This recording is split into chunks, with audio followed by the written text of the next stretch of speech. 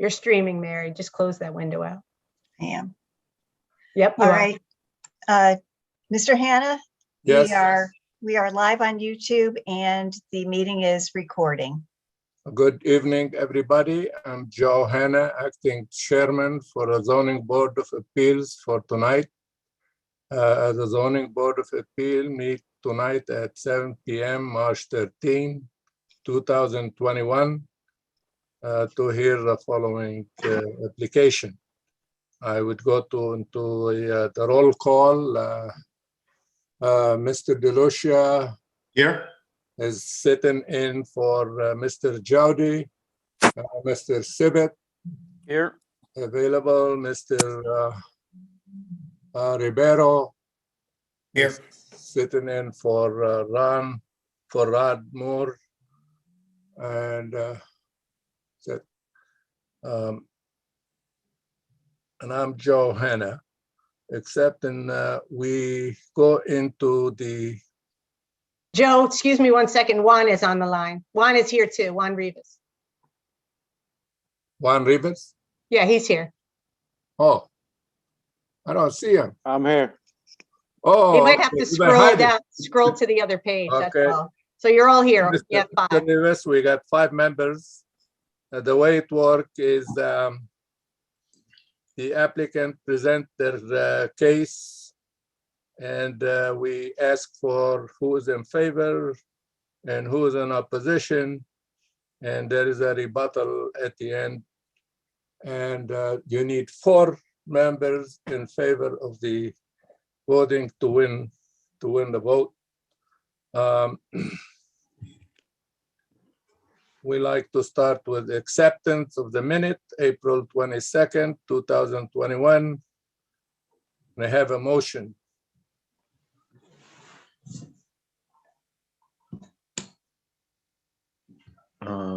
What was the I'll date make again, Joe?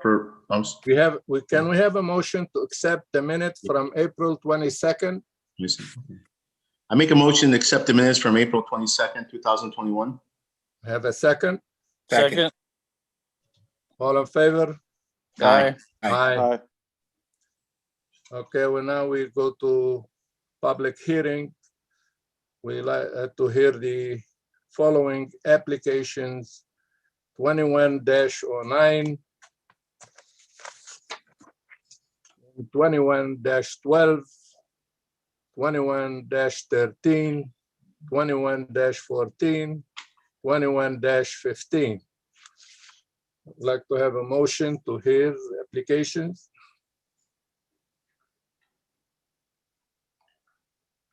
I make a motion to hear 2109, 2112, 2113, 2114, and 2115. I second. Second by Peter, all in favor? Aye. Aye. Aye. Okay, we go to 21-09, 3 Lake Avenue Extension LLC. Use variance, allow the use of property as shelter for homeless with condition. Mr. Chairman, I'd like to read into the record, Sharon Colitro, I'm the planning director. I'd like to read into the record the planning commission report and the zoning commission report. Yes, go Thank ahead. you. Okay, so this is to Richard S. Jowdy, Chairman, Zoning Board of Appeals, from Arnold E. Finaldi, Jr., Chairman, Planning Commission, dated May 4th, 2021, regarding ZBA referral, Zoning Board of Appeals application 21-09, 3 Lake Avenue Extension LLC, 3 Lake Avenue Extension G15005, CA80 zone, use variance, section 5B2A, allow use of the property as a shelter for the homeless with conditions. At the regular meeting held on April 21st, 2021, the Planning Commission reviewed the above referenced use variance application in accordance with section 11B4A of the zoning regulations and voted to give this application a positive recommendation with the conditions that 1, the deed restrictions as attached to the ZBA application be recorded on the land records within 10 days of the variance approval, and 2, a copy of the Planning Department staff report be attached to the written recommendation. The reason given by for this motion was that the approval of this application as presented will uphold the integrity of the zoning regulations based on the following items. A, this new shelter model will benefit the homeless in in additional ways by offering counseling and other supportive services. B, the new street shelter will be permanently closed and the operation of this facility will be handled collaboratively by both the State Department of Housing and various local agencies, including the City of Danbury. This will add to the this will add to the inventory of affordable housing units being provided by the city. And D, this is consistent with the Land Development Plan and Housing section of the Plan of Conservation and Development, POCD. The motion for a positive recommendation was made by Ms. Hofstadter, seconded by Mr. Chioccio, and passed with 5 ayes from Mr. Chioccio, Ms. Hofstadter, Mr. Salvain, Mr. Urice, and Chairman Rinaldi. And I'm going to read the staff report. To the City of Danbury Planning Commission, City of Danbury Zoning Commission from Sharon B. Calitro, ACP, Planning Director dated April 15th, 2021, regarding application for use variance in CA80 Zone 3 Lake Avenue Extension LLC, 3 Lake Avenue Extension Tax Assessor Lot G 15005.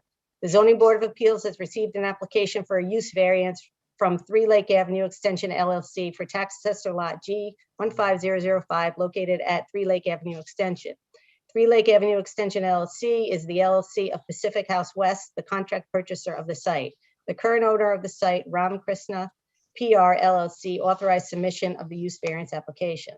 The application proposes to vary Section 5B2A of the zoning regulations to allow a shelter for the homeless with conditions on the above referenced site.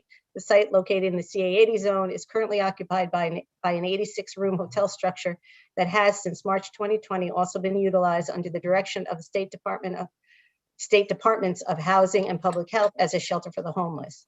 In accordance with Section 11B4A of the zoning regulations, the ZBA has referred this application to both commissions for review and report. ZBA public hearing is scheduled for May 13, 2021. The hardship given by the applicant as to why the use variance should be granted is contained in the application. Per the application, in furtherance of the Governor's Executive Order number 7P to provide or arrange for non-congregate housing for people who, from the nature of their existing housing, are at increased risk of exposure to, infection with, or transmission of COVID-19, the State Department of Health informed homeless shelter providers, including the City of Danbury, of the availability of alternate housing. In this regard, the state DOH proposes to utilize federal coronavirus aid, relief, and economic security CARES Act funds from the U.S. Department of Housing and Urban Development to purchase and establish a non-congregate emergency homeless shelter at this site. The Department of Housing, Department of Housing has determined that this project will not have a significant impact on the human environment and therefore no environmental impact statement under the National Environmental Policy Act 1969 is required. Comments on the application. The CA80 zone is an arterial commercial zoning district that allows a variety of uses. The site proposed to be used as a shelter for the homeless with conditions is 1.52 acres in size and considered non-conforming pre-existing non-conforming lot. A copy of the approved site plan from 1987 was also included with the variance application. Hotels and motels are permitted uses in the CA80 zone. Vehicular access to the lot is from an arterial road, Lake Avenue Extension. This lot borders state land of Interstate 84 and land of the Danbury Housing Authority in the RMF zone, a multi-tenant retail structure in the CA80 zone, and a gasoline station in the CN5 zone. The applicant has proposed a number of conditions that include, among other restrictions, provisions that would limit the number of supportive housing rooms in the building, restrict any rooms that individuals experiencing homelessness occupy from having cooking appliances / venting that would constitute a kitchen, identification of required information and other plans that may be required for permits, and assurances that all rooms would meet the definition of affordable housing within the meaning of Connecticut General Statute Section 8-30G via recorded deed restrictions. As you are aware, granting of a use variance extends a right to use property that is not extended to other landowners.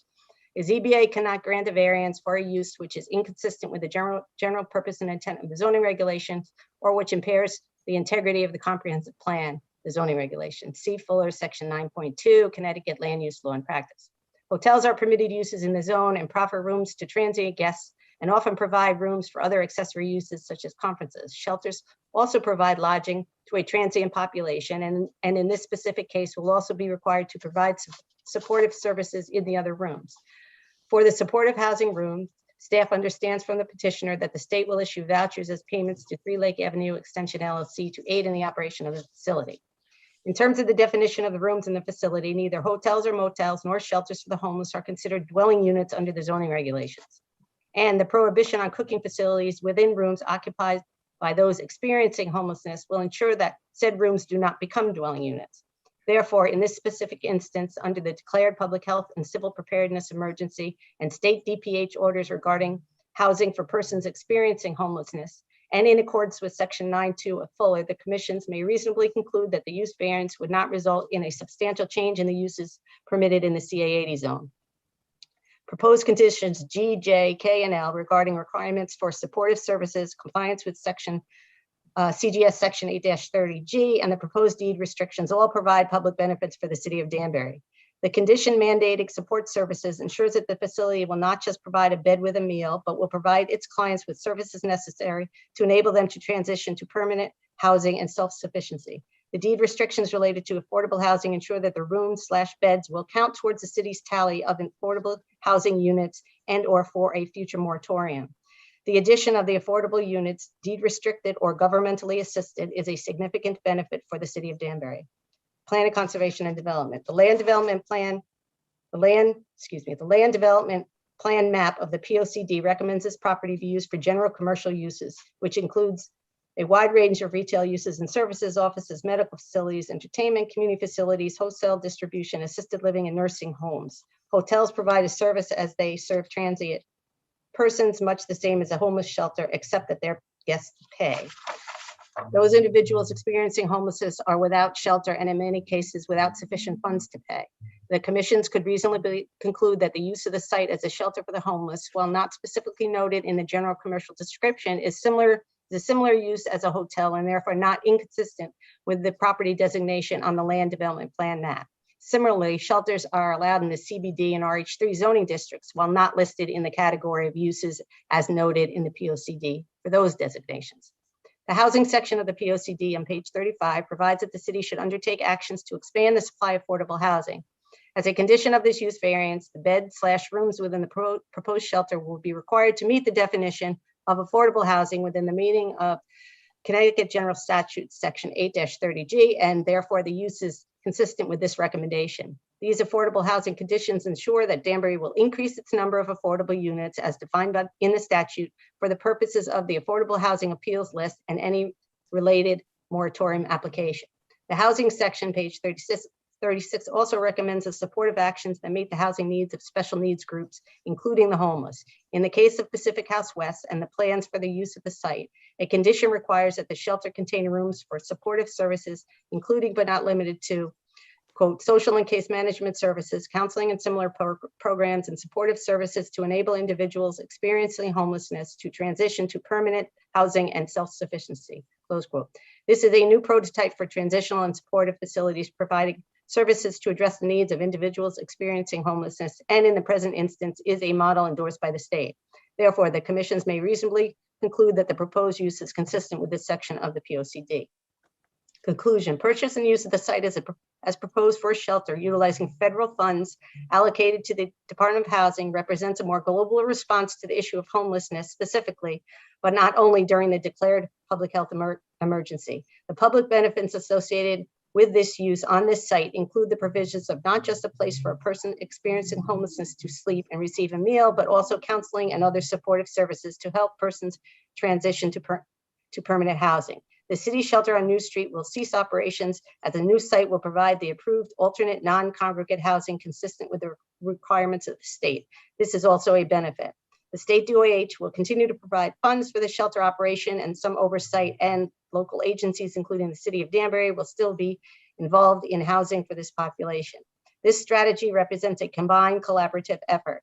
Finally, and as significant, adding affordable units/beds to the city's inventory of affordable housing is a substantial benefit to the city. To ensure compliance with the affordable housing restrictions contained in conditions J, K, and L, staff recommends the commissions add to the report to the ZBA that the ZBA condition the use variance on the applicant recording the deed restrictions prepared to the satisfaction of the Office of the Corporation Counsel within 10 days of granting of the use variance. Therefore, and for the above stated reasons, including the noted recording condition, the application for this use variance with condition upholds the integrity of the zoning regulations. As As such, staff has no objection to this request. Staff requests a copy of this report be attached to the reports sent by the commissions to the ZBA. And then I'm just going to read the cover sheet because my staff report is attached to it from the zoning commission. May 11th, 2021, to Richard S. Jowdy, Chairman, Zoning Board, from Theodore J. Haddad Jr., Chairman, Zoning Commission, regarding the ZBA referral application 21-09. At the regular meeting held on April 27th, the zoning commission reviewed the above referenced application for use variance in accordance with section 11B4A of the zoning regulations and voted to give a positive recommendation with the following conditions. 1, that deed restrictions prepared to the satisfaction of the Office of the Corporation Counsel as referred to in the use variance conditions submitted with the petition related to affordable housing restrictions be recorded on the city land records once the variance is granted. And 2, that a copy of the planning department staff report dated April 15, 2021 be attached to the recommendation. The following reasons were given for this motion. 1, approval of this use for this site will uphold the integrity of the zoning regulations and add to the city's affordable housing inventory. 2, the homeless will benefit from this new shelter model because they will receive counseling and support services as well as a bed and a meal. 3, the new street shelter will be closed. 4, the state and various local agencies, including the city, will provide financial and other support to address the special needs populations. And 5, the use of the property for this purpose is consistent with the land development plan and housing plan sections of the Plan of Conservation and Development. The motion to give this a positive recommendation was made by Mr. Melillo, seconded by Mrs. Fay, and passed unanimously with 7 ayes for Mr. Almeida, Ms. Fay, Ms. Hylinski, Mr. Jowdy, Mr. Melillo, Mr. Eriquez, and Chairman Haddad, and 2 members not voting due to absence. All set, Mr. Chair. Okay. You all set? For the time being, yes. So we can have the representative of 3 Lake Avenue Extension to present his case. Yes, good evening, Mr. Hanna. My name is Ward Mizuko. I'm a lawyer here in Danbury, and I'm appearing this evening on behalf of Pacific House Incorporated. At the time of the application, they were just under an agreement to purchase the property. Now they own it. They're the actual owners of the site. With me tonight, somewhere on your screen, is Rafael Pagan, who is the Executive Director of Pacific House. It currently operates a homeless shelter in Stamford and has done so for many, many years. And when we get to some of the operational details later, he'll be a very helpful voice. But I'll start us off with some information about the site and the proposal, and then I'll ask Mr. Pagan to pick up from there. So I have a PowerPoint presentation that will help to move things along faster. If it's okay with you, Mr. Hanna, I'd like to share my screen and Yes. bring that up. Thank you very much.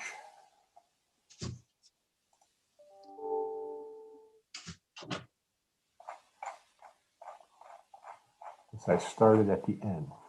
Okay, so as I said, we're here on behalf of Pacific House, Inc. Here's a photograph of the property. I'm sure it's any of you who travel on Lake Avenue Extension are familiar with it.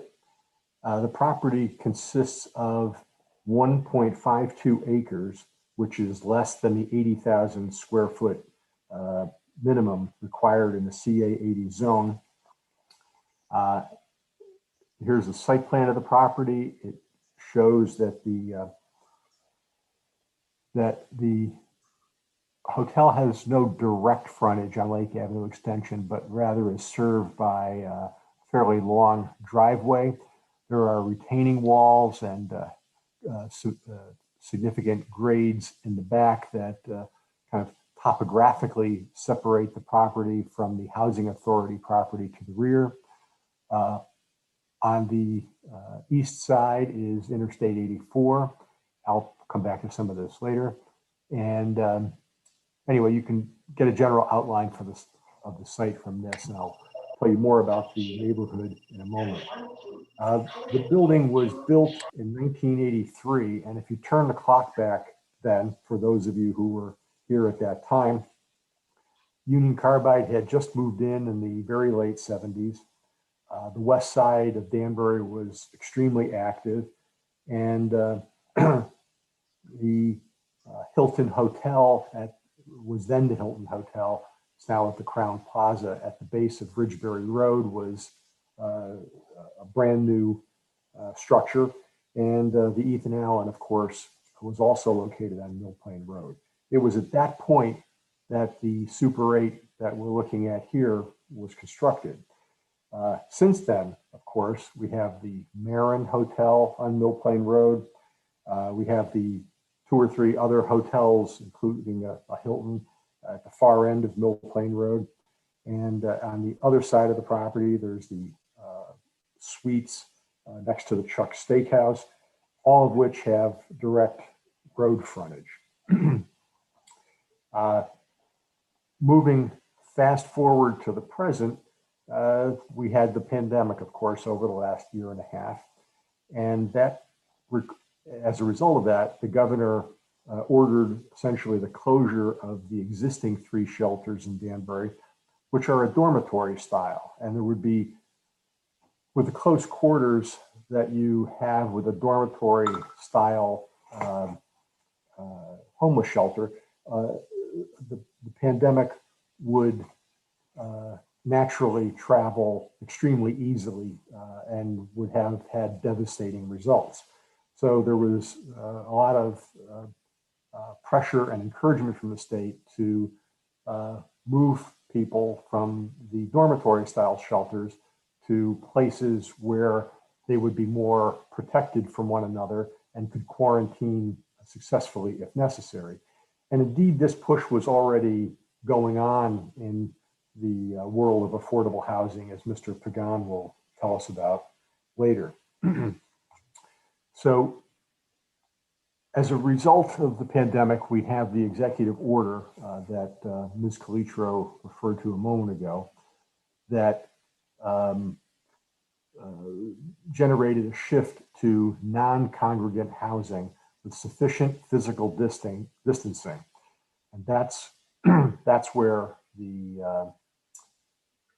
impetus came from for the use of the Super 8 motel. Now, within your CA80 zone, which is of course a commercial district, you tend to think of offices, restaurants, and other more commercial establishments. But if you look more closely at what's permitted in the zone, there are a lot of institutional human service type of uses, which are consistent with what we're going to be proposing this evening. Among the permitted uses, item 1, adult daycare, 12 colleges with, of course, their dormitory style buildings, 14, a dependency treatment center, 22, hotel or motel, which of course is what's approved here. And then among the special exception uses, number 5 is congregate housing. Number 6 is a continuing care facility. Number 11 is a hospital. And number 16 is a nursing home. So all of those facilities, which to some extent involve human care, are already allowed in the CA80 zone. So what is it that we're proposing? A shelter for the homeless, which your definitions say is a facility providing temporary housing and ancillary services for one or more individuals who would otherwise be without shelter, homeless shelter. So, Não, então, aqui você tá aqui, mas então é porque não começou, ué. Já começou, tá aqui falando. É como eu consigo, né? Não tá mudo. É porque o som tá baixo. Peraí. Onde é que...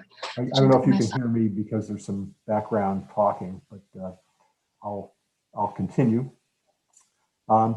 So what is the request to for a use variance to allow a homeless shelter in CA80? ALT. Visto que disse. Hold on, Mr. Batista, you need to stay muted, please. Can you please let the attorney talk, finish his case? Is it okay for me to proceed, Mr. Hannah? Yeah, Mr. Maduko, go ahead. Oh, thank you.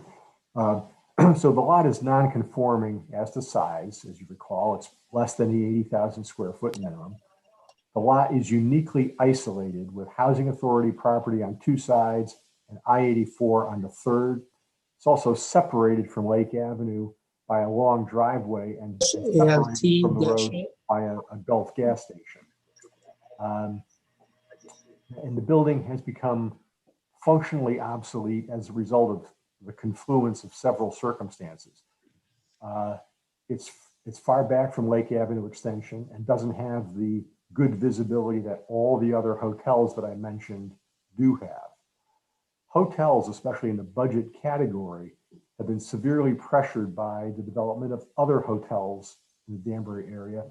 And let's not forget the rising popularity of Airbnb, especially for budget conscious travelers. That's the housing, that's the transient housing of choice these days.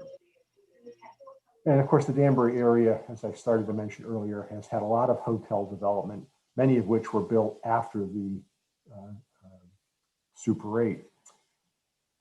The pandemic brought travel virtually to a standstill, and that put additional pressure on the hotels generally.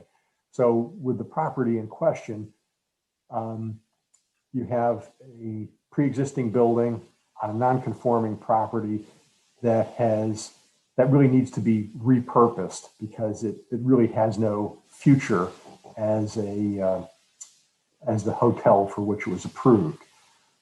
So let's talk about the area. This red tag indicates where it's located, where the building is located. The Gulf Station is in front. You can see the driveway up from Lake Avenue Extension. All this property over here is highway property, which separates the hotel from the very nice established residential neighborhoods to the east. We saw on the site plan that there are some steep slopes over here and retaining walls over here. So this property is isolated topographically from the Housing Authority property over here. And there are obviously commercial properties, the Dunkin' Donuts facility, the Housing Authority offices, the Dunkin' Donuts drive-through, the McDonald's gas station. So it's kind of rare when you think about it that a multiple room hotel-like structure could exist in the city of Danbury that would be as isolated from everything else as this structure is. This is a view from the road. You can see that the dominant feature is really the Gulf Station in the front, and the hotel is almost hidden in the back. This is the rear of the little strip center that has the Fantasy Isle store and a few other establishments. And you can see the office building a little farther to the west. The office building again. The Ethan Allen is just down the road a few hundred yards. Very prominent building, very well maintained, and is a very tough competitor for any hotel operation at the Super 8. Across the street, we saw on the map was the McDonald's and the Dunkin' Donuts drive-through. And you have the filling stations next to the McDonald's and across from the Ethan Allen. So I guess we've all heard, well, so I guess the next question is, why is this site so suitable? We talked about the isolation from everything else. talked about how it's set back from the road and not well visible. One way to, some of the concerns about the proposal are that it reflects a change, and nobody really embraces change, but as the saying goes, the more things change, the more they stay the same. And I know there's been some talk in some of the letters in opposition about crime. And if we obtain from the police department the number of calls from the site for responses. And through this period, these early years, it would have been the Super 8 motel. And then starting in early 2020, it would have become, it started shifting to the homeless shelter and is a homeless shelter currently. But if you look at the numbers, there's no particular spike in police calls. And I know the chief is here and he may have some further comment, but I think it's fair to infer from this that the presence of a homeless shelter here is going to create no spike in crime because it's been in existence for about 14 months since the governor's orders took effect. And and because the property has 24/7 on-site supervision, we're confident that there will be no increase in crime. You can draw some other conclusions too by the experience of Pacific House at its existing facility in Stamford. This beautiful, expensive complex was built right across the street from it in Stamford after the Pacific House had been in place for a great many years. Another view of the neighborhood where the Pacific House is located. And here's the Pacific House itself, which the developers nearby found not to be a threat at all to the neighborhood. And indeed, you'll find some letters in my presentation and submitted otherwise to the planning department from neighbors who confirm that there have been no undue problems from the Pacific House in Stamford. And we have, these are all in your file. I don't know if they're going to be read into the record, but you have them in front of you. So one thing I would point out is that with the homeless shelter, we're talking about a form of transient housing that's very much like a hotel. The only difference really is that at a hotel, you pay to stay there. And here at the homeless shelter, the residents are not paying to be present, but they are transient. I understand that the average length of stay for a guest here is 91 days. And the goal is not to create a permanent place of residence, but rather to create an atmosphere where guests can obtain the services they need to re-enter the housing market and become residents of more appropriate long-term housing as soon as they're able to do so. So having said that, I want to just say by way of conclusion that I respectfully request the ZBA to grant this use variance because the undersized site, which contains a functionally obsolete building, cannot practically be used for its approved purpose. That is classic hardship. The proposed use would have no adverse effect on the neighborhood. The homeless shelter would serve an urgent need, as the staff report pointed out, and would promote the health, safety, and welfare of the Danbury community. The state of Connecticut supports this project and has provided significant housing and may have some representatives waiting to speak. The Department of Planning and Zoning has indicated that it has no objection to the application. The Zoning Commission has voted unanimously to support it, as has the Planning Commission. And last but not least, the homeless members of our community are human beings who deserve a safe and dignified place to stay temporarily while working to regain housing. For all those reasons, I respectfully request the board to act favorably on the application, and I'd be happy to entertain any questions now or later after others have had a chance to speak, whatever you prefer, Mr. Chairman. Mr. Chairman, this is Sharon. Can I just interject a word before Raphael or another member of your team? Could the public refrain from using the chat?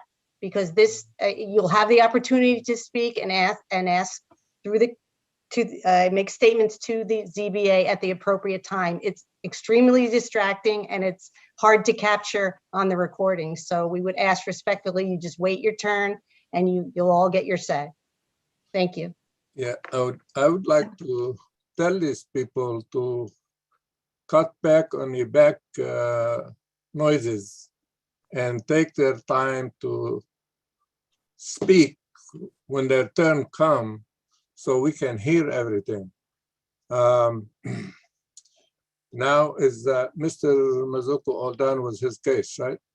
Yes, Mr. Chairman. I can take this down if you like, but if anyone has questions, I can refer to it if you like. Yes, now I want to ask who is in favor for this project.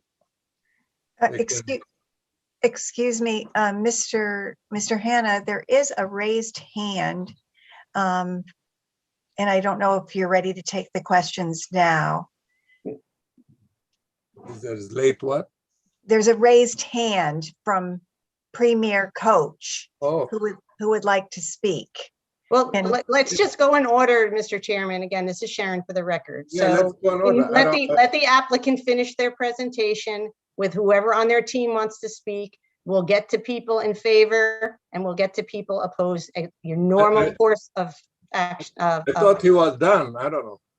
Well, I think Mr. Pagan would be the next logical speaker because he's very familiar with the operational Oh, aspect. okay. Sorry, I didn't hear that. Sorry. Go ahead. Good evening, everyone. My name is Rafael Pagan. I'm the Executive Director of Pacific House. And I certainly want to thank the CBA for this opportunity to present. Please forgive me if I'm a little hoarse. I've been ill the last few days, so I may have a little bit of a challenge as I go through this presentation, although I promise I will be quick, as quick as I can be. Just a little bit about Pacific House. Today I will try to certainly share with you a sense of who we are as an agency, the challenge faced in Danbury community, and how we got to the point of asking for this variance. And I think, certainly Attorney Ward has certainly presented all the information as to how we got to this place. Pacific House's primary mission is to end homelessness in Fairfield County. This goal is achieved through the solution and prevention approach. Years ago, we realized that no one community had the resources to address homelessness on its own. We also saw that many of our consumers in Stamford would migrate from one town to another and back. In 2015, Pacific House partnered with other sister agencies in taking a collective impact approach to end homelessness. This effort led to the consolidation of 4 continuum of care called leading to the formation of the Fairfield County Continuum of Care, Open Door Fairfield County Continuum of Care. This, This effort led to a robust collective impact that has yielded many more resources for all of the local communities, such as Danbury. The most important collaboration between most of the homeless providers throughout the county in our effort to address homelessness. To that end, the county has ended chronic homelessness for veterans, families, and before the pandemic, close to reaching the same goal with individuals. All of Fairfield County should be proud of of reaching such an outcome. For 35 years, Pacific House has operated the largest men's shelter in Fairfield County. Our shelter has led with innovation in addressing homelessness. It's been the only emergency shelter to incorporate a recovery program for those who are suffering from substance abuse and a young adult program for young men ages from 18 to 24, serving all of Fairfield County. Other services provided include outreach to the unsheltered, like people living on the train stations and or on the streets. Diversion, a program designed to prevent people from entering into the homeless system, and rapid rehousing, which helps people exit homelessness as rapidly as possible. As a solution-driven agency, housing being the primary vehicle to getting individuals and families out of homelessness, we are committed to the development of supported housing. We realized some time ago that there are few organizations that develop housing for the homeless. Thus, Pacific House has embarked on a housing development as a core function. To that end, we have succeeded in the development of over 140 units of affordable housing in 14 different buildings for homeless individuals and families in 2 separate communities of Stamford and Norwalk.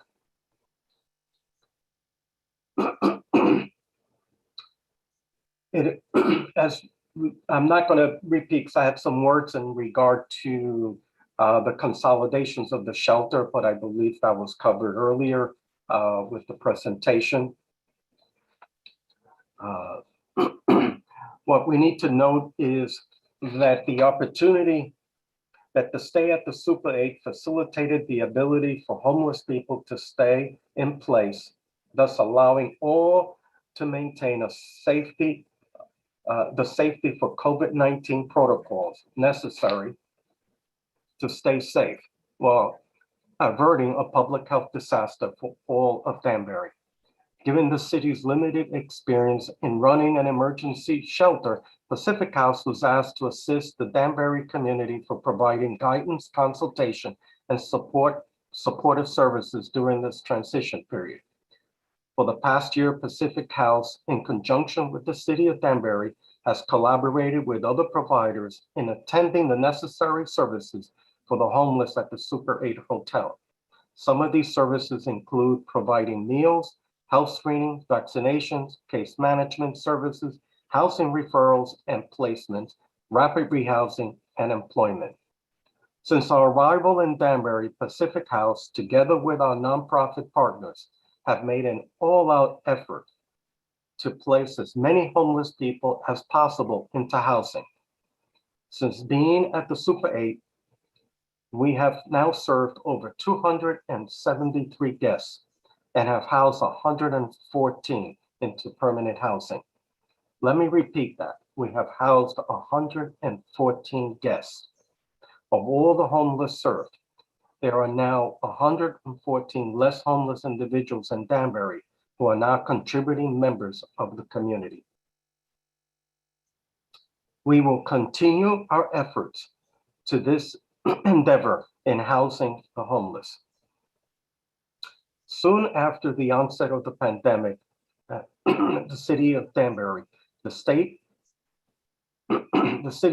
of Danbury and the State Department of Housing came to the conclusion that the current structure of homeless services in Danbury was very fragile, requiring a more long-term remedy. Thus, the idea of consolidating all 3 small shelters into one facility and expand the hours of operation and services, which have been articulated before. The solutions presented upon the Super 8 becoming available for sale, since the Super 8 facility is currently being used as the shelter, and given our experience in the past year, it would provide a suitable location for the emergency shelter. With the Super 8, with the support of the Department of Housing, thus Danbury became one of 3 communities to be considered for the purchase of a hotel. Given our year of working together in guiding the current location, Shelter Pacific House was asked to take over delivery of the homeless services for the Danbury community and be the lead agency for acquisition. Out of the 3 pending towns, Danbury is the first community to purchase a hotel. We are proposing that development of 72-bed facility, provide meals, as mentioned before, to all guests, provide case management services, which we feel is essential to success, providing housing for guests at the facilities, which is our primary priority, minimize the need for guests to be on the street by having a place where they can stay all day, assist with access to healthcare and other services deemed appropriate, continue collaboration with other providers to assist in the housing of the homeless, and development of 48 supportive rooms, single occupancy units, which will be offered to only local residents. Thank you, and I'm available for any questions that you might have. Thank you very much. Anybody else can speak? Anyone in favor of this application? Mr. Chairman, again, it's Sharon Cletro for the record. I have several letters, more than 24 letters in support that I'd like to read into the record that were submitted, and then to open it up. Okay, great. So bear with me. Thank you. This is, it says, Dear Ms. Larkin, on behalf of Supportive Housing Works, a member of the Danbury Housing First Collaborative and backbone agency for the Fairfield County Coordinated Access Network, we fully support Pacific House's application to convert the Super 8 hotel at homeless shelter and permanent housing. This project is instrumental in providing emergency shelter and affordable permanent housing for the region. These services will be particularly critical given the current pandemic our nation is experiencing, which caused the closure of all emergency shelters in Danbury in March 2020. In addition to the emergency shelter, the Super 8 will also provide affordable housing units to allow households to return to permanent housing in an increasingly high rental market for the community. Working collaboratively as a region through the Fairfield County CAN will be key to ending homelessness throughout our towns and in our region. Thank you for your commitment to put forth this application. Sincerely, David B. Rich, Executive Director, Supportive Housing Works. This is the email. Hi, Mary, I'm writing on behalf of Mayor Joe Cavo regarding the proposal for the city to enter into negotiations with Pacific House Project to utilize the Super 8 motel. Encloses my letter to the Editor News Times commenting on the closure of the Dorothy Day Hospitality Home emergency housing shelter on Spring Street. I believe the current managers of the said facility would be happy to work with the city of Danbury to make the Pacific House project a reality. Best wishes, the Reverend Leo McGilrath. And I'll read his editorial if it's attached. As Dorothy Day House in Danbury faces closure, founders offer hope for next stage. The News Times announcement on March 4th, Danbury's Dorothy Day Homeless Shelter loses appeal, could be forced to shut down, leaves me, and I suppose many others, with very mixed emotions. As one of the founders of the Dorothy Day House in Danbury, I'm aware of the 38-year span of time when there was no follow-up on requests to the Planning and Zoning Commission to operate the shelter. Neither the City of Danbury personnel nor the volunteer members of the Dorothy Day House have any information as to why the initial permit for 1 year was never renewed. The best guess that anyone seems to have is that such requests were waived within their second year because of the fact that homeless people in the Danbury area needed to be given shelter, and that the only ones who were doing this were the volunteers at the Dorothy Day House of Hospitality, a soup kitchen to which an emergency housing shelter had been legally added. I, for one, believe that this is a very rational conclusion. Reason number one, for 25 years, I sat across from all of the key players at City Hall at mayor's board meetings. At no time was there even one objection to what the volunteers at the Dorothy Day House were doing. In fact, there was much support and gratitude unanimously expressed. Number two, when the state of Connecticut sent out announcements that grants were available for agencies and communities that were establishing emergency housing shelters, we applied for and were offered cots and room dividers, requesting personal information about our guests. Our staff decided against such, respecting each one's privacy, but received the equipment anyway. As a spokesman for the state remarked, give them the grant as they were the only ones doing this kind of work in the area. I would like to give my praise to Attorney Neil Marcus and to Joe Simons and the terrific volunteers who have attempted to keep the shelter open. I consider the decision by the judge to be bogus, as was the reason stated by the absentee landlord for contesting the issue in the first place. Having stated the above in somewhat negative terms, I compare the aforementioned decision to close to a form of death that is always followed by the resurrection. When we first opened the shelter, as well as the kitchen, we prayed that the entire project would eventually shut down. For example, that it would no longer be needed. The problem would be solved. Well, look what has been proposed, the turning of a Super 8 motel into a permanent shelter run by Pacific House. With the city's support, this would prove to be a win-win decision, offering shelter residents a number of well-run supportive services. Now it may be the time for all interested parties to join behind Mayor Cavo and bring new life to all. Reverend Leo McGilbreth, a Sandy Hook resident and founder of the Dorothy Day House. This is the email from Robert Tabersack, Chairman Dowdy, and members of the Zoning Board of Appeals. My name is Robert Tabersack. I live at 110 Haystown Road.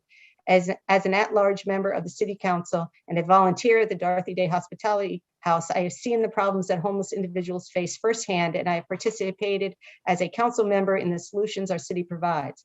The proposed variance would allow the Super 8 Hotel to operate as a homeless shelter and provide an additional 48 non-transient residences. This is the best solutions I have seen. The shelter and the residence combines housing with the social services that improves people's lives and should lead to more people being permanently housed. I sincerely hope that you approve this request for a variance to improve the quality of life for our community. Thank you for your consideration in this matter. This is a letter from ARC, the Association of Religious Communities. Dear Planning Director Calitro, I'm writing in support of the acquisition of the Super 8 Motel by Pacific House for use as a shelter in Danbury. As you are aware, Pacific House is running virtually the only homeless shelter in town, and they are doing a fantastic job supporting Danbury's homeless population. They have been centralizing services for the community, and they have created the opportunity for ARC to serve clients on site.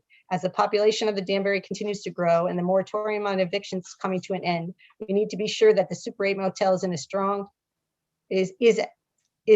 strong a position as possible to face what could be a surge of homelessness in Danbury. Last year, ARC was hit hard by the town's decision to revoke the city grant that would have contributed $30,000 towards our operations. But Mayor Boughton told me personally that he had determined that money would be better invested in Pacific House's acquisition of the Super 8 Motel. This was a heavy loss for ARC, the interfaith community we represent, and most importantly, the Danbury residents we serve.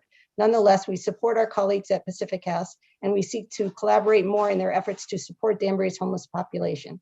It is our opinion that the best way you can support Danbury's homeless population is to accelerate the total acquisition of the Super 8 post haste. Thank you, Ari Rosenberg, Executive Director. This is from Catholic Charities. To whom it may concern, please accept this letter of support on behalf of Catholic Charities Fairfield County's Homeless Outreach Services. CCFC's homeless outreach programs offer canned support through navigation and shelter diversion, as well as the homeless outreach team. Our program fully supports Pacific House's application to convert the Super 8 Hotel as a homeless shelter and permanent housing. These project is instrumental in providing emergency shelter and affordable permanent housing for the region. Working collaboratively as a community through the Fairfield County CAN will be the key to ending homelessness throughout Danbury, surrounding towns in our region. Sincerely, Yeharan Stephen, Director of Homeless Outreach Services. It's a letter from a letter from Kevin McVeigh, Population Health at Nuvance Health.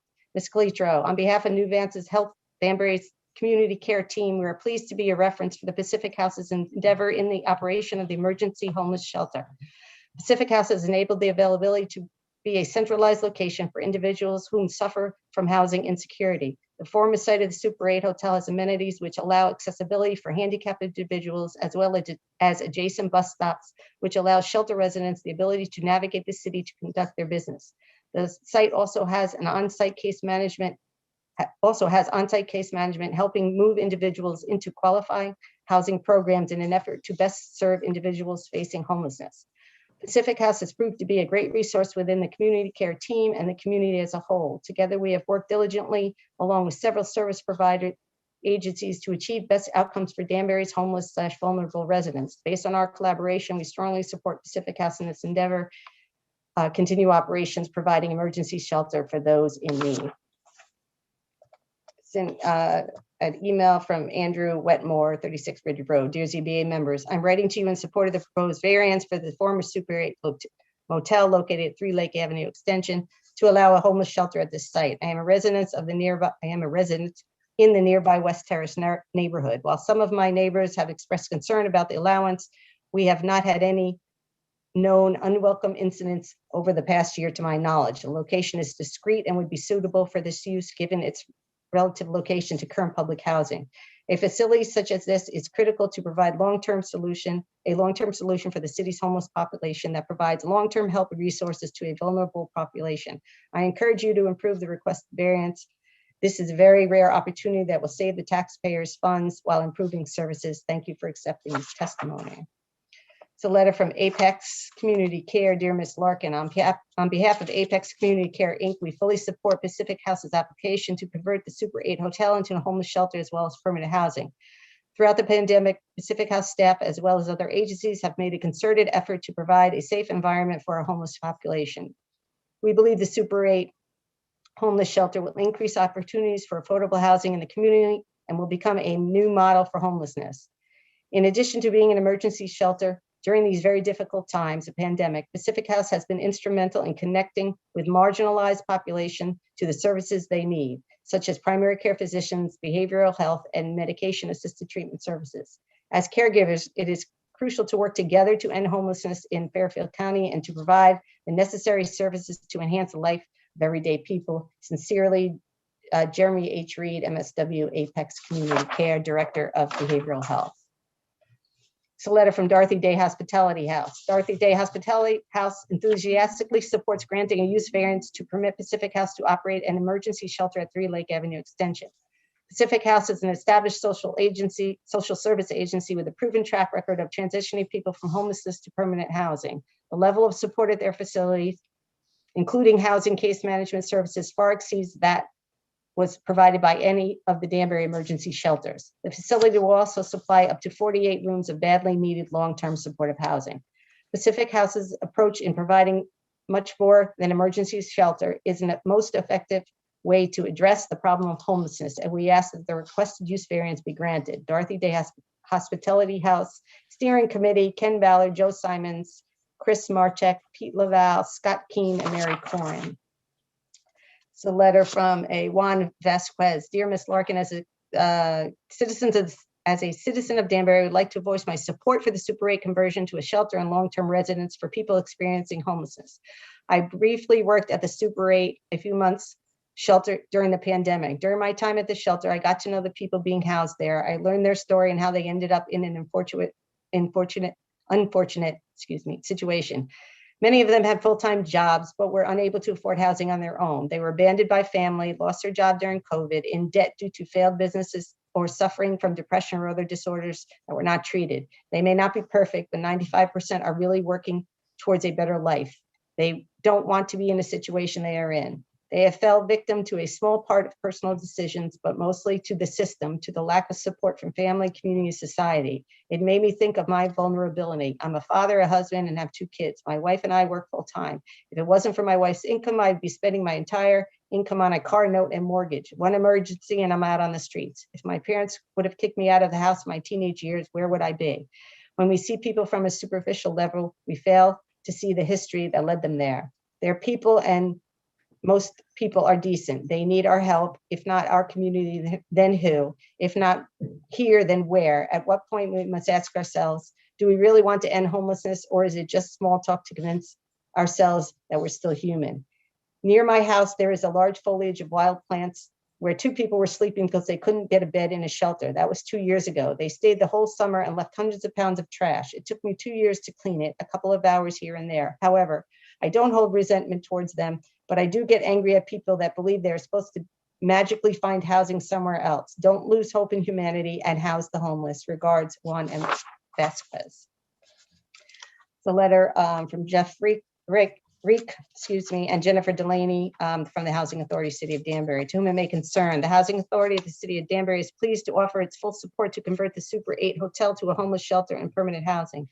The homeless shelter provides emergency shelter to the city of Danbury and affordable permanent housing for our region. The Housing Authority looks forward to continuing its relationship with the city of Danbury and Pacific House and support to meet the needs of our homeless population through coordinated efforts and collaborations. The Housing Authority also supports the mission of Pacific House, which is to provide safe overnight shelter for homeless persons, paired with a wide range of support services that assist them in achieving their high level of self-sufficiency so they might lead more fulfilling lives. Homelessness is a problem that affects individuals and families of varied social classes and status. Working collectively as a community through Fairfield County can to provide shelter to the homeless will be instrumental in ending homelessness in Danbury, the surrounding town, and the region. The Housing Authority of the City of Danbury hopes you will please consider and approve the homeless shelter to continue operations at its current Super 8 location. This letter is from Catholic Charities, to whom it may concern. I'm ready to wholeheartedly support Pacific House application to operate an emergency shelter and affordable housing program at the former Super 8 Motel in Danbury.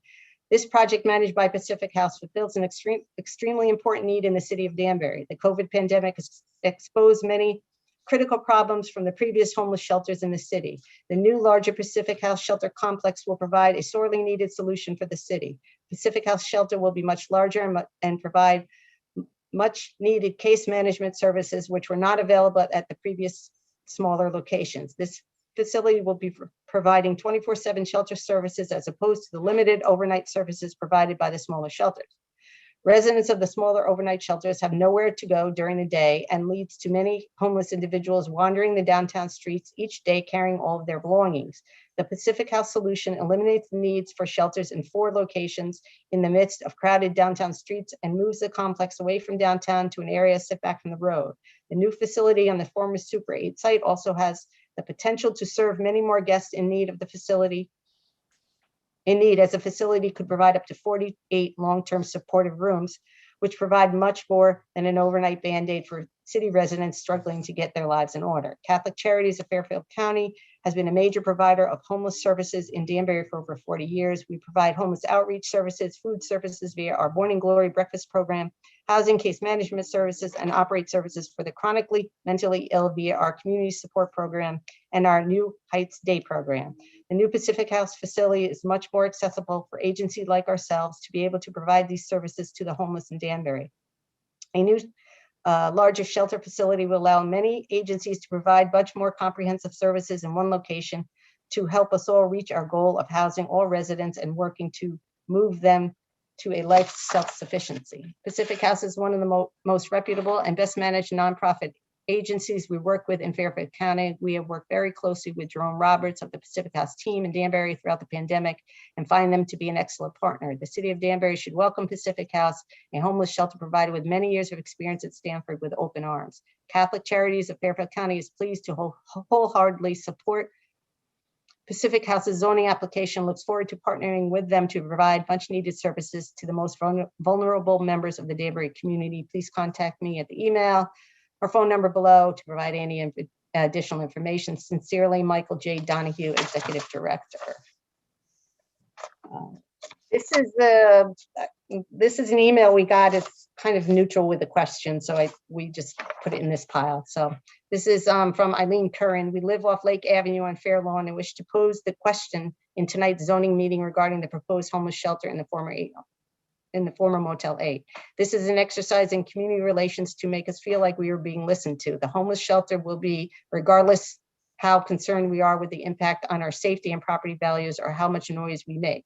Our question is, our street at night has become an easy drug transfer street for dealers to come to. We've witnessed an increasing number of cars slowing down in each direction, hands off as they pass each other, as well as parked cars in the cul-de-sac in the last few months. Can the city create a long-term strategy with the Danbury Police Department to permanently increase a police patrol presence on our street and any nearby street? There are many joggers, walkers, and elderly and young families with children in the area that need to feel safe and protected. Thank you, E. Kern and J. Berlantz. Okay, the next, I have 37 signed letters. I'm just going to read the one letter and then I'll go through the people's names as well as I could read them. I'm not going to read it 37 times. Wow. It's the same letter. This, to whom it may concern, this is to certify that I'm a resident of the city of Danbury and am in support to have a permanent shelter located at 3 Lake Avenue Extension as per indicated below to be on public hearing on May 13th, 2021. If it had not been for the shelter, I would have been homeless on the streets of Danbury. Due to the pandemic, local shelters were closed and I would have been made to sleep outside and be at risk of possibly catching COVID-19. While residing at this shelter, I was COVID tested once a month, and when vaccines became available, I was able to receive both my shots. The shelter system has improved from the shelters were located on New Street and Spring Street. Previously, we have had to leave during the day to roam the streets. Today, the shelter offers us 24-hour shelter, along with providing case management services, as well as counseling services and treatment services when needed. If it had not been for the shelter, I don't think I would have been given these opportunities. Thank you in advance. I'm just going to read off the names. Susan Dracola Creamer, Carlos Sousa, Christopher Paluski, Hunter Knapp, Eugene Raynor, Joseph Scalzo, Ignacio Gonzalez, Marvin Little, Diana Guevara, John Thompson, John Ivenko, Cordero Calans, Kevin Meany, Alexander Campbell, Julie Arrington, oh boy, Proeto Lamonico, Angel Vega, Pedro Oliveira, Irene Green, William Morgan, Elizabeth Thomas, Diana Clark, Thomas McDermott, Kisray Joseph, Faltham Ningagwe, Hector Burgos, Janice Pegay III, Robert Anderson, Rowan Colomino, Garrett Butler, Alan Caprio, Daryl Schultz, Lori Kluber, John Favell, Catherine Martin, Daniel Keeler. Okay, just give me 1 second, if you don't mind. This is an email. Good afternoon. I write to you today in hopes of supporting our homeless as well as our mentally ill citizens. The Super 8 has become barren with other bigger and better hotels right down the road. Turning this specific hotel into a helpful and meaningful place would benefit our community at large. Not only would it help our very large homeless population in Danbury that seems to be getting larger and larger throughout the years, but it would also be the only place on that side of town to help this community. I hope you stand with us in helping our citizens regroup, get better, and take steps to move from homelessness. Be the change you wish to see. Thank you for your time, Jessica Matthews. Hello, Ms. Larkin. I'm emailing you as a resident of the city of Danbury to show my support in the proposition to convert the Super 8 Hotel on Mill Plain Road in Danbury into a shelter for the homeless. The pandemic has been particularly hard on the homeless community, and hotels have proven an incredible resource considering their ability to quarantine individuals. Furthermore, there would be less investment in funds as the hotel is already suitable to house people. Please strongly consider this initiative. Thank you, Mason Sacco. Good afternoon, Ms. Larkin. I'm emailing today in support of a petition in favor of converting the old Super 8 Hotel into a homeless shelter. Houseless homeless people deserve the right to shelter and security in all times, as well as during the pandemic. I'm joining with my fellow citizens to urge that you help make this happen. Let's build cooperative communities. I appreciate your time, Brianna Drew. Hello, I'm sending this email in order to show solidarity and support of the idea of turning the Super 8 on Mill Plain Road into a shelter for the homeless in our community of Danbury. I know it's very important to myself and many others that the people in our community have a safe place to go and receive whatever resources they may need. Thank you, Erin Colgan. I'm emailing you today to tell you that I am in absolute support of Danbury's old Super 8 Hotel being converted into Danbury's newest shelter. Danbury and its surrounding towns no longer have a place for our homeless community to turn to. People do not deserve to be living on the streets with zero protection, especially during a pandemic. Danbury needs to show its support and solidarity with those who are less fortunate. Opening this new shelter would give people hope and security. I sincerely hope you agree that the old Super 8 Hotel be converted into our new shelter. I want to see the Danbury community thrive, and we can move forward towards a brighter community by leaving some folks out of our strife for greatness. Sincerely, Suyane Oliveira, a Danbury community member. Good afternoon. I'm writing to you in favor of converting the old Super 8 Hotel Milton Road into a shelter for the homeless community. Everyone deserves the dignity of shelter, and converting the hotel is an obvious choice. I stand in solidarity with the homeless community in Danbury, as should you. Best, Jessica Keck. To whom it may concern, my name is Emma Bruce. I'm a resident of Ridgefield, emailing to express my support for converting the Danbury Super 8 Hotel into permanent shelter for the homeless. The zoning board should grant the use variance to allow the property to be used as a shelter. This new model of addressing homelessness will provide greater support to our houseless neighbors. Thank you, Emma Bruce. To Zoning Board of Appeals, to whom it may concern, as a member of the community, I'm writing to support the support of a permanent shelter located at 3 Lake Avenue Extension per the as per indicated below, to be on public hearing on May 13, 2021. The shelter is vital to our community as it provides a place for shelter and people to receive their on-site services provided by case managers. This allows the same people to receive the services they need and hopefully receive the housing assistance that's currently being provided by the shelter. These people cannot survive without food, shelter, and services this institution provides, and ultimately reduces the rate of homelessness in the city. Thank you for your time, Angel Arzola. To whom it may concern, as a member of the community, I'm writing to you today in support to have the shelter located at 3 Lake Avenue Extension permanently. This place is vital for our community because it provides on-site help with case management, behavioral health, and helps with housing, along with providing warm meals. These are just a few of the resources that are crucial for households in our town who are struggling and depend greatly on this kind of help. Thank you for taking time to read my request and for your great considerations. Respectfully, Melanie Sedano. Good evening. I hope this finds you well. For 20 years, I have been a proud and considerate member of our Joyce community. I fully support and encourage the permanent location of a shelter at 3 Lake Avenue per the hearing on March 13th, 2021. The shelter has made the services of obtaining housing, recovery, and support in reach of those who may never have thought it possible. Our community is united through generous acts of kindness and consideration of what is best for everyone as a whole. The shelter has provided a space for those to thrive in ways that is necessary to keep our relationship as great as it is. Our community stands out due to these kinds of shelters and selflessness programs. Making this location not permanent would be moving this community in the wrong direction. We must look forward by making this a permanent residence in our town. I thank you graciously for your time to read this. Sincerely, Karina Alvarez, Danbury. To whom it may concern, as a member of the community, I'm writing to support to have a permanent shelter located at 3 Lake Avenue Extension per the hearing on May 13th. The shelter is very important in this community, especially during this time going through a pandemic. Many people have lost homes and families during this crisis and losing hope to keep going. This shelter can be very helpful to those who've lost everything and to provide somewhere safe where they can be fed. Not only that, but there's also many support services that can help these people in the community. Unfortunately, this will ultimately, this will reduce homeless people in Danbury and give those that they can call home. Thank you. Sincerely, Rep. Hayes.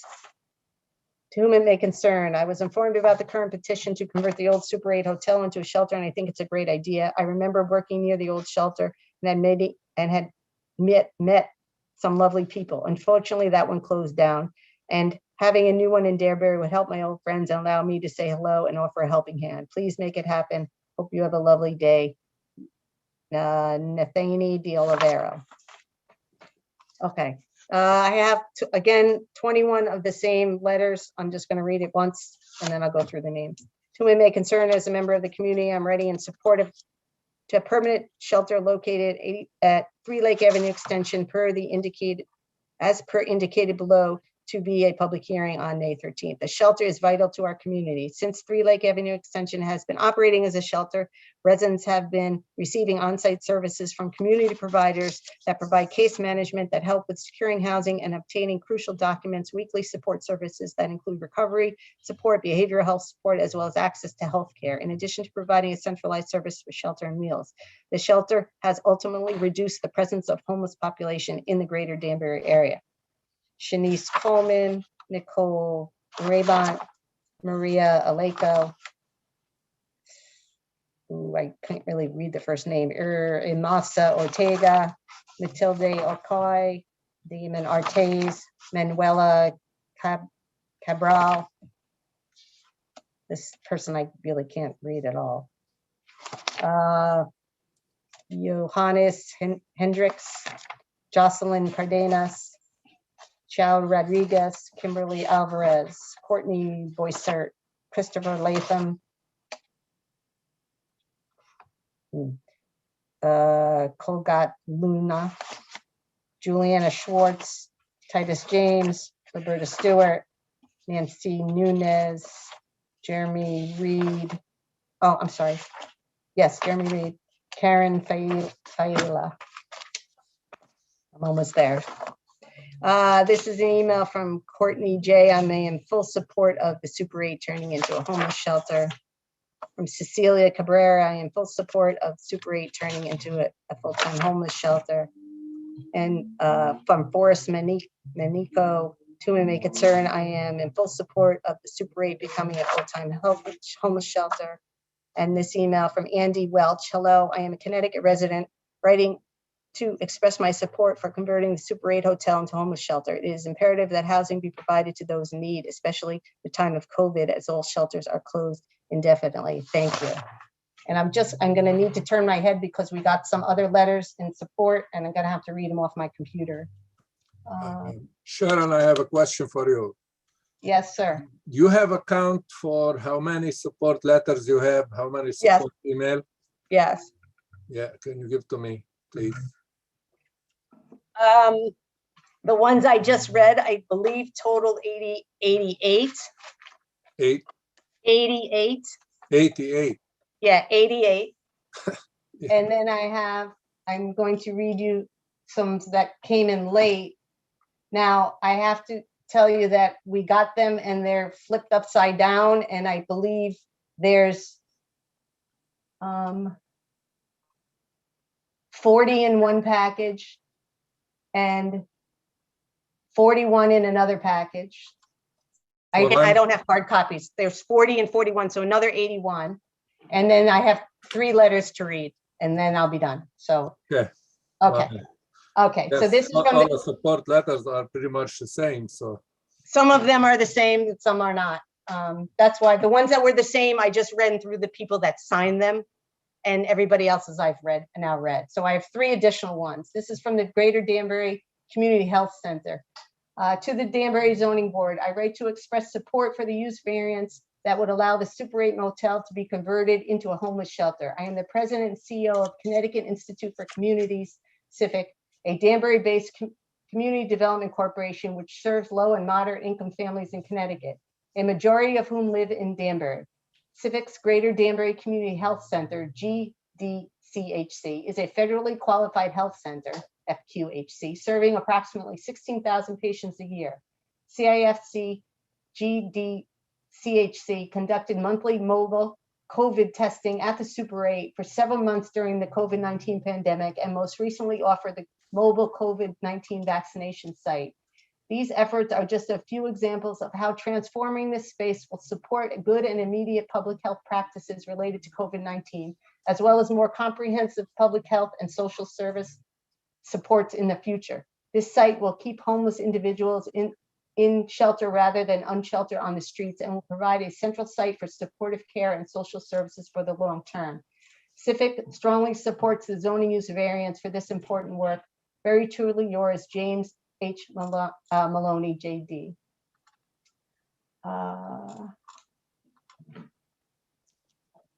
This is from dear members of the Zoning Board of Appeals. I am sending this letter in response to 3 Lake Avenue application. I would to start by telling you that I was an active member of Mayor Boughton's Danbury Housing Partnership. Our sole purpose to organize was to end homelessness in Danbury in 10 years. To proceed with this task, a professional group was involved and did a comprehensive study on how we should proceed and what actions needed to be taken to be successful. I am proud today to say that we did make a difference using the following process. 1 was to identify the folks that were homeless. 2, identify what issues made them homeless, which I might add was various lists of causal problems and backgrounds. 3, shelter alone is not the answer to make a major difference in the ability to change the person's life. This is where the supportive living assistance comes into play. The only success in helping this forgotten population is a collaboration effort between agencies. The thought of having a facility that can accomplish all the needs to help the ones in need and to get their lives back is very exciting and heartwarming to me. Members, with your approval, what took our partnership years to reach will be a major step to accomplish so much more. I thank each and every one of you for your service to the community and leave you with just one thought. With your approval, you can go forward knowing that you did something significant for ones that need your help most. Sincerely, Robert Botello, Victorian Associates. And finally, I have a letter. This is from the State of Connecticut Department of Housing, dated today, Zoning Board of Appeals. As dear board members, as the Commissioner of the Connecticut Department of Housing, I write in strong support of 2109 Three Lake Avenue Extension LLC, Three Lake Avenue Extension G1505 CA80 Zone Use Variance Section 5B2A, allow use as a homeless shelter with conditions. The Department of Housing supports the replacement of the closed Danbury shelters with this new facility. When the other Danbury shelters closed at the start of the COVID pandemic, the Department of Housing, in collaboration with the city, worked with Pacific House to respond to the needs and to protect the most vulnerable from the virus. Pacific House's experience working with families and individuals brought a different level of care and services. Thanks to this approach, we were successful in minimizing the spread of COVID. Pacific House has managed a shelter at this location since March 2020. Pacific House brings trained professionals in the management of shelters and support services. In this facility, services are provided on site and guests are not required to leave for 15 hours during the day. It actually provides a place to call home while getting needed services such as mental health, substance abuse treatment, or assisting guests in job readiness. This new model of shelter is designed to support the individual as they move quickly towards permanent housing. It is a goal of the department.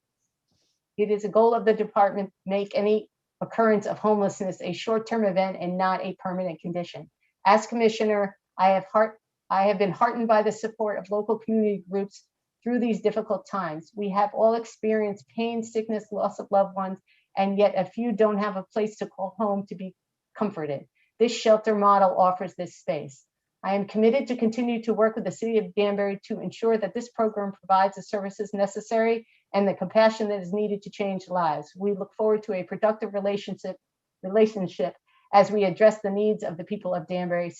Sincerely, Celia Mosquero Bruno, Commissioner of the State Department of Housing. And with that, I am done reading for the moment. Thank you. Thank you very much. So we can go into the anybody else wants to speak in favor, right?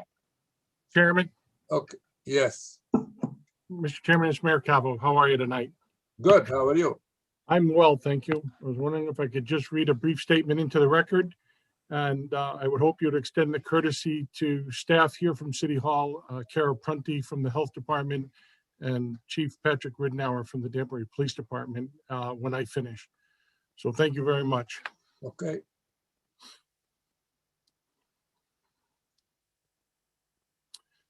Good evening, Chairman Hanna, members of the Zoning Board of Appeals. My name is Joseph Cavo. I reside at 2 Candlewood Drive, Danbury, Connecticut. I'm here before you tonight to speak in favor of the petition submitted by the Pacific House requesting a use variance at 3 Lake Avenue Extension, most commonly known as the Super 8 shelter. I would like to share a brief look into the background on this property and where we are almost 14 months into this joint endeavor. When this pandemic struck our country and more directly our community, thankfully, there were some fast-acting plans that went into effect that saved countless lives. One of those plans was the Governor Lamont's Executive Order number 7P to provide or arrange for non-congregate housing for people who, from the nature of their existing housing, are at an increased risk of exposure to infection with or transmission of COVID-19. The State of Connecticut Department of Housing informed homeless shelter providers, including the City of Danbury, the availability of alternate housing with the long-range plan of purchasing this hotel and establishing a non-congregate emergency homeless shelter at this site. Sadly, due to this pandemic, Danbury did experience 189 deaths to date due to COVID-19 related illness and currently have had over 15,615 positive tests. It was clear that the way we have been sheltering the homeless throughout our city would have to forever change if we were to provide a safe option for housing for those who have fallen on hard times due to the pandemic or some other life-changing event that was beyond their control. It is my belief that society will judge us on how we treat those less fortunate than ourselves, and as a community, we have a duty to act. According to the National Homelessness Law Center, the top 5 causes of homelessness are as follows. Number 1 is a lack of affordable housing. Number 2 is unemployment. Number 3 is poverty. Number 4 is mental illness and the lack of needed services. Number 5 is substance abuse and the lack of needed services. In 2020, there were 550,000 homeless in the US with 40,000 homeless veterans. In urban areas, it's estimated that based on a city of Danbury's size, roughly 85,000 residents, one could expect to have 17 homeless people out of every 10,000 people per capita. If those figures held consistent with the national average, we could expect to have 144 homeless individuals. But thankfully, Danbury is bucking that trend. Based on that calculation, our region of about 400,000 residents could see upwards of 680 homeless individuals. And so I don't believe in the misleading assertion by some that this will be a regional shelter. I also don't believe homelessness has a region. If you're homeless, it means you don't have an address and you don't have a home. The fact that there are only 86 rooms in this building, and based on the non-congregate housing rules requiring single occupancy, clearly shows that this building physically couldn't be a regional shelter, as you may hear it incorrectly identified by some tonight. The most current information I have received shows that there are 68 homeless guests presently at the Pacific House shelter. Thankfully, that number is only decreasing due to the state of Connecticut's policy shift and the Pacific House's successful placement of individuals into transitional or more permanent style housing. The cumulative number of beds, the 4 big shelters in Danbury, was at 80. So you can see there won't be any big change in the number of beds offered under this program here in Danbury. Danbury's numbers are less than half of what they could be if we followed the national trend. Luckily, we don't. Throughout the last 14 months, there have been fewer calls for police service and first responders at the Super 8 than we would normally get at the citywide shelter network throughout the city over an average 14-month period. That's right, there have been fewer calls for police assistance at the Super 8. Early on in this pandemic, the state of Connecticut recognized the good work of the Pacific House in Stamford. The partnership with Pacific House to bring their model here to Danbury was born on the evolution of the pandemic. Pacific House brings the needed improvements to how we approach homelessness, not only during the pandemic, but how we develop future plans addressing homelessness here in Danbury. The top 5 reasons for homelessness identified earlier are all addressed by Pacific House in their programming and support services. And that's the key to this program: success. Throughout the years, our local agencies and nonprofits have done tremendous work with the homeless in our community. And as a city, we are grateful to them for their dedication and commitment to our homeless population. This Pacific House approach will take all of which they have built on throughout the years and will offer much needed and proven wraparound services that makes Pacific House so successful. We need a program that addresses affordable housing, unemployment, poverty, mental illness, and/or substance abuse. Otherwise, the cycle, unfortunately, will just continue. Pacific House, working here in Danbury for these past 14 months, has placed a number of individuals into permanent housing, worked on job placement, and has provided professional services related to social, emotional, and addiction issues. In closing, I ask you tonight to provide an affirmative vote in favor of this use variance, and may history judge us in a positive light because we dared to care for others who need a hand up.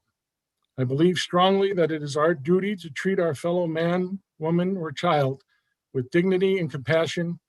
I thank you for your time and commitment to Danbury. Thank you. Thank you, Mayor Kevu, for your input. Thank you, Mr. Chairman.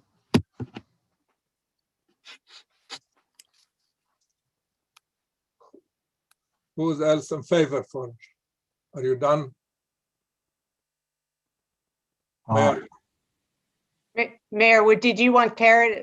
Were you Yeah, looking for I just Kara? wanted- I just want to know if the chairman would allow Kara Prunty to say a few words, or Chief Ridenour to say a few words if they so wish. They're really here more probably to answer questions, but they may want to just make a brief statement. So just want Go to give ahead. that opportunity. good, go ahead. Good evening. My name is Kara Prunty. I'm the acting health director for the city of Danbury.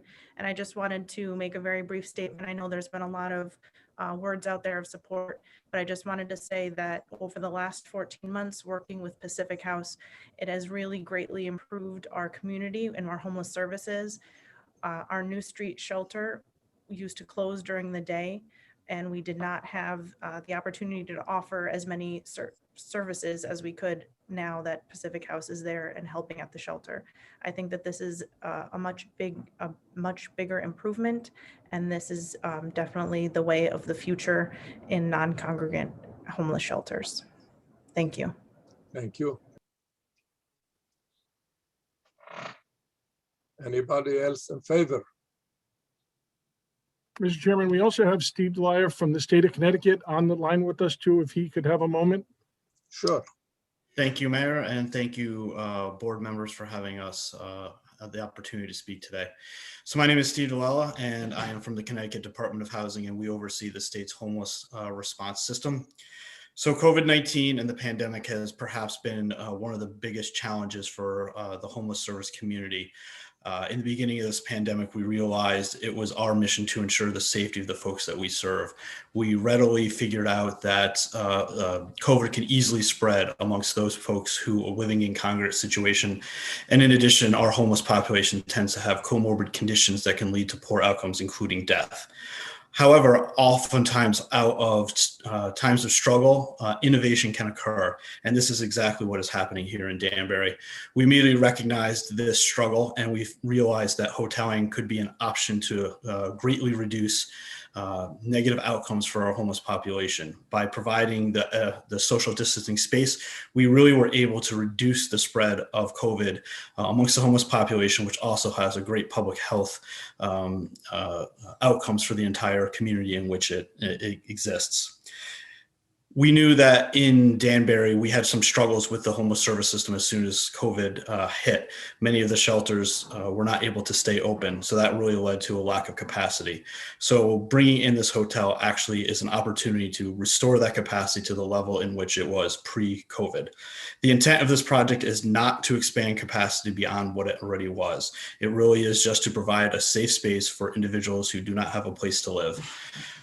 Pacific House has been a great partner with the state of Connecticut in providing homeless services. They have great staff that are able to understand the needs of the folks they serve. The provision of mental health care, substance abuse care, as well as trauma-informed care is necessary and helpful in moving folks from their homeless situation into permanent housing. We at the Department of Housing recognize that shelter is an integral part of our homeless service system. However, it is not the ultimate outcome. The ultimate outcome is to house everyone who comes into our service system. So what this project also offers is the opportunity to provide permanent housing for some of those folks who may not have access to it. This permanent housing will also come with the support services provided by Pacific House that will be funded with funding from the state of Connecticut, as well as other opportunities. So this has become a model that has been recognized both on the national level, and Danbury is at the forefront of that. When you look at some of the additional funding that is coming from the Federal Department of Housing and Urban Development, they specifically recognize that hotel purchases and conversions into shelter and housing is something that they are looking to do. So we are excited that Danbury is on the forefront of this and really has served a model not only for the state of Connecticut, but for the entire nation. We are happy to work with our partners, both of the city of Danbury, including the mayor and his staff, as well as Pacific House and their staff in the future of this project. We believe that by having permanent housing options as well as shelter options at the hotel is the best for the community. We recognize that previously, before COVID, there was not a space for folks to stay during the day. This will give the opportunity to provide that space so that people can work on their issues, whether it's mental health, substance abuse, or employment and education. We want to provide a holistic approach to resolving homelessness, and we believe that this conversion of the Super 8 into a shelter as well as permanent housing will offer that best aspect. So thank you for your opportunity to speak tonight, and we'll move on to the next guest. Thank you. I got a question for any one of you who would like to answer it. Is this place a specific house? Is a 4 floors hotel? Is this maybe just a little explanation for a public to know? As I understood, there is some 80-some room over there. Some of it is going to be used as shelter and some as affordable housing. Is there a percentage that you guys work with, or just as they come? There will be a specific number of units that will be converted to permanent housing, and the state will work with the city to identify housing vouchers to be able to support those folks that are in those units as well. And that will obviously also bring income to the overall project that will allow Pacific House to adequately staff the building to provide the support both for the shelter as well as those folks that are living in the building. I would think that Raphael or Larry Klitsch would be able to tell us the exact breakdown of the units dedicated to shelter as opposed to permanent housing. Okay. Yeah, this is Raphael. Thank you, Steve. To be more specific, what we're really looking to do is to provide a total, I'm sorry.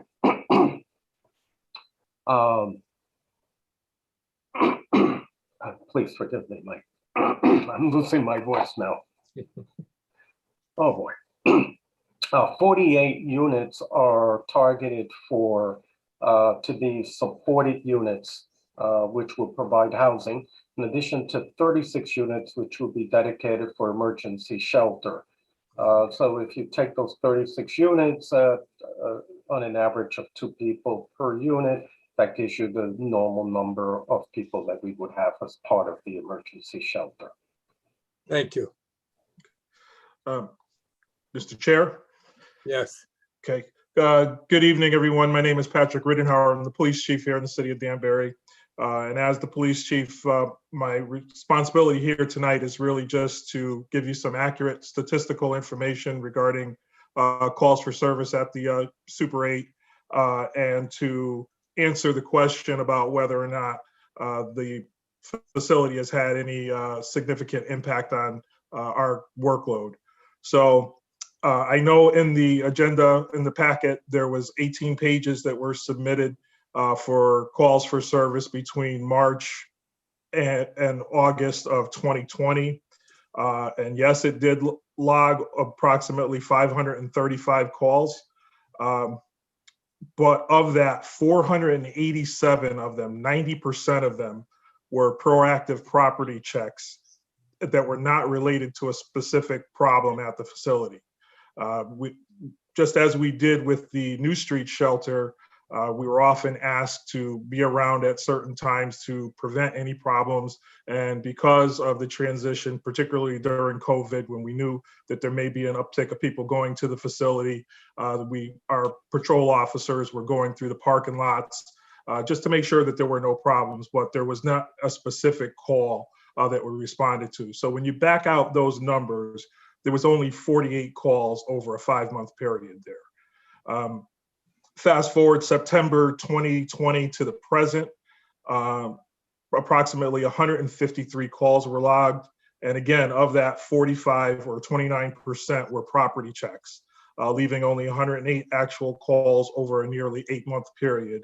And then when you actually look at those calls in the log, many of them were medical assist the fire department, assist EMS, not a lot of criminal activity that we responded to. The Super 8 was still a hotel. I think we have to remember, up until a couple of weeks ago, it was still operating as a hotel.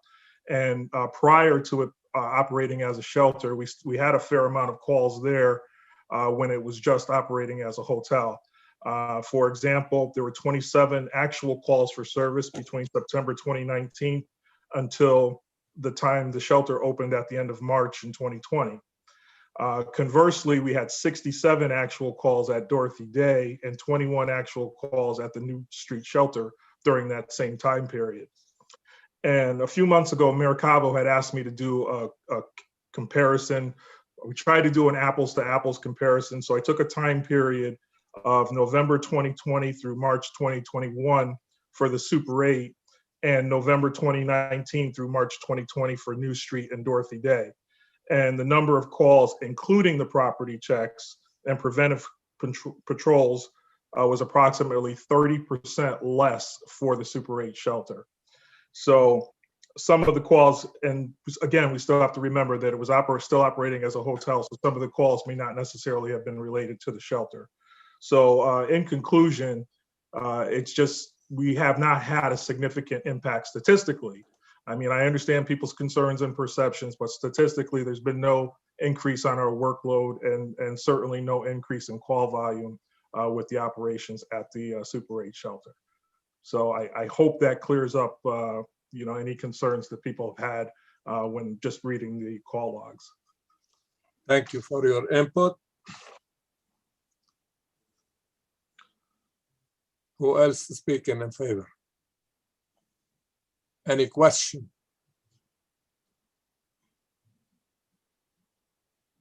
Mr. Chairman. Yes. Are you taking questions from the public of the speakers who've spoken in favor? Well, I at this want point? to ask if any question for the police officer first, then we're gonna go to the public. No. I'm just trying to get a sense of order. If a member of the public has a question of Ms. Calitro or the mayor or the police chief, when would they ask those? I don't know how many people and where is their question directed to who. If the question for the police would like to take the questions now, but we can't keep everybody, ready to answer any question because there's a lot of people that are going to ask questions. Mr. Chairman, Mr. Hanna, can I just, so normally I would just suggest that we go to, if we're done with anybody speaking in favor, then we would go to anybody speaking in opposition, at which point I would like to read the same way I did for in favor. I'd like to read the letters that have been submitted that they've asked me to read into the record. And then if anybody wants to speak, but as you know, Attorney Marcus, this isn't a direct necessarily dialogue. I don't know how many people are going to be available for all night to, Well, yeah, we go ahead. Again, I was just confused by the chairman's suggestion. If there are any questions, I wasn't sure the process tonight. Well, let's go for, to finish, who else is in favor for that application? Well, Premier Coach has their hand up, so I don't really know what that is. If they want to speak in favor, if they really just want to speak in opposition, then we'll get to them. I don't see. So we're gonna I think they're in opposition because of all of the chat things they've been sending. All right, so if you're done with, if nobody else wants to speak in favor, you've asked 3 times, then I would indulge me to read the letters in opposition the same way, and then go to the public for whoever then wants to speak in opposition. They can ask their questions through you, not. To go to the opposition. Who is in opposition? Okay, so I'll begin to read. I will read them. Let me read the letters into the record. You're gonna read all the letters, or you're gonna let the people answer the question, ask their questions? At your discretion. I thought I was going to read the letters. Okay, go ahead. People have asked me to read their letters. That's and fine. then go ahead. do it the same way. Okay, this is my comment for the Zoning Board of Appeals on May 13th from Jean Anthony, Oak Ridge Avenue. I object to using the Super 8 Hotel for the homeless shelter because it does not support a healthy lifestyle, which is necessary for people in general, but especially for those in crises. The immediate surrounding environment has a porn shop, liquor store, and gas station. The proximity of I-84 makes it a likely point for drug and sex traffic. Living in this environment is not likely to help people get back on their feet, which is the goal. This is an email from Carol DeBourbon. Currently, CA80 zoning regulations does not allow for homeless shelter. Temporary shelter has been provided due to COVID-19 at 3 Lake Avenue and has served the temporary emergency. However, changing Danbury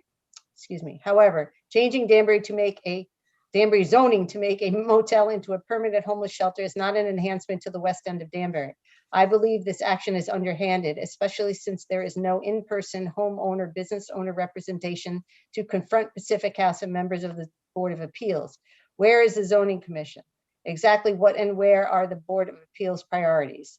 The City of Danbury Zoning Board needs to first represent the Danbury home and business owner. We taxpayers supersede the desires of a corporation, Super 8 Hotel, in selling its failing properties to Pacific House of a different city, Stamford in Connecticut. And in this unprincipled thinking, Danbury Planning and Zoning believes it has remedied a problem of homelessness, which has only been exacerbated by many years of enabling a problem and individuals who only think they are problem solving. Should this zoning change request be approved, I trust my city taxes will be paid into an escrow account, will therefore be agreeable to the city. After all, the two issues are similar. Whom it may concern, this is to certify that I'm a resident of the city of Danbury and am opposed to have it as permanent shelter at 3 Lake Avenue as per below public hearing on May 13th. The same letter signed by Alfonso Sanchez, Daviva Sanchez, and Juana Palanca. This is from Joseph Heyman, asking to be read into the record. Dear Joanne, I would appreciate, I'm sorry, if you read my letter into the record.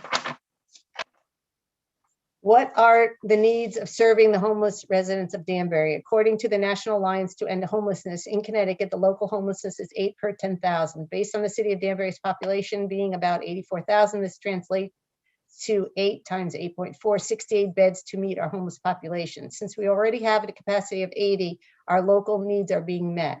From these figures, the use of the Motel 8 would be fulfilling the regional needs of our area, namely the surrounding towns of New Milford, Brookfield, Bethel, Ridgefield, and Reading. Although our obligation is to meet the local homeless population, I do not agree that we should become the regional center for this problem. Having an office building in our town center, I have seen the results of past city administrators rezoning every major road for strict development, creating urban sprawl rather than an economically viable downtown. Adding a regional homeless shelter will only take away to the preservation and growth of the vital city center. Joseph Heyman. This is from Kathy Bates. I'm a resident of the neighborhood known as West Terrace. I live at 3 Green Avenue. As you may know, we as a neighborhood have worked very hard to keep our community an attractive, safe, and quiet place for families to raise their children and our senior residents to live in security. I received a notice that the city of Danbury wants to put a permanent homeless shelter in the Super 8, which is only 800 feet from our neighborhood and 1,200 feet from Mill Ridge. The intent is to fill the hotel with the homeless, the majority of which are drug addicts, alcoholics, and mentally ill. Are you so greedy that you put the safety and security of our citizens, which is your first priority, below that of money? You've called this town meeting because you want our input, yet you have already housed homeless in the hotel and received money from the state. I've been informed that the occupants of the Super 8 have already proven to be a problem at the local gas stations, and the police have had to come on several occasions. When the building is filled up with 200 plus of these individuals, where do you think they will go when they have nothing to do? Walking our neighborhood or other neighborhoods in the area. Parents here have had the security of letting their children play in our streets without having to watch them. The 15 houses here are home to single women, most of whom are elderly, will no longer feel safe. People go for evening walks when it is dark, feeling safe. What do you think a drug addict does when he needs more drugs? He has to acquire acquire money which involves robbery. What do you think a bunch of bored men will do with their free time? They have already shown themselves unable to grow in a positive direction. And of course, the effect of the above will cause our housing prices to decline. And this house is all that I have. No one is going to want to move here and pay the sort of price my house is worth now. I was thinking of making improvements to my home and fixing it up to grow older here, as I am also a single elderly woman. Now I don't think I will be able to get my investment back for the amount of real estate taxes we pay, and you do this to us. I know of one neighbor who has already put their house up for sale. We will be just one more troubled, shabby neighbor to add to Danbury. As long as the taxes are paid, you apparently don't care.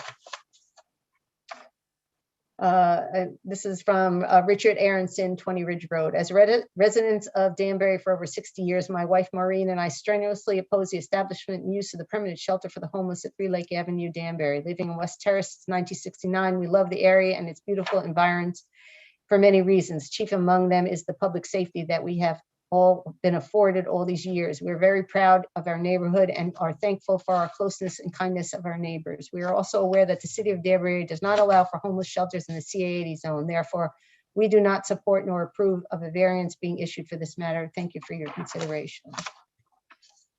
It's a letter from James O'Hara, 23 Ridge Road. Dear Chairman Jowdy and Zoning Board of Appeals, my name is James O'Hara and I live in the West Terrace neighborhood about 800 feet from the Super 8 Hotel.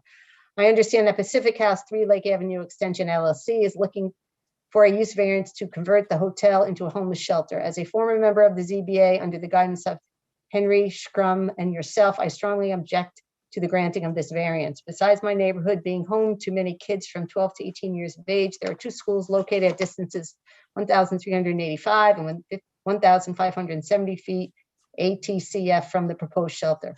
There are also many businesses in that area where young families bring their children. I further understand that homeless people from out of town are welcome, a sad thought indeed, without a modicum of collateral damage considered. This opinion might be fruitless since the property has already been purchased prior to the ZBA meeting. However, it should go to appeal on a different level, if only because of the closeness to 2 schools. I am a stage 4 cancer survivor, a Vietnam veteran, and native Danburian worthy of some respect and to be heard. Thank you for your time and effort. This is a letter from Lisa Casagrande Copel, Executive Director of Amos House. Dear Chairman Jowdy and members of the ZBA, on behalf of Amos House, I would like to submit the following response to recent statements made by Sharon Calitro, Planning Director for the City of Danbury with regard to the proposed new homeless shelter in Danbury. I would ask that our position be taken into account as discussions continue at the upcoming zoning meeting scheduled for Wednesday, May 12th. 1, statement. The support services requirement ensures that it's not just giving somebody a bed and a bag lunch and sending them on their way. They are going to be supportive services there, counseling, work related, so that persons experiencing homelessness can transition from that position into more self-sufficiency and be able to live and work on their own. Response. These service requirements are not requirements, they are optional. Clients can refuse to accept any and all such services. So in reality, they're giving them a bed and a bag lunch and sending them on their way. Number 2, statement. This is how we understand it, the new model for transitional supportive facilities to address the needs of the homeless, and is a model that is endorsed by the state. Response, HUD doesn't support transitional housing, hence the fact that Amos House does not receive funding from them. Number 3, 48 rooms would be used as supportive housing and the rest would be emergency beds. Response, the state will issue vouchers for individuals to live in the former rooms according to the application filed with the city. That said, the 48 rooms will have vouchers attached to them, have no kitchen facilities. Otherwise, they would be considered dwelling units and that is not permitted in the zone. How can you house people permanently in a hotel room?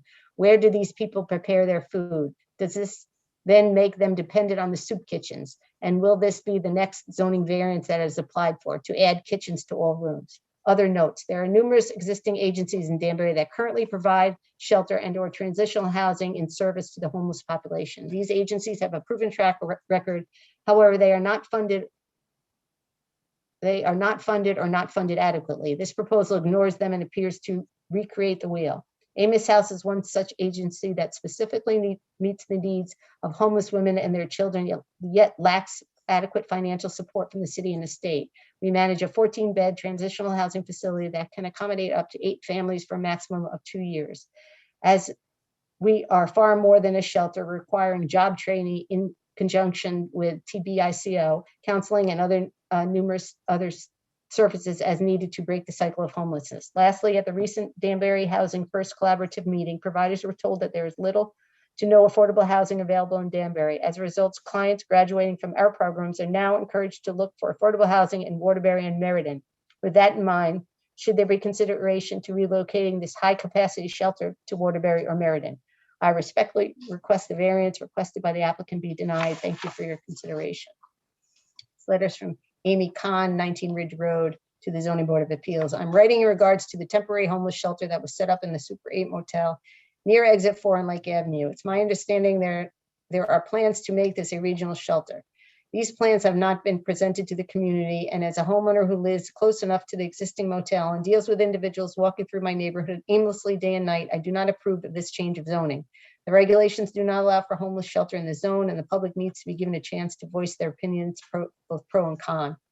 The city, like everyone else, must follow protocol when looking to change zoning regulations. I'm opposed to this change, and I want the opportunity to have my voice heard. In no time should the Zoning Board of Appeals allow anyone to skirt the process. The process for applying for change through the Zoning Commission is proper and standard practice. Please reconsider.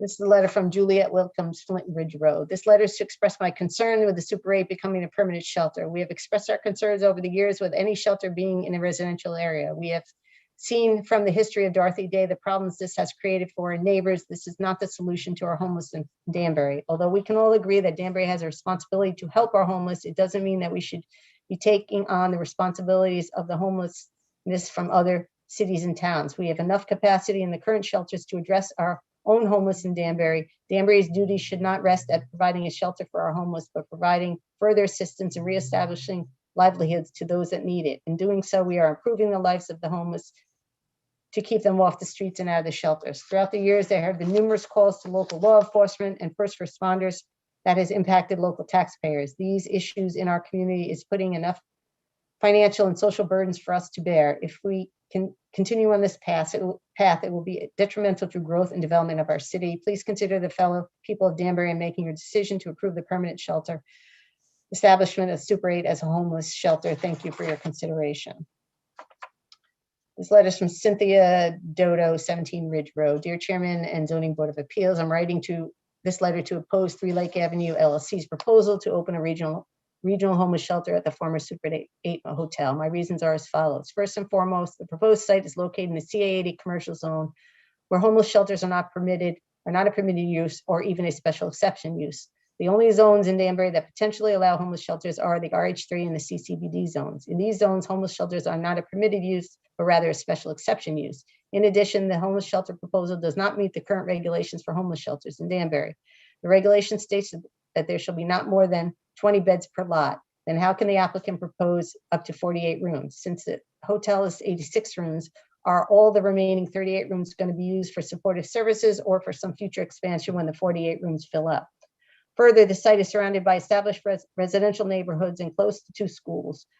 Some of the neighborhoods include High Ridge Gardens, owned by the City of Danbury Housing Authority, Blomcrest, Shannon Ridge, and West Terrace. Unfortunately, none of these residents were consulted about this proposal and should have been because it directly impacts their quality of life.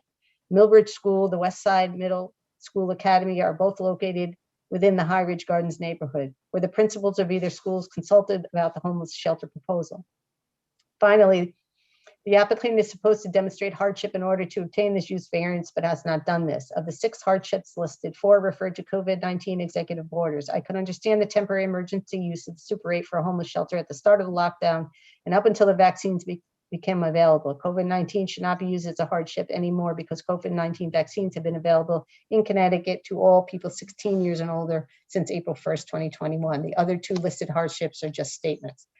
I appreciate the Zoning Board of Appeals listening to my concerns. However, I feel that your decision has already been made after learning that the 3 Lake Avenue Extension LLC purchased a property in 4/28/21 without having received the use variance. The concerns of the actual Danbury citizens should far outweigh the ambitions of an out-of-town nonprofit.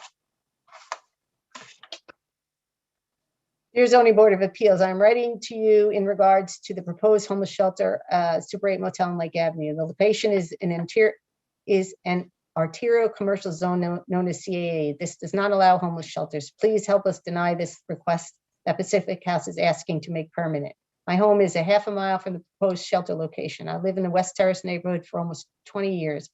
If anyone knows Danbury, one of the most known locations in West Terrace because of the beautiful neighborhood, the very close locations to schools, and the close proximity to I-84 for commuters. Since this has become a temporary shelter, there's been an increase in crime. We've had numerous vehicles broken into, and many of the people in that neighborhood have installed cameras to feel safe. My son and his friends have come in from playing outside many times and are nervous about the strangers that they have seen walking in the neighborhood. This is just not right. There are many children in this neighborhood, and they should not feel nervous when they leave the house to go outside with their friends. Also, this is not an area that accommodates walking public. There are no sidewalks and a risk of pedestrian vehicular accidents. Since I was young, Lake Avenue and Lake Avenue Extension has always been a road where there are many incidents with pedestrians. In fact, last year, a man from our neighborhood was struck by a car on this road and I believe still in long-term care for his injuries. I have friends that live in this neighborhood that are in public service who keep us updated on calls that they receive from this location.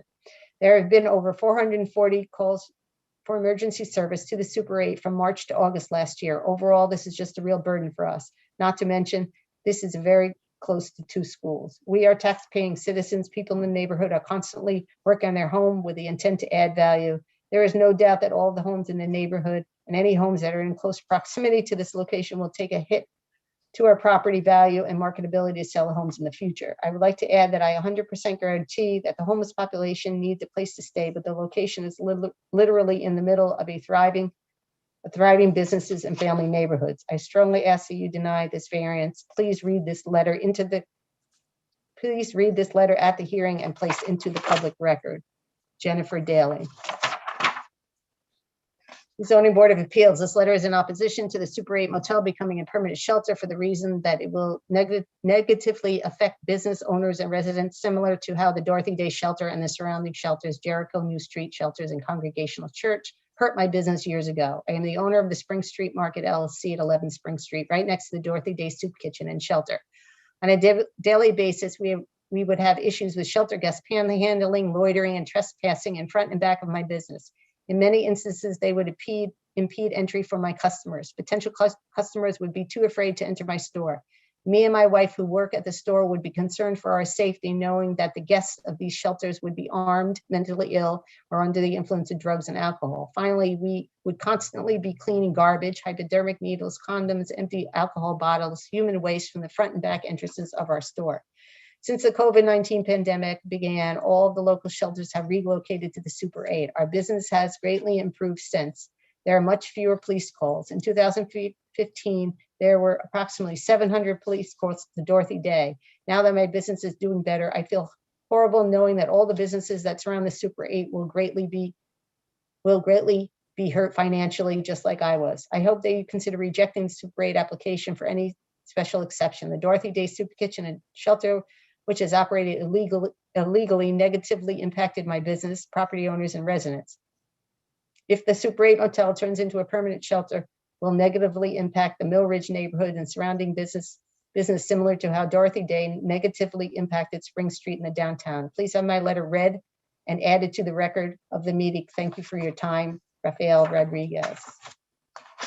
Your Zoning Board of Appeals. My name is Normar Uceta and I reside at 8 Midfield, Connecticut, 06811, and I live 2 blocks from the Super 8 that is located at 3 Lake Avenue Extension in Danbury. I write you this letter to express my concern to convert the Super 8 Motel into a permanent shelter. Since the Super 8 started accepting homeless people in April of last year, I have noticed an increase in police presence, criminal activity, and people loitering in our neighborhood as a direct result of people staying at the shelter. I feel that my neighborhood is less safe today than a year ago.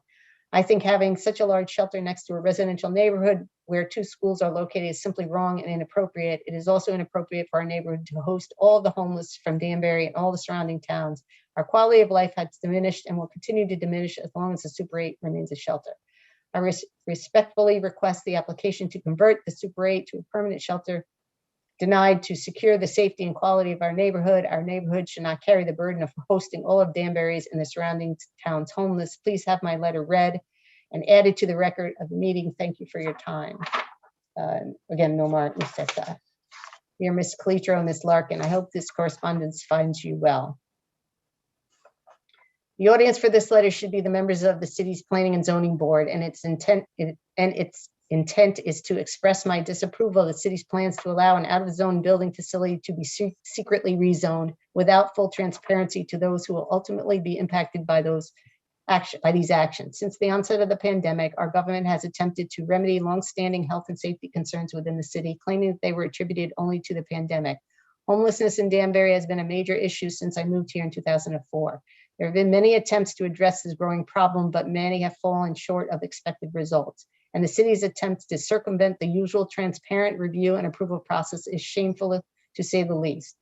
The expedited review and approval process that is being followed not only lacks transparency, but may even give rise to the level of discriminatory. Not all members of this concerned community who should have a voice in the decision have access to this material virtual meeting since they don't own an electronic device to do so. Also, it appears that the distributed material was only written in English, while the concerned and tax-paying audience is made up of English and non-English speaking, again, limiting their scope and understanding of this serious matter.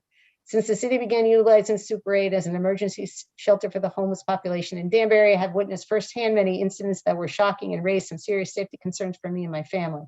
Tenants of this location often approach and solicit money from the customers of the nearby legally zoned establishments, many of whom are elderly and adolescent teens who are no doubt surprised, if not scared, during these encounters. I understand that the city intends to review and consider the number of calls to service that were received for this area, but there lies another flaw. I imagine a large number of these incidents were not reported to police out of fear of simple personal inconvenience. Who expects to be harassed by someone when they're simply getting gas? This location is also within walking distance of Millridge School and Westside Middle School, adding a level of fear and uncertainty to the minds of students who attend the school, the teachers who teach them, as well as the parents who hold the city accountable for their child's safety and well-being while in attendance at either location. In addition, this location is again within walking distance of several neighborhoods where tax-paying families reside, which include vulnerable adolescent children and elderly individuals. This proposal adds that same level of heightened fear in the minds of the residents. Having the technical capability, I will be in attendance on the web-based meeting scheduled for May 13th to express these and other concerns. We ask that you deny the variance. Please read this letter at the public hearing and place into the record. Brian and Kathleen Keith.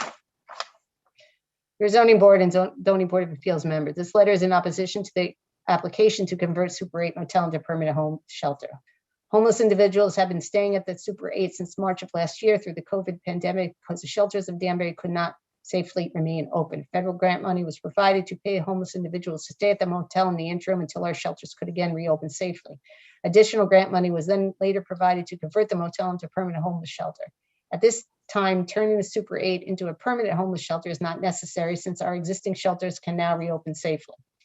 Currently, Connecticut is one of the top states leading the nation in administering vaccines. To date, over 150 million Americans have received at least one dose of the COVID vaccine.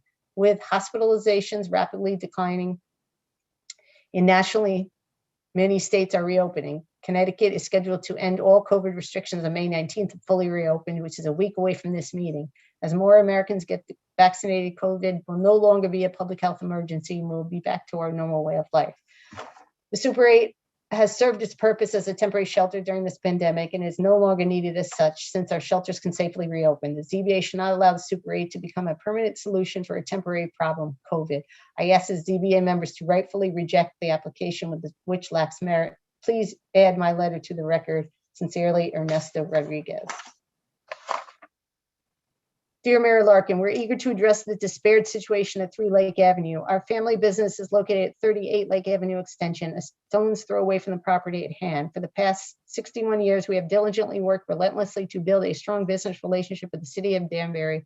We are in fear that this proposed shelter facility will put a demise to all the hardworking businesses on this road and area. Since the track record of police calls have been extremely disturbing in volume, clients and potential customers will become aware of this and refuse to patronize us and others on the street. with track records exceeding 400. Requiring police assistance in this short time is grossly disturbing and a certain waste of our tax dollars, resources, and police endeavors.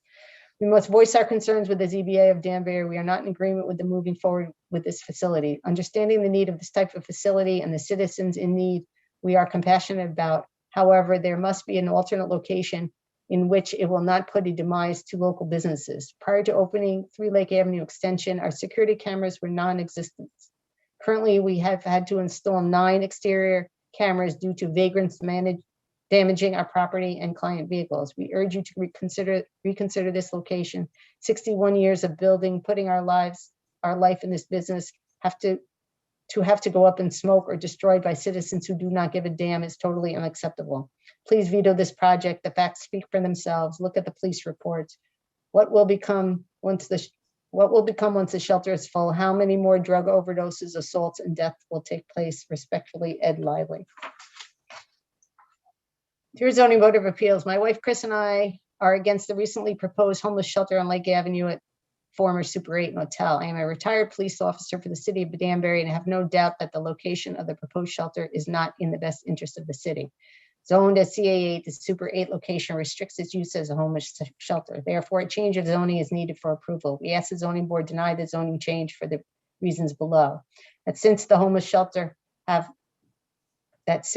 population, have lived at the Super 8 this past year, there have been numerous calls for police and disturbances at the Super 8 location. In addition, many businesses in the area have complained of having their customers harassed or having been panhandled by the homeless. Many times are looking for food or money. 2 businesses have personally complained to me that their properties are damaged and abused. Many of the homeless population have mental health issues, drug dependency, and criminal histories. That being said, we are in favor of a shelter for the homeless in the proper location where they would be able to congregate in a safe area and get the services they need, but not in the busy intersection of Lake Avenue and Mill Ridge, where they can congregate nightly and also walk in and out of heavily traveled Lake Avenue exit 4 intersection. Please read this letter at the public hearing and place into the record. Thank you, Tom and Chris Michael. Okay, I have to just get a sip of water. This is a letter from Mark Nolan, Brushy Hill Road. Dear members of the Zoning Board of Appeals, for the record, I am the Affordable Housing Administrator for various communities in the state of Connecticut, as well as the city of Danbury. I am a housing and community developer who builds, owns, manages, and offers community development initiatives to build affordable housing in Danbury and the surrounding communities. I'm a resident of Danbury and extremely honored to work with the members of the community to maintain and manage our affordable housing inventory, support our community social and service providers, and promote permanent affordable housing opportunities. This letter will call your attention to the potential legal challenges and violations of case law and lack of demonstrated universal hardship for the use of the property as adopted by ordinance by the zoning regulations of the state of Connecticut and the city of Danbury. I respectfully request that the members of the Zoning Board of Appeals take the time to evaluate and review the information being presented to the commission to have a clear understanding of the use variance. Application deficiencies. The proposed use of 3 Lake Avenue as a homeless shelter is not an allowed use in current CA80 zone, section 5B2A of the zoning regs of the city of Danbury. Additionally, the granting of this use variance is in violation of the adopted zoning regs of the General Assembly of the state of Connecticut. Further, the use variance is not an allowed use as a special exception use or special permit use under the city of Danbury zoning regulations. The application lacks supporting evidence and documentation as required to request a hardship from the zoning regulations. Specifically, a hardship of the use of the property has not been demonstrated. No financial hardship has been demonstrated. No financial loss has been demonstrated by the owner. The owner have not demonstrated the use is necessary to allow reasonable use of their property. The applicant owner have not demonstrated the use is in harmony with the general purpose and intent of the zoning district. The owner applicant have not demonstrated how the variance will not adversely affect public health, safety, and welfare. For these factual regulations and requirements, the application should be denied and has no preview to be in front of the Zoning Board of Appeals for this request. I offer supporting documentation. Case law. Universal case law requires the Zoning Board of Appeals to grant a permanent use variance only to a property that demonstrates there is no reasonable use of the property. The subject property, 3 Lake Avenue Extension, has had reasonable use and operated as a hotel since the CO was granted by the city of Danbury in 82, 39 years. CGS 8-6, the courts have construed this provision narrowly and stated that ZBA should grant variances sparingly. They have held that in order for a ZBA to grant a variance, the applicant must show not only that he cannot use the property the way he desires, but that he is being completely or almost completely deprived of his land value. Universal case law requires the applicant to show hardship. To request the zoning board of appeals hardship, the applicant must show that no reasonable use of the property is available under the current zoning regulations. The property has been a hotel and therefore a hardship application for a permanent use variance to allow a homeless shelter has no merit and should not be considered by the zoning board of appeals. CGS 8-6 allows ZBAs to grant variances from zoning bylaws, ordinances, or regulations with respect to a parcel of land when owing to conditions especially affecting such parcel but not affecting generally the zoning district in which it is situated. A literal enforcement of such bylaws, ordinances, or regulations would result in exceptional difficulty or hardship. In making its decision, the ZBA must consider the public health, safety, convenience, welfare, and property values. The applicant must show the variance will not substantially affect the municipality's comprehensive zoning plan. And then there's case law cited. The proposed use variance, the applicant has not demonstrated a hardship that would allow the use change pursuant to the City of Danbury zoning regulations as cited below. The property was operational for a hotel for 39 years. In contrary to the City of Danbury zoning regulations 11B1 conditions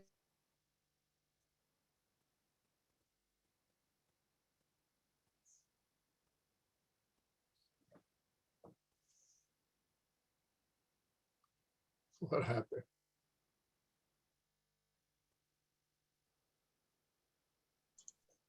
I don't know, we seem to have a temporary pause.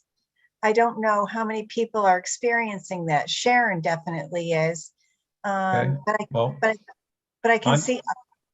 I can offer to continue reading if Sharon can't, if board members can hear me. Do you know where we are? Do you know where we are, Tim? Yes. Okay, why don't you do that? Okay, so I'll Thank pick you. up where Sharon left off. In contrary to the City of Danbury zoning regulations 11B1, conditions for granting a hardship. A, the owner applicant have created this hardship. B, the owner/applicant have not demonstrated a financial loss. C, no financial loss can be demonstrated by the owner as the operator of the hotel for 39 years, thereby paying operational costs, local and state taxes. D, the applicant/owner have not demonstrated the use is necessary to allow reasonable use of the property. E, the applicant/owner have not demonstrated the use is in harmony with the general purpose and intent of the zoning district. F, the owner/applicant have not demonstrated how the variance will not adversely affect public health, safety, and welfare. Then we have copied from the zoning regulations from the City of Danbury, some of the zoning regulations, 11B variances, 11B1 conditions, applicant/owners violations to the City of Danbury use variance. No variance shall be granted by the Zoning Board of Appeals unless the board can reasonably find that owing to conditions especially affecting the parcel, but not generally affecting the district in which it is situated, a literal enforcement of the regulations would result in exceptional difficulty or unusual hardship, so that substantial justice will be done and the public safety and welfare secured, and provided further that the following conditions are met. A, the hardship is the result of the particular circumstances of the site and was not created by the applicant or a predecessor in title. B, the hardship differs in kind from hardships imposed by these regulations on other properties in the district. C, financial loss resulting from these regulations does not constitute the cause for the application for a variance. D, the variance is the minimum variance necessary in order to allow reasonable use of the property. E, the variance is in harmony with the general purpose and intent of the zoning district and other provisions of these regulations. And F, the variance will not adversely affect public health, safety, and welfare. Current state. In March 2020, the state of Connecticut was under orders to open up emergency homeless shelters at the beginning of the COVID-19 pandemic.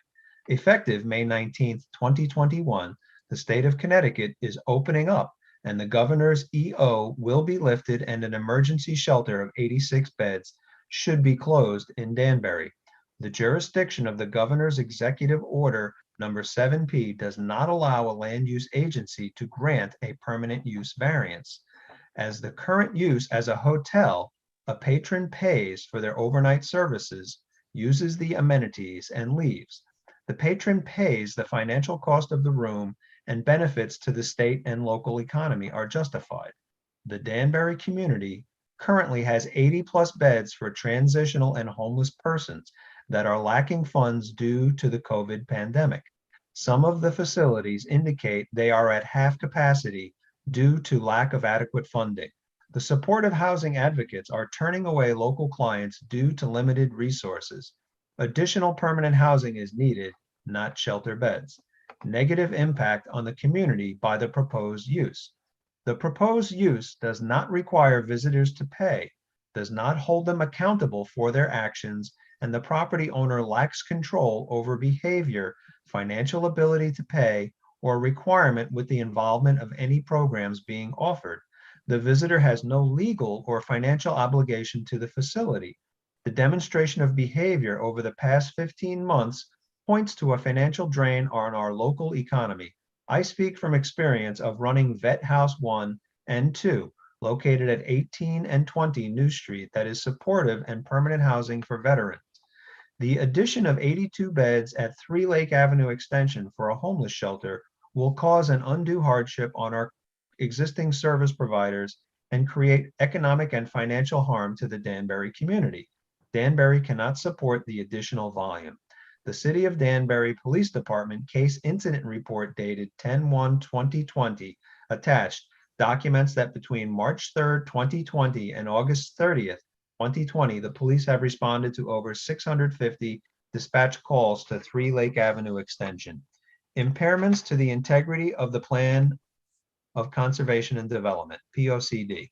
Considerations for health, safety, and welfare of the residents that should be considered and are inconsistent with the City of Danbury's POCD, allowing this state and federally funded homeless facility.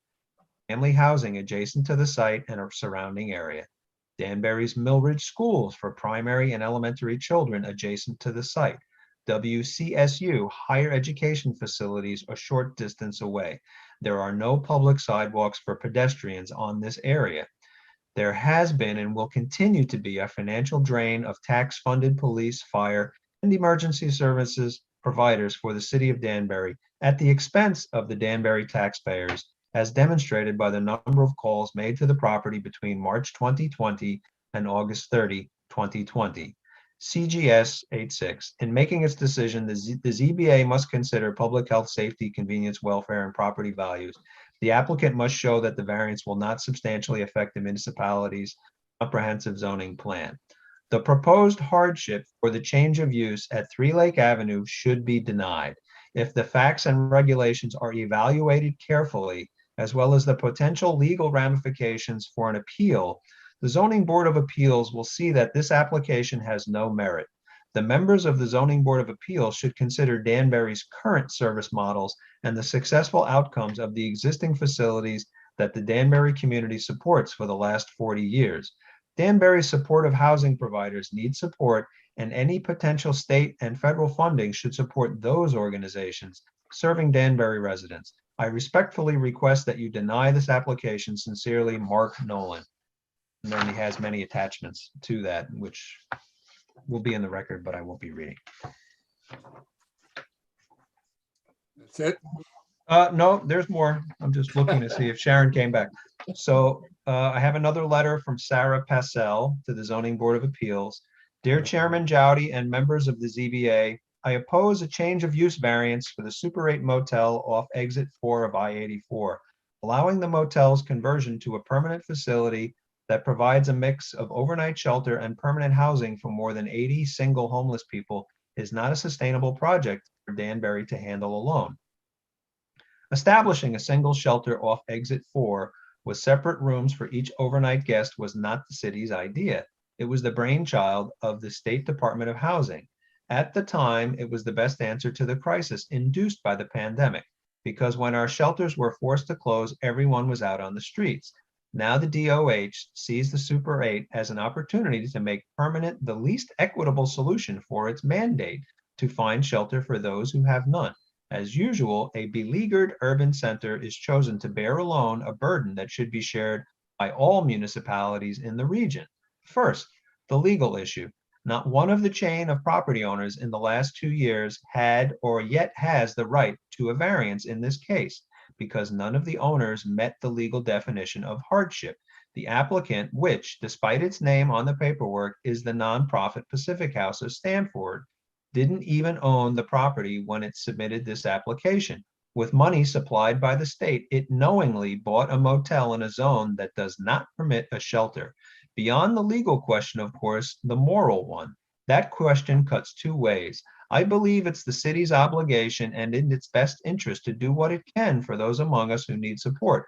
But I know there's a limit to what the community can do without compromising its stability.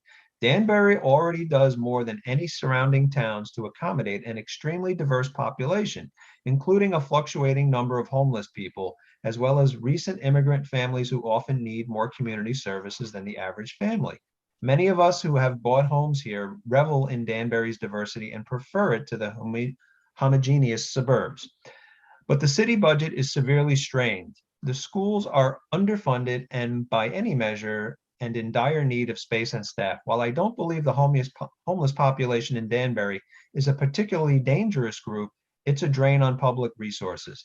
Countless good Samaritans, even from neighboring towns, have long helped to feed, clothe, and comfort Danbury's homeless. But let's face reality and all its complexity. The homeless have a history of disrupting neighborhoods where they congregate. City Center Danbury has documented the statistics at great effort and without the cooperation of City Hall. These disruptions include defecating on public sidewalks and green spaces downtown, as well as brawling among themselves and ingesting illegal drugs in public restrooms. The troubles have not stopped. They have spread to another part of town. Wherever these nuisances occur, they require a disproportionate amount of our first responders' time and effort. As our affordable housing administrator, Mark Nolan, notes in his letter to the board, police have been dispatched to the Super 8 neighborhood 650 times since the shelter opened as a temporary pandemic emergency measure in the spring of 2020. This cost falls on taxpayers, and the disruptions drive customers away from local businesses. Taxpayers should have a voice in how much they are required to invest in communal charity. But the city's negotiations with the state, the motel, and Pacific House were executed without discussions of the underlying problems of the homeless. As usual with proposals that come from the mayor, the city council declined to look deeply into the problem the Super 8 plan is supposed to solve. Due diligence and debate were lacking. As Steve DeLilla, Director of Individual and Family Support Programs at the state DOH told me in March, the state stepped in to open the motel, has a single central expanded emergency homeless shelter early in the COVID-19 pandemic, when our smaller local shelters were forced to close for lack of adequate COVID protection. All this past winter, the 80 rooms at the Super 8 shelter were occupied, DeLilla told me. If I understand correctly, at some point within the past several weeks, the number of homeless sleeping in the reopened city shelters, which are operated by volunteers, stood at 68. Compare the total of these plus the Super 8 clients to the count in January 2018, when the number seeking overnight shelter here was 72, according to a report that year in the News Times. The number seems to have doubled since the pandemic began. Where did this year's influx come from? They come from out of town, according to people who have talked to them. I get different stories about how far new shelter seekers have traveled for a room in Danbury. DeLilla flat out denies that the Super 8 is drawing people from outside the Danbury area. Local activists who talk to homeless people on the street during daylight hours say DeLilla is wrong. While charity is necessary for the common good, giving everything we've got does more harm than good to the community. Let the governor and his executive branch do the right thing. Let them insist that wealthy towns open their own gates to some fellow humans who struggle with addiction, mental illness, and other misfortune and need a helping hand to navigate daily life. Thank you for your attention to our concerns. Sarah Passell. I have a letter from Albert J. Salem to the Board of Zoning Appeals. Attached is a list of incidents involving homeless at our property located at 42 Lake Avenue Extension from 3/28/21 to 5/7/21. We would like the enclosed as part of the record for the Zoning Board of Appeals regarding the homeless shelter scheduled to be discussed on Thursday, May 13th, 2021. We are in favor of a shelter. However, it should be properly located and properly regulated. We are willing to help. I'm not going to read the attachments. I'll move on to the next letter, but they will be in the record. I have a letter to the Zoning Board of Appeals.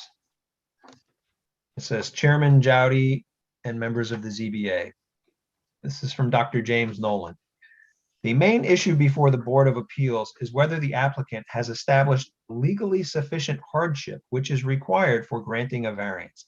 Unless the hardship claimed by the applicant rises to the level established by the Connecticut courts necessary to support the granting of the variance requested by the applicant, the Zoning Board of Appeals should deny the variance request. The applicant has not met that standard.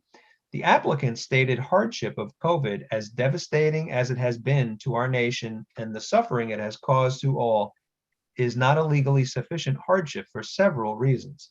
Chief among those reasons is that it is not a permanent condition, particularly in Connecticut, which leads to vaccinations and the reopening of all businesses on May 19th, 2021. With good continued leadership, COVID will soon be controlled and effectively eliminated. Additionally, COVID has not impacted the applicant differently than any other property owner in the CA80 zone. Stated simply, the hardship before you, whether argued to be self-created or not, is thankfully temporary and will soon be essentially gone, let alone even suggested as a hardship. Connecticut in 6 days and the nation will soon be 100% open. The Danbury zoning regulations considered homeless shelters as a special exception use. The regulations also provide at section 11B2C that a variance shall not be granted to change a special exception use to a permitted use.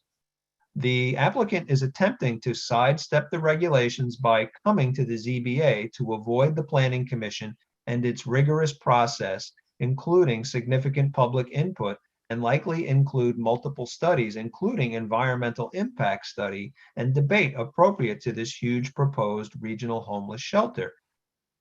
Since to date, there being no public forum, I offer the following additional information for context. Boughton Administration 10-year plan to end homelessness in Danbury was adopted in 2006, attached. A core tenet of this plan, as stated by former Mayor Boughton, it's a regional problem. Danbury shouldn't have to shoulder the burden for the whole region. The first crucial element of this plan, affordable housing. Danbury has completed with 10%, over 3,200 homes of its housing now affordable, mission accomplished. The Boughton administration's plan never envisioned Danbury taking care of other communities. Surrounding towns' population is over twice Danbury's population and have on average less than 3% or under 1,900 total affordable housing, with some, such as Reading, having none. Understanding this is critical because the regional shelter concept will discourage the surrounding communities in building affordable housing, therefore not protecting their residents from becoming homeless. The regional shelter proposal will encourage the opposite, and surrounding towns with no shelter will continue to avoid building affordable housing and will continue sending their homeless to Danbury. With a deficit of affordable housing and absence of shelters, surrounding towns continue to avoid their responsibilities to take care of their own, and as Mayor Boughton stated, shoulder their burden. It is time for Danbury to stop enabling this failure of surrounding communities. Existing shelters. Danbury has numerous existing shelters, such as legal homeless transitional housing facilities, which have operated in the Danbury community. This house, Harmony House, Shelter of the Cross, Vet House, MCCA's Sunrise Terrace, Women's Center of Greater Danbury, New Old, Family and Children's Aid, West Harmony Street, Jericho facilities on Maple Avenue, and Danbury's New Street Shelter. 20 beds each. Both Maple Avenue and Spring Street shelters require relocation to non-residential areas and to become very Danbury-centric by not accepting federal funds, therefore control. Through these shelters and transitional housing facilities that lead to permanent housing adequate to serve Danbury's needs, Danbury has served, is serving, and will continue to serve our less fortunate homeless individuals. We have all been very supportive of this process and will continue to be. According to the National Alliance to End Homelessness, located in Washington, D.C., attached. In Connecticut, the local homelessness is 8.5 per 10,000 population. Based on Danbury's population being about 84,000, this translates to 8.5 times 8.4, 71 beds to meet Danbury's homeless population, and our present shelters more than meets this need with 80 beds. Mission accomplished. This policy reversal / taxpayer commitment with no public input to date is why Danbury citizens deserve a referendum regarding a regional shelter location. While we taxpayers and voters and business people feel a vast relief that the shelter has moved out of the downtown, we feel it is our civic responsibility, see something, say something, to point out the fundamental flaws in this proposal, which will affect us and our neighbor Danburyans on the west side and therefore all of Danbury. Safety concerns / consequences and funding.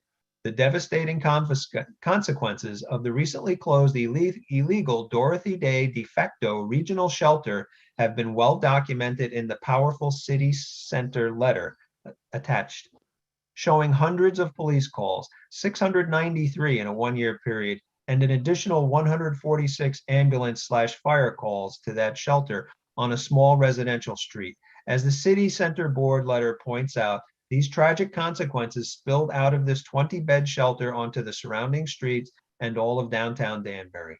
The greater influx of homeless fueled by no one turned away federal funding by the proposal in front of you will have vast negative impacts to the west side and the Danburyans around it. Affordable housing complexes, schools, neighborhoods, and businesses at the devastation it did at City Center. The Super 8 shelter had 600 police responses in the first 5 months of operation. While the cost of police, fire and ambulance, etc. to Danbury taxpayers will be in the millions, the true cost must be measured in endangering the lives of our public servants responding to emergencies caused by this huge shelter. Size and scope. The 32,000 square feet Super 8 motel has 84 rooms with an undisclosed number of beds. Utilizing the National Alliance to End Homelessness, surrounding towns' population of over 160,000 would require 136 beds, 16 times 8.5, and having none send their homeless to Danbury. With these homeless combined with arrivals from throughout the state and further, the Super 8 hotel, federally funded, will have a never-ending flow of homeless non-Danburyans arriving on Lake Avenue using our Danbury Police Department, Fire Department, Ambulance Department, social services, and put Danbury's first responders at risk. This would all be paid for by the Danbury taxpayers. This is no more logical or sustainable than Danbury being obliged to pay for such other services that each surrounding city / town has the legal and social responsibility to provide to its citizens, yet does not with their homeless. To those incorrectly and naively suggesting that this proposed shelter is a new model, it is simply an untested and much larger version of a regional homeless shelter that has failed us in downtown Danbury. Of note, we have observed and participated in multiple ZBA hearings. Recently, one applicant involved the illegal Dorothy Day shelter rose to the level of the state courts, and the city of Danbury prevailed. I suggest that all legal arguments and city regulations utilized in these previous denials of unwarranted hardship be made part of and utilized in your decision in denying this matter before you. The applicant is required to demonstrate to this board that the zoning regulation it seeks to vary when applied to applicant's property creates a legally sufficient hardship which must be self-created. The applicant has failed to satisfy this requirement, and then therefore the application must be denied. Signed, Dr. James Nolan. Okay, got another one here. This is Dear Chairman Finaldi. And this is from PJ Prunty, the Executive Director at City Center. It has come to our attention that the last Planning Commission meeting held on 1/2016, the correspondence to Chairman Arnold Finaldi from Attorney Neil Marcus dated 12/29/15 concerning Dorothy Day Hospitality House Incorporated has been referred to Corporation Counsel. We understand the difficulty in assessing this situation, and while we are not questioning the desire to be compassionate and help those in need, we believe the location, method, and operation of a detrimental impact Dorothy Day Soup Kitchen has made for Spring Street and the surrounding downtown this issue. I'm sorry, this is an attachment that was from the previous letter. I'll just stop there with the reg. So the other letters I have were not placed in the agenda. They came in after the cutoff. These are more letters against. This is from Mary Chun to Miss Mary Larkin. Dear Miss Mary Larkin, I own a 3-unit rental property on Spring Street, just a few homes away from the Dorothy Day Soup Kitchen. I bought the home several years ago during the winter when there was not much activity at the soup kitchen. At the time, I was unaware how much devastation a soup kitchen like Dorothy Day creates for the community. Dorothy Day makes it a tremendous challenge for any landlord to successfully operate a rental property on Spring Street. The previous owner finally gave up being a landlord on Spring Street because of the hardship caused by Dorothy Day making a neighborhood undesirable for tenants or anyone else who wants to live there. When I bought the property, the 3-unit home was in tremendous disrepair. I invested time and money into the blighted property and restored it to like new condition, hoping that it would contribute to improving the overall property value of the neighborhood and community. Little did I know, no matter how nice I made the property to attract good tenants, the destruction that Dorothy Day caused to the neighborhood would make being a landlord on Spring Street extremely difficult. Dorothy Day causes the neighborhood to be undesirable by attracting not only the homeless, but drug users, prostitutes, and criminals. The neighborhood is so bad that rents on Spring Street are the lowest in all of Danbury. The rest of Danbury commands high rents and attracts people moving from all different locations, including different states. As a landlord on Spring Street, it takes a long time to rent a unit when it becomes vacant. Out-of-towners call on an apartment ads because of the lower price. However, as a landlord, one has to explain the soup kitchens and the problems it creates, and that severely eliminates most of the people from moving into the area. It does no good, not to mention the soup kitchen to a prospective tenant, because that will just create more problems down the road. Landlords on Spring Street are limited to prospective tenants who are already familiar with the area and know about the soup kitchen. Because of the restricted number of candidates this produces, it takes 10 times more time and effort to rent a vacant unit. Therefore, landlords must suffer the lost rental income and the increasing cost of finding new tenants. In addition to Dorothy Day making life difficult for landlords of the rental front, they also destroy property value. Cities have zoning laws that penalize blight conditions of property. These laws are reasonable and necessary because any owner who does not maintain their property good condition causes blight and lowering of property value to the rest of neighbors and community. And yet for over 30 years, Dorothy Day has been the worst offender of destroying property value far beyond any single blighted home. They have made the neighborhood the place for drug users, prostitutes, and criminals. It is hard to imagine for over 30 years there has been no laws to rein in a community destroying organization like Dorothy Day. Recently, Dorothy Day has moved to a new location in Danbury by the Super 8 Motel. It is important that the city planning and zoning prevents Dorothy Day from destroying another part of Danbury. Also, there is no reason Danbury alone should bear the cost of allowing Dorothy Day from attracting all the undesirables from all other surrounding cities, while those cities do nothing to take care of their own homeless. Sincerely, Mary Chun. There's another letter from Robert Steinberg to the Board of Zoning Appeals.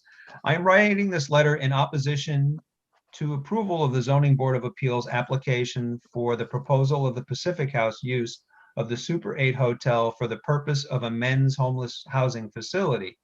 Firstly, there is no basis for the Zoning Board of Appeals to permit this use as a hardship. In the application Exhibit B, hardship, it is stated in point number 3, project will have no significant impact on the human environment. Therefore, no environmental impact statement is required. This is unacceptable, misleading, and false.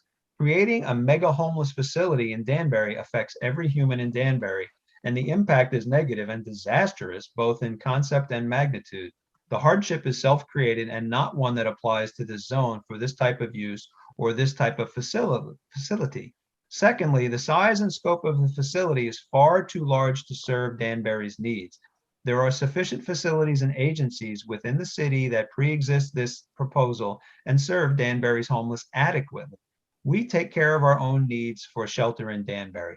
Homeless people from surrounding areas and states will be brought to the Super 8 motel rather than being helped in and by their own communities. Thirdly, the surrounding towns in Connecticut and New York do not provide facilities that serve their homeless, nor do they provide adequate residential affordable housing for them. Many of these towns indeed fail to meet the guidelines for affordable housing recommended by the state of Connecticut, and many of them have refused to consider affordable housing at all. Danbury already exceeds the state guidelines and provides affordable residential housing for Danbury residents. The Danbury Planning Director is in error by attempting to include proposed shelter rooms in the Super 8 as affordable housing. They are not affordable housing units by any definition, and it is misleading to infer that they are housing units.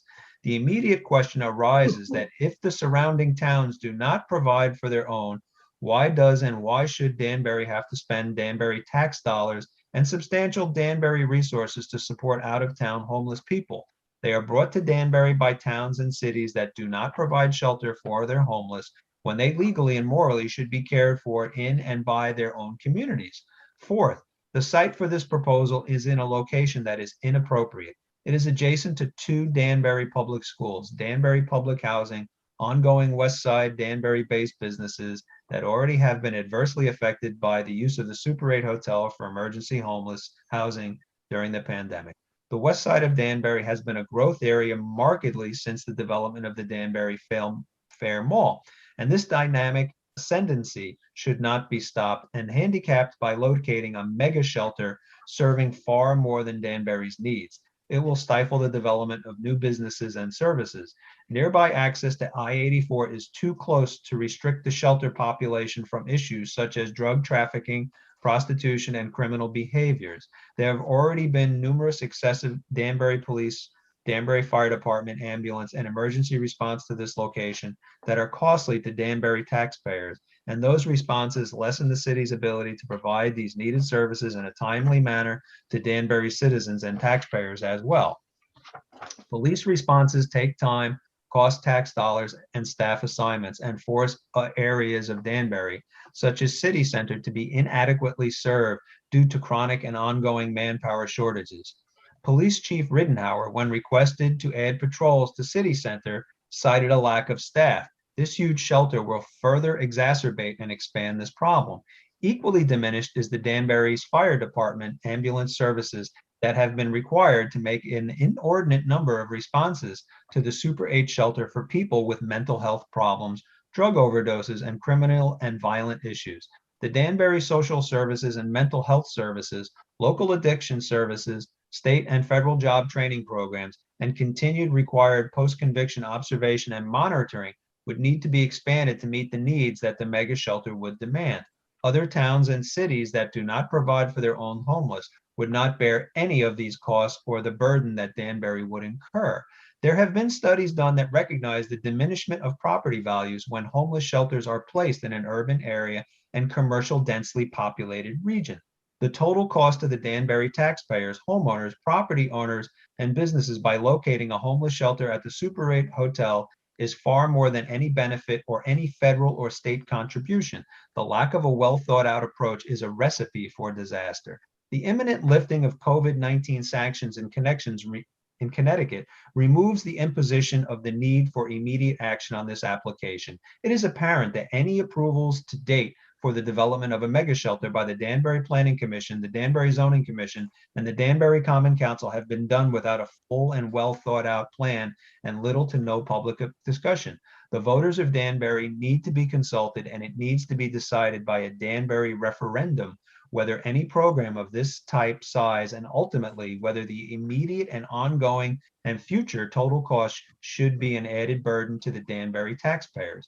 Nothing should be approved until the proper forum, a referendum, in the municipal election in November. Ask the candidates for all municipal offices where they stand on Danbury's taxpayers providing a regional homeless shelter. Get their answers and get the Danbury voters' response. Signed, Robert Steinberg. I have another letter sent from an iPhone from Benny Gonzalez. As a resident of Danbury, Connecticut, of my family, and I hereby object to having the permanent Super 8 shelter that has been discussed in our neighborhood. While Danbury looks to improve its reputation for being diverse and a safe, livable area, this will only tarnish whatever good we've gained over the years. The mall, which is in walking distance, will only bring about many undesirables and will be breeding ground for many different crimes to arise. That is one of the reasons I oppose this shelter at this location. I have another letter from Peggy and Craig Stewart. Dear Zoning Board of Appeals, I am writing this letter in opposition to the zone usage variance application for the current Motel 8 property on Lake Avenue that will be heard on May 13th, 2021. The shelter will be located in one of the city's busiest traffic areas with no sidewalks to safely accommodate additional foot traffic. The temporary shelter's residents have created safety and nuisance issues for businesses and the customers in the area. Residential properties in the immediate area have also been affected with some of the same problems and are additionally concerned about a drop in their property values due to these issues. There is no question that there is a need to accommodate our local homeless population as well as providing services to address their immediate and long-term needs, but this is not the right location for that. The city of Danbury has already received payment for this property for the explicit purpose of a permanent conversion to a regional homeless shelter. The city of Danbury has already endorsed this change, yet they don't have an approval from your board. What is the hardship that would lead to an approval of this application? Hardships must not be financial or self-created. There must be a valid hardship as defined in the city's land use regulations. If not, this must be denied. I encourage you to disregard who the applicant is and who is supporting their effort to tamper with the current zoning regulations. As citizens and taxpayers, we ask for nothing less. Please read this letter at the meeting and include in the meeting minutes. Another letter from Wendy DaCosta.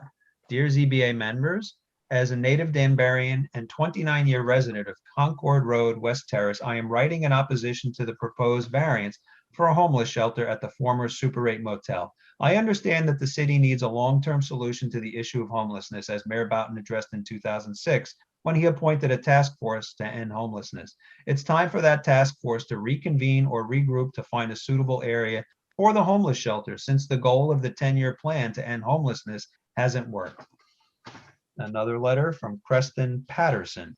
Dear elected official, concerned residents, property owners, business owners, and taxpayers. I hope this letter finds you well. I am a proud Danbury resident, and I just wanted to reach out and express my opposition to the plan to transition the Super 8 motel at Lake Avenue Extension into a permanent homeless shelter. I understand the need to assist Danbury residents in need, but the size, magnitude, and location of the project presents far too many risk factors to go forward. The facility is located near 2 schools, which is a concern as some individuals at the shelter may have issues that are not appropriate for children to witness as they drive by to school each day. In addition, there is the possibility that there may be a resident who should not have contact with children. Also, the location of the property near an adult boutique, a liquor store, and the I-84 highway offering ease to drug trafficking is a recipe for disaster. By no means does this letter intend to generalize that all residents of shelters have criminal records, addiction, or mental health issues, but the reality of the matter is these are factors to consider. There are other community concerns as well, such as property value, but I wanted to be brief for now as I am aware your time is valuable. I hope we can reconsider this project and create a better, more thought-out solution to this situation. There is a groundswell of residents who are opposed to this project as they become more aware of the matter, which has not been properly researched and widely publicized to all the residents of this busy but humble community. I look forward to hearing from you on this matter. And he leaves his phone number. Okay, and we have another letter from, I think I read this one, from Robert Steinberg already. I know I got 2 copies in here, I guess. I have another letter from Barbara and Joe Davis. Please include the below statements in the record for the referenced hearing this evening. Thank you. I understand that this commission can grant a variance if the zoning regulations create a unique hardship for the property. Up until a week ago, the owner of the property operated a profitable business that contributed to the city's tax roll. It consented to and was compensated for the use of their facility to temporarily provide housing for the homeless at a time when similar facilities struggled to keep their lights on. At the time of the application, there was no hardship for the owner of the property. It remained a thriving, fully operating business. Since the submittal of the application, the property has changed hands, as if this hearing is no more than a formality or a rubber stamp of a decision already made without the benefit or of the input from the community. It is our opinion that the use of the governor's executive order number 7P does not meet the standard of hardship. The executive order was issued because of the pandemic and the need to stop the spread of COVID-19. It is not and should not be considered an executive order to provide a permanent solution to the homeless issue for the city of Danbury, and thus we believe falls short of the intention of the hardship requirement. Any hardship that may exist was self-imposed by preempting the regulatory process and puts this commission in an awkward position to deny this application. Further, we have reviewed the planning commissioner's report and understand and acknowledge that the ZBA cannot grant a variance for a use inconsistent with the general purpose and intent of the zoning regulations or which impairs the integrity of the comprehensive plan. Emphasis added. We believe that there are considerable differences between a hotel and a homeless shelter. We do not need to elaborate on the differences between the clientele of a hotel and that of a homeless shelter as they speak for themselves. We urge you to deny this application and direct the applicant to find a more suitable location that fits within the existing zoning regulations of the city of Danbury. Respectfully, Barbara and Joe Davis. And I have another letter. Good morning, Ms. Calitro and Ms. Larkin. I hope this correspondence finds you well. The audience for this letter should be the members of the city's Planning and Zoning Board, and its intent is to express my disapproval of the city's plans to allow an out-of-zone building/facility to be secretly rezoned without full transparency to those who will ultimately be impacted most by these actions. Since the onset of the pandemic, our government has attempted to remedy long-standing health and safety concerns within the city, claiming they were attributed only to said pandemic. Homelessness in Danbury has been a major issue since I moved here in 2004. There have been many attempts to address this growing concern, but many have fallen short of the expected results. And the city's attempts to circumvent the usual transparent review and approval process is shameful, to say the least. The expedited review and approval process that is being followed not only lacks transparency, but it may even rise to the level of discriminatory. Not all members of this concerned community who should have a voice in the decision have access to this material/virtual meeting since they don't own an electronic device to do so.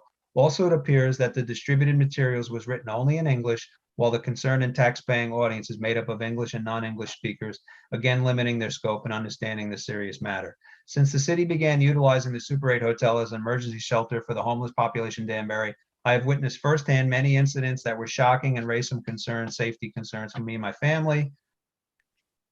Tenants of the locations often approach and solicit money from the customers of the nearby legally zoned establishments, many of whom are elderly or adolescent teens who are no doubt surprised, if not scared, during these encounters. I understand that the city intends to review and consider the number of calls to service that were received in the area, but there lies another flaw. I imagine a large number of these incidents were not reported to the police out of fear or single personal inconvenience. Who expects to be harassed by someone when they're simply getting gas? The location is within walking distance to the Mill Ridge Primary School and the West Side Middle School, adding a level of fear and uncertainty in the minds of the students who attend the school, the teachers who teach there, as well as the parents who hold the city accountable for their children's safety and well-being while in attendance at either location. In addition, this location is again within walking distance to several neighborhoods where tax-paying families reside, which include vulnerable adolescent children and elderly individuals. This proposal adds that same level or heightened level of fear in the minds of the residents.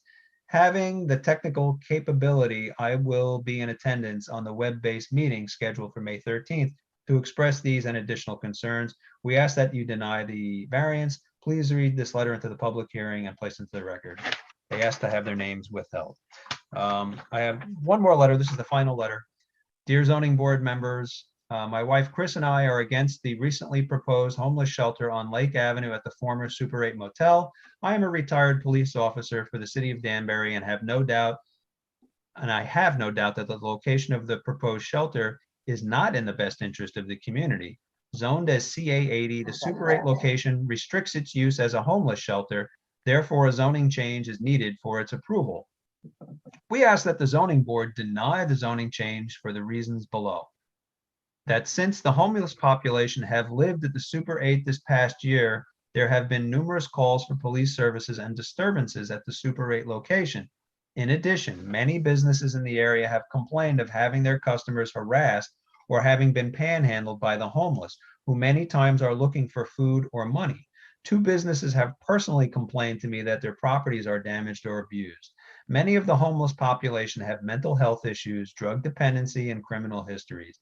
That being said, we are in favor of a shelter for the homeless in the proper location where they would be able to congregate in a safe area and get the services they need, but not in the busy intersection of Lake Avenue and Mill Ridge, where they congregate nightly and also walk out of the heavily traveled Lake Avenue exit 4 intersection.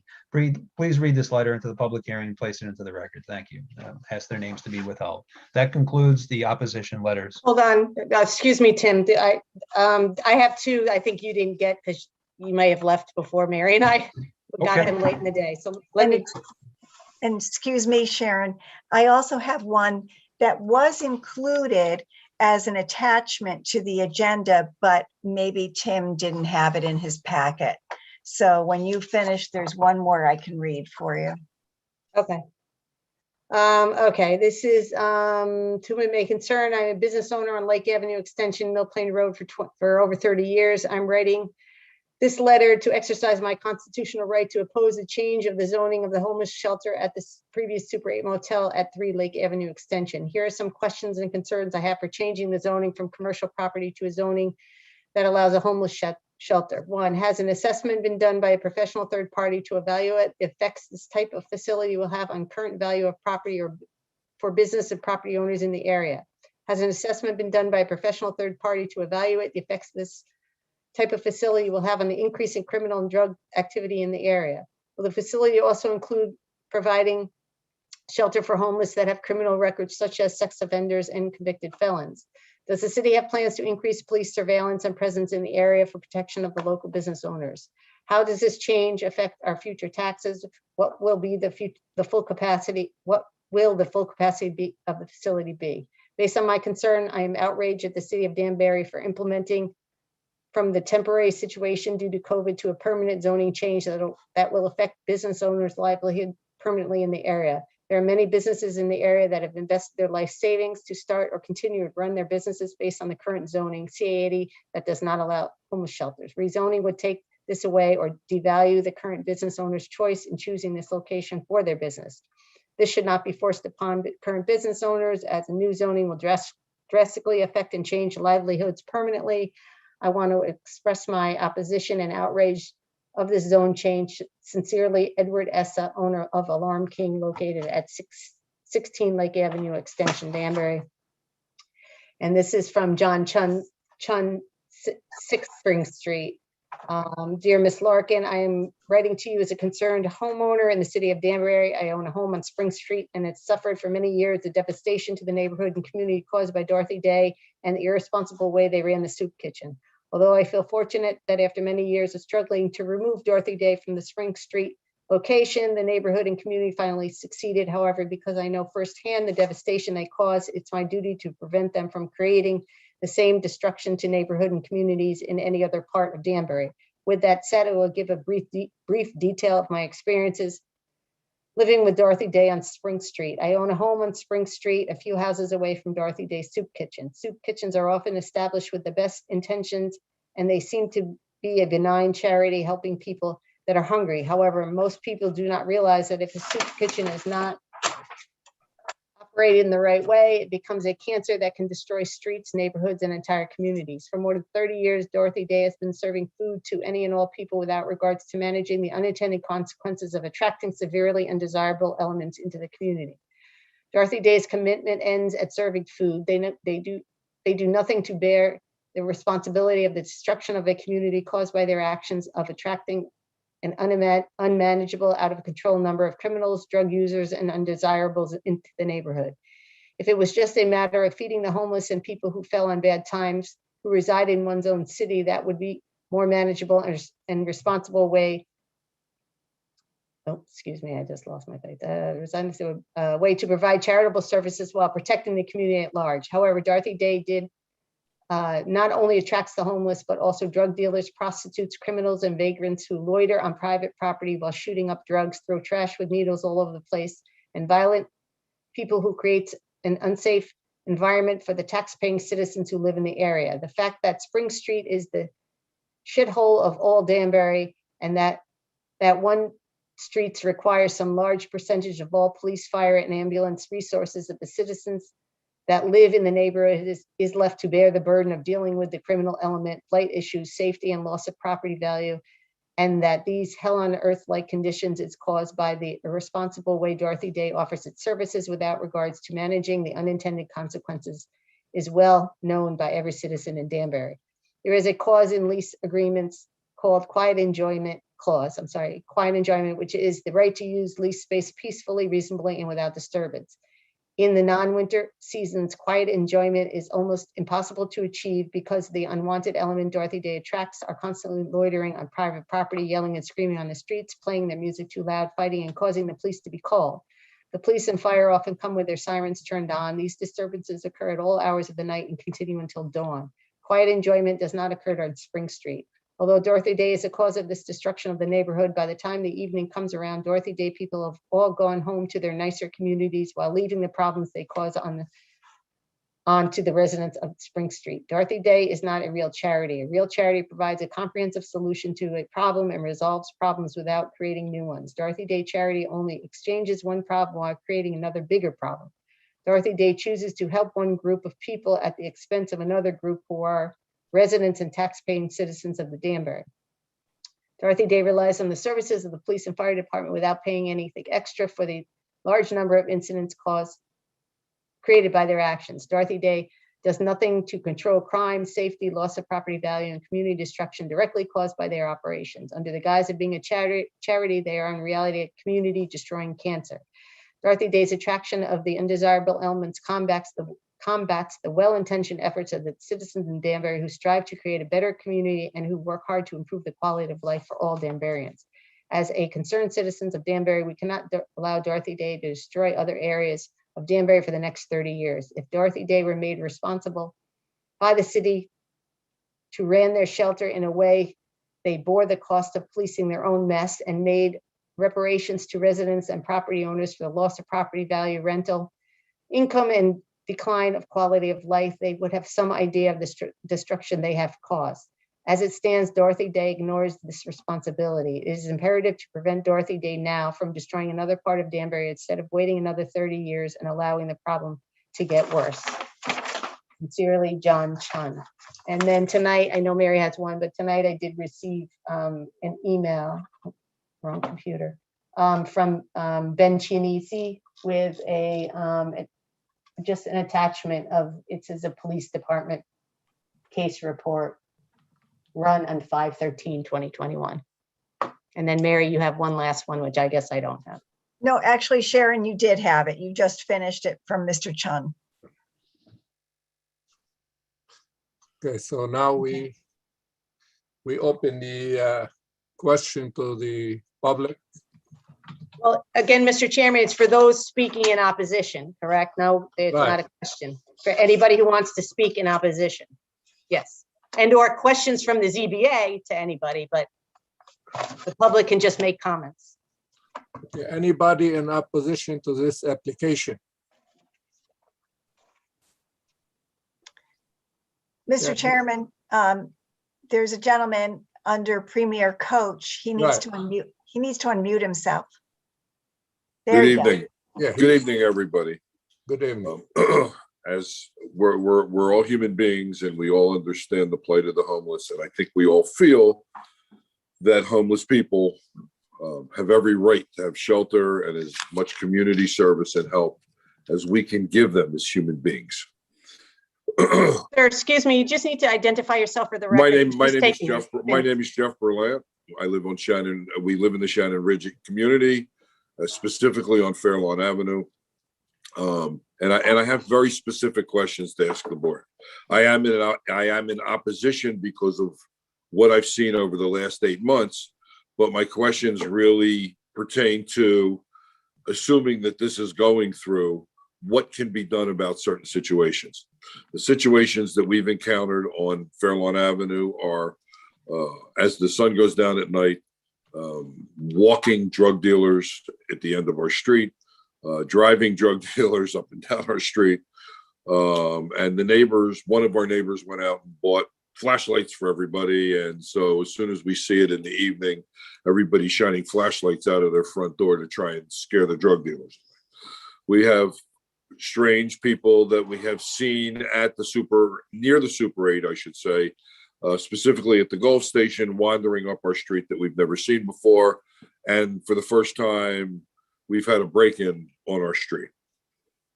So we're concerned about what background checks have been done about the people that are coming into the facility. Specifically, are there sex offenders? Because as the police chief had mentioned, here's the 18-page report with over 530 incidences, and there's several sex offense and assaults, sexual assaults listed in here. And multiple break-ins, besides the domestic violence that has been written up by the city. So my question is, what are the background checks that are being done on the people?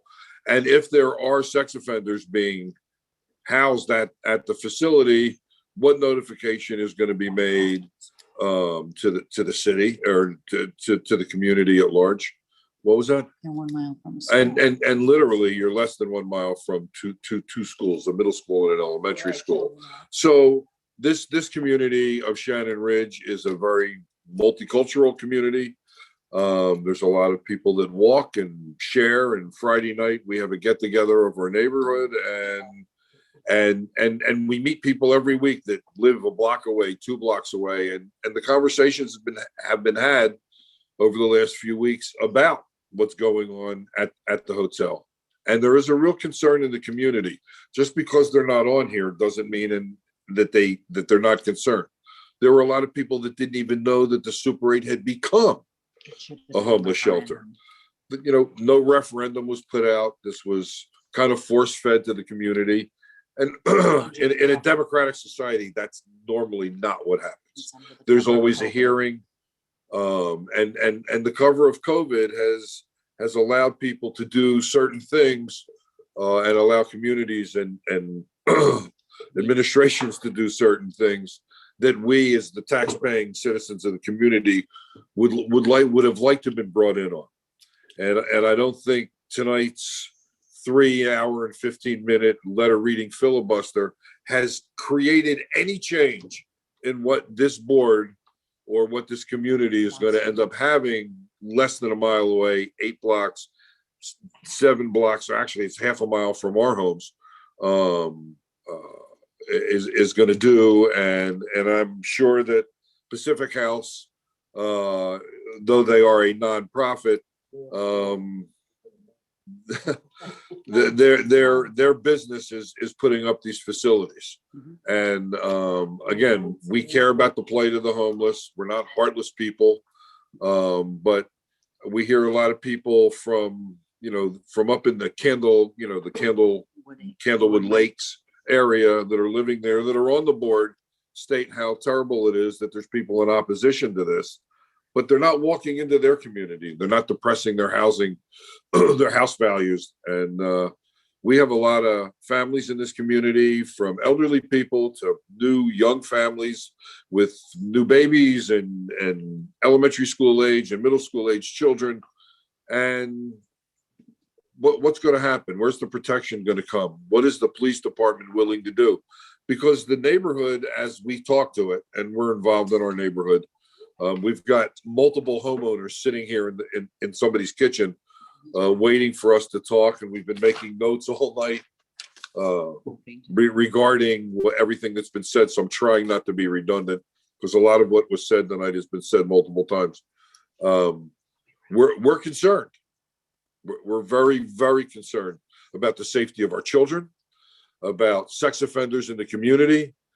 The best part of my life saw a prostitute walking up the street, literally walking off and on lawns and walking up the street and looking at people and see who would engage with her. This was about 3.5 or 4 weeks ago.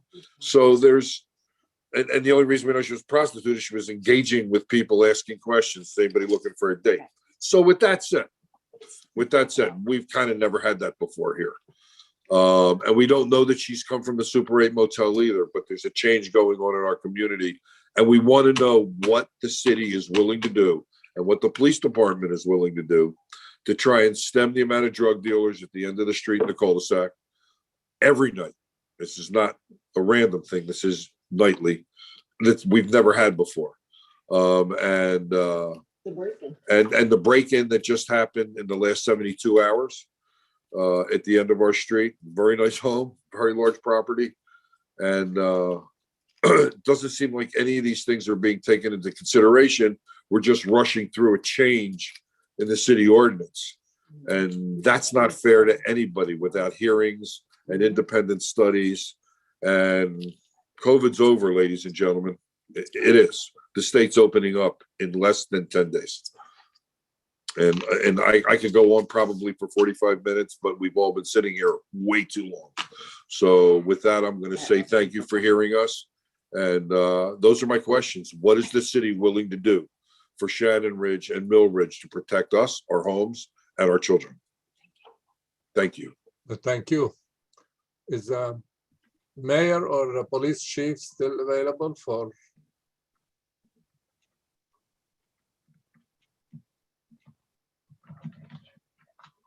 And I am still here, and right now I'm just listening, and we will respond accordingly when we get complaints of any criminal activity. Again, the information that we are talking about today was specific to the 3 Lake Avenue property, and like I said, there's 18 pages, but if you really look from page 4 through 18. There, other than property checks, there wasn't a lot of activity. But that's not to say that there can't be some problems in the surrounding areas. But so if I have specific addresses, that we will address accordingly. Why is the property check different? Chief Rittenhour. Yes. We support the police. My brother-in-law is with the fire department. My father-in-law was the chief of the fire department, and we support this community and Danbury. But we've got 3 sexual assaults in here, and it just can't be brushed under the rug. Absolutely not. Absolutely not. I wouldn't say that we're brushing that under the rug. I will tell you that there were sexual assaults there prior to it being a shelter. Okay. As far as property checks go, that's just like if you went away for a week and you wanted to let us know that you were going away for a week, we would advise our area patrol cars to just go by your house and to log that they check the property. So that's my point. Is it's not related to a call for service of a problem. That was only my point there. So I'm saying that we stand with the blue, we stand with our fire department, and we stand with all of you that serve our community, regardless of what side of the aisle you're on. But this has been rushed through. You had a hearing, a submission on the 20th, and then by 10 days later, zoning was almost changed. And here we are at the 11th hour, right before you all stick your hand up and vote aye, or the majority of you do, the community's being brought in and being heard. And when I hear about letters that, 37 of them were the same letter that that people were asked to sign, I don't believe in my heart that these are valid letters. The letters that are valid are the people that were pro and con that went to the trouble of writing them and sending them in and asking them to be made part of the record.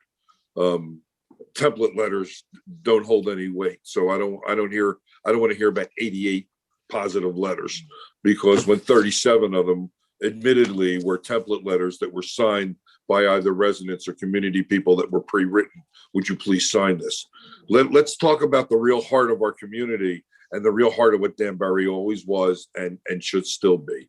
And that is a community that talks to one another, and a community that works together, and a community that isn't afraid to disclose to each other and have genuine, open conversation and debate, pro and con, to make good decisions for our elderly, for our children, and for the families, and for the property values, and for the businesses throughout this entire community. And that's what's happening here. None of that was taken into consideration at all. At all. We're putting up neighborhood watch signs. That's how scared our community is. That's not fair. There's some people here who never lock their doors.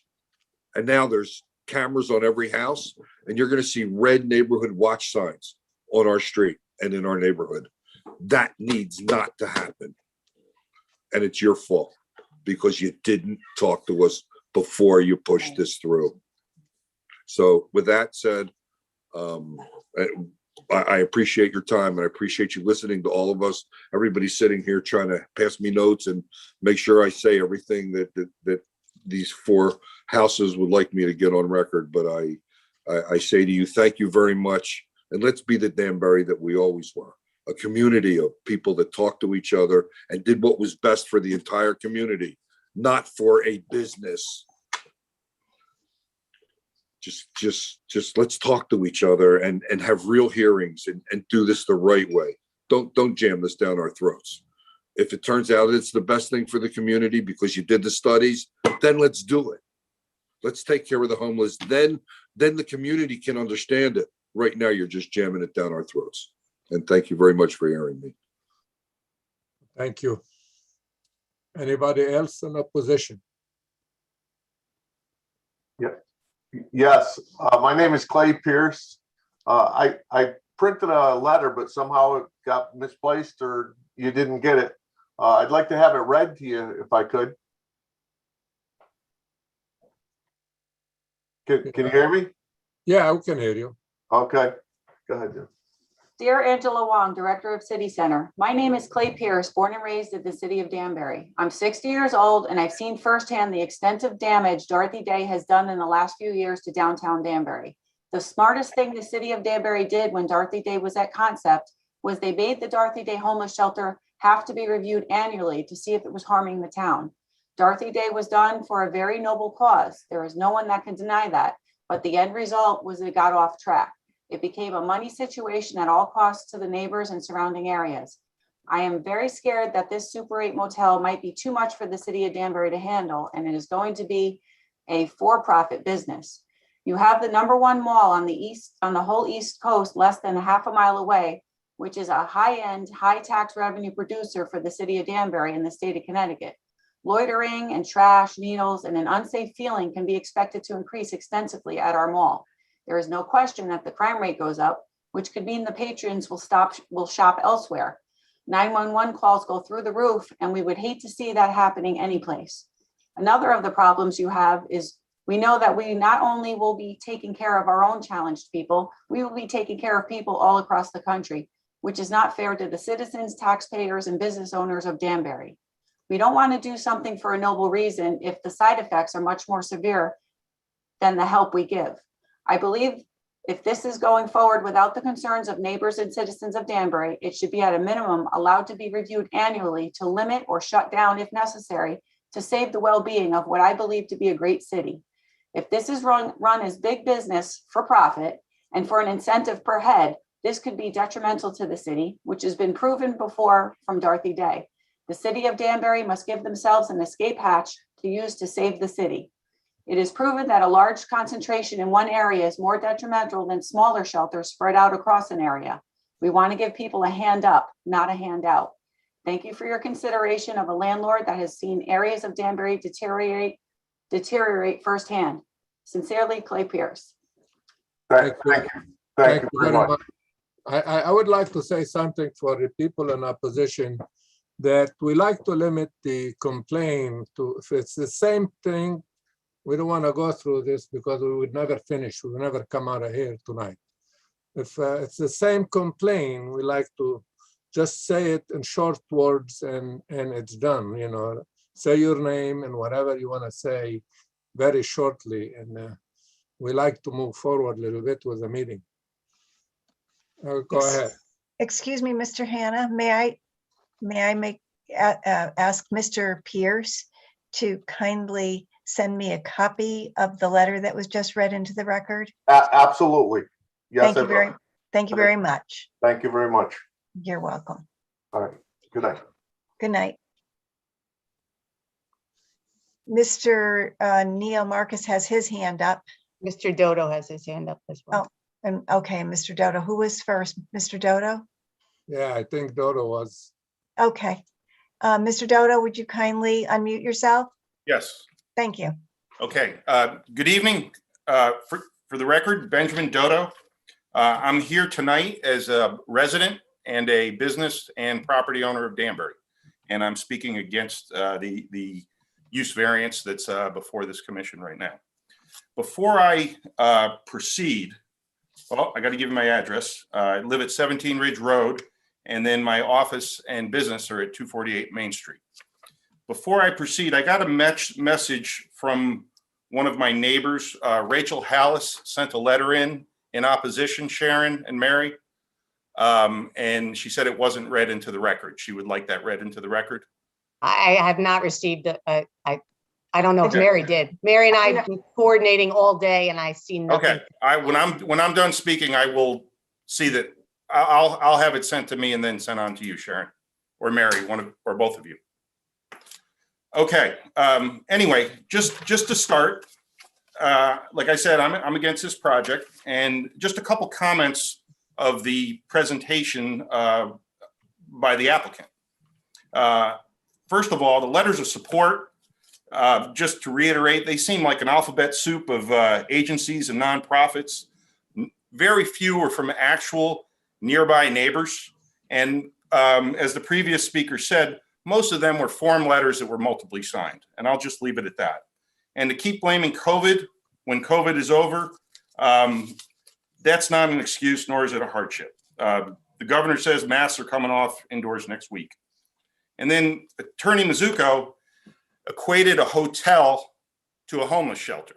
And, you know, my only question to Attorney Mizuko was, when was the last time he accidentally checked into a homeless shelter on a business trip or in his travels? And I'll leave it at that. I've had my business downtown for 15 years. My daily commute for the last 15 years has been Lake Avenue to Spring Street to Kennedy to Main Street. I'm more than familiar with the downtown shelters and the activities they attract. And just to be brief, you know, routinely confront trespassing, sleeping, drugs and alcohol abuse, fornication, every form of waste from excrement to vomit to urine on a weekly basis left for me to clean up. I've complained over the years to Mayor Boughton and the police chief Riddenhauer. And a couple of years ago, I finally gave up because nothing appeared to be done when this problem was downtown. Next is the process. The CA80 zone has been said, it doesn't allow homeless shelters. I feel, in my opinion, that the applicant is trying to cherry pick the ZBA to get a use variance instead of going through the normal process, which would be either to amend the zoning regulations, to rezone the property, or to put the shelter in the 2 zones in town that allow it. Use variances equate to spot zoning, and I know just from my experience in working in Danbury, they're frowned upon, and I'll leave it at that. And then the 6 hardships, all those hardships that were listed on the application, They were just stating facts. None of those were actual hardships. And COVID's not unique to the property. COVID's not unique to the applicant. COVID has affected everybody. And again, it's almost over. So using that as a hardship is just completely inappropriate.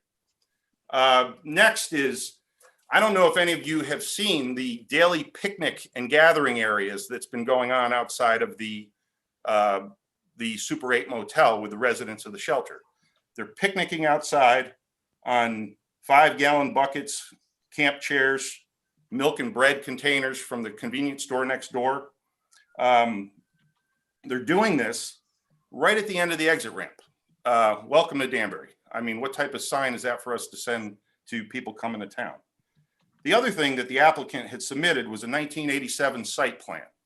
That 1987 site plan shows that area that they picnic is a detention basin. It's definitely not an appropriate use to picnic and hang out in.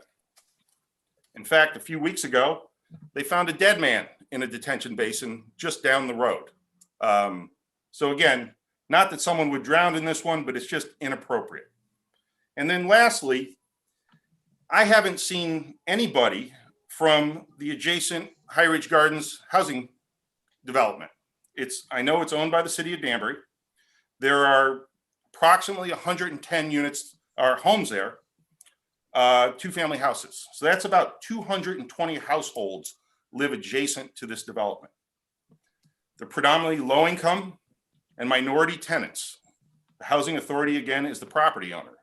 The question was, and I don't think they were because they don't need to be, were they even notified? Do most of them even know this is coming there?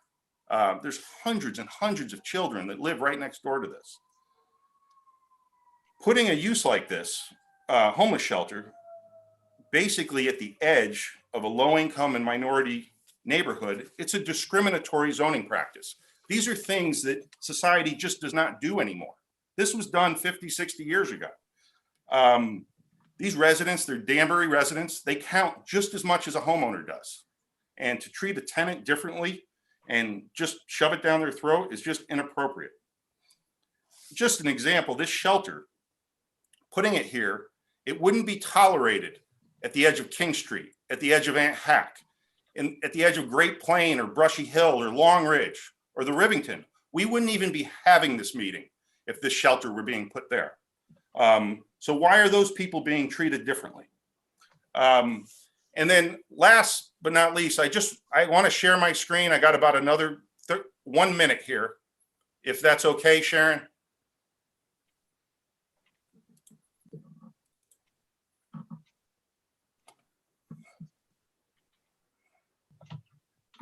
Can people see my screen?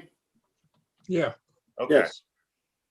Yep. So, here's an instance of what I was faced with all the time. This is the back of my building. This is between the Bardo garage and the back of my building. Here's an individual going to the bathroom on my property. This was a routine event, and I'm sure it's going to continue on the west side of town. You can see they bring their toilet paper, they leave their toilet paper, and they leave everything behind. This is just not acceptable in society for a business owner to have to clean that up at 7:30 in the morning when that happens. The picnics I had discussed. Here's a site plan that the applicant submitted. You can see the highlighted area is a detention basin according to their approved site plan. And here's how it gets used.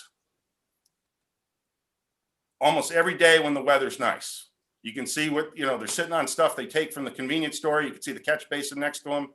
The I-84 ramp is right behind them.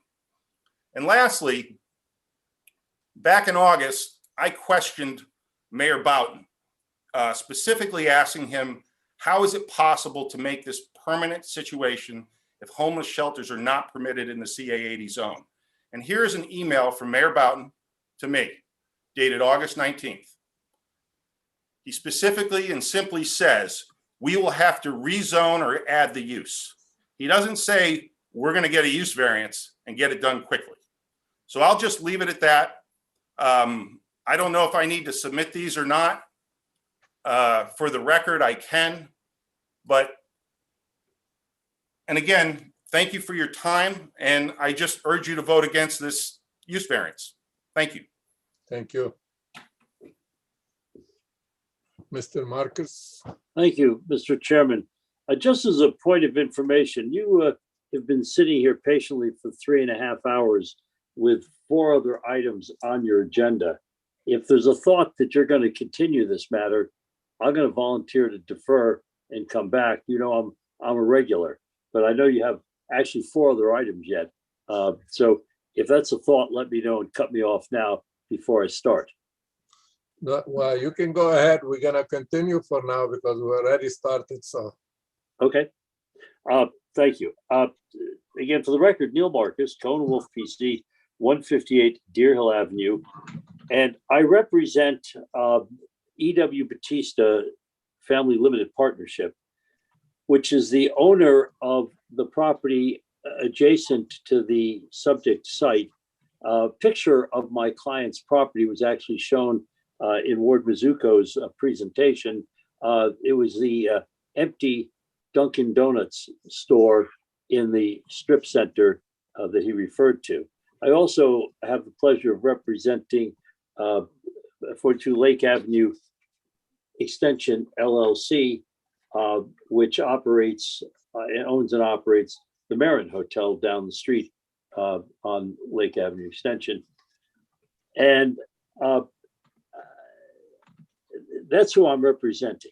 And quite honestly, the Batista property has been so impacted by the operation that it's closed. I mean, it's not, this will affect properties in the neighborhood.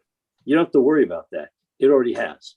The property shut down. He couldn't operate a Dunkin' Donuts with the clientele that would be sitting in his parking lot all day long because they wandered over from his new neighbor, the emergency homeless shelter. There's no better evidence of the problem with this application than just going out and looking at his site. And the fact that we've heard tonight a presentation from the applicant, and actually all of the speakers in favor of this application are really making this petition a referendum on doing something for the homeless. So I want to stop for a second and remind you of some of the background, and you guys know it because I've been before this commission on behalf of the homeless for years. I represented Dorothy Day to try to save that shelter from being shut down. And remember why they were shut down. They were shut down by a vote of this commission upholding an order from the zoning enforcement officer that there was a technical zoning violation after operating for 38 years on Spring Street. It was a zoning violation that they were shut down for. This present application seeks to exempt a property from zoning completely. Now, the Dorothy Day property on Spring Street is in the RH3 zone. There are 2 zones in Danbury that allow homeless shelters, the RH3 and the CBD. So keep that in mind. It's not that they were in a zone they didn't belong in. It was a technical zoning violation because their building permit from 38 years ago had to be renewed. The zoning permit for the building permit to do the renovations, to open the center, had to be renewed every year. And we fought it and we lost the fight and we then gave up. And why did we give up? Not because we thought that Judge Brazel-Mazzaro was absolutely correct in her decision. We gave up because of COVID. COVID-19 has really shut down the Dorothy Day shelter because it's tough to operate that small, less than 20 beds. We talk about it being a 20-bed shelter. It was really 17 beds. That shelter did more for the homeless in the city of Danbury than any other agency. Now, tonight, a lot of the letters in opposition refer to Dorothy Day as if the application before you is moving Dorothy Day out to Lake Avenue Extension. Quite honestly, it's not. The quality of the Dorothy Day people in running this has not been proven by the current applicants. I'm not saying they can't be that quality, but the quality of the people, and they all wrote letters in support. Leo Mackworth in particular, and Joe Simon and Ken Ballard, because they had a commitment to the homeless, which quite honestly, I have shared. Interestingly enough, Ben Dodo's comment, challenging whether Ward Mizuko had ever mistakenly wandered into a homeless shelter thinking he was at a hotel. Well, quite honestly, I've wandered into a homeless shelter intentionally, and I've stayed at the Dorothy Day overnight shelter on Deer Hill Avenue, which coincidentally is right next door to where I've had my law office for the last 45 years. So I know the homeless. I know what's involved in the shelter, and I know the mission. And I am 100% in favor of doing everything that we can do, but we got to do it right. Because I got one flaw that I inherited, I think from maybe my father or maybe from my teachers at the Worcester School, but it was integrity. And the system needs to have integrity. And right now, this application, as a number of speakers have said, lacks integrity. It's sort of shrouded in secrecy, and it's an end run around the normal process, which quite honestly, I'm surprised at, because Mayor Cavo, whose position paper on the homeless, I support 100%. That's his position paper on the homeless. I don't come to the conclusion that he does that this site is the proper site, because it's not. And I'll get into that in a minute. But he started his statement in support by saying they've been 14 months into this joint venture.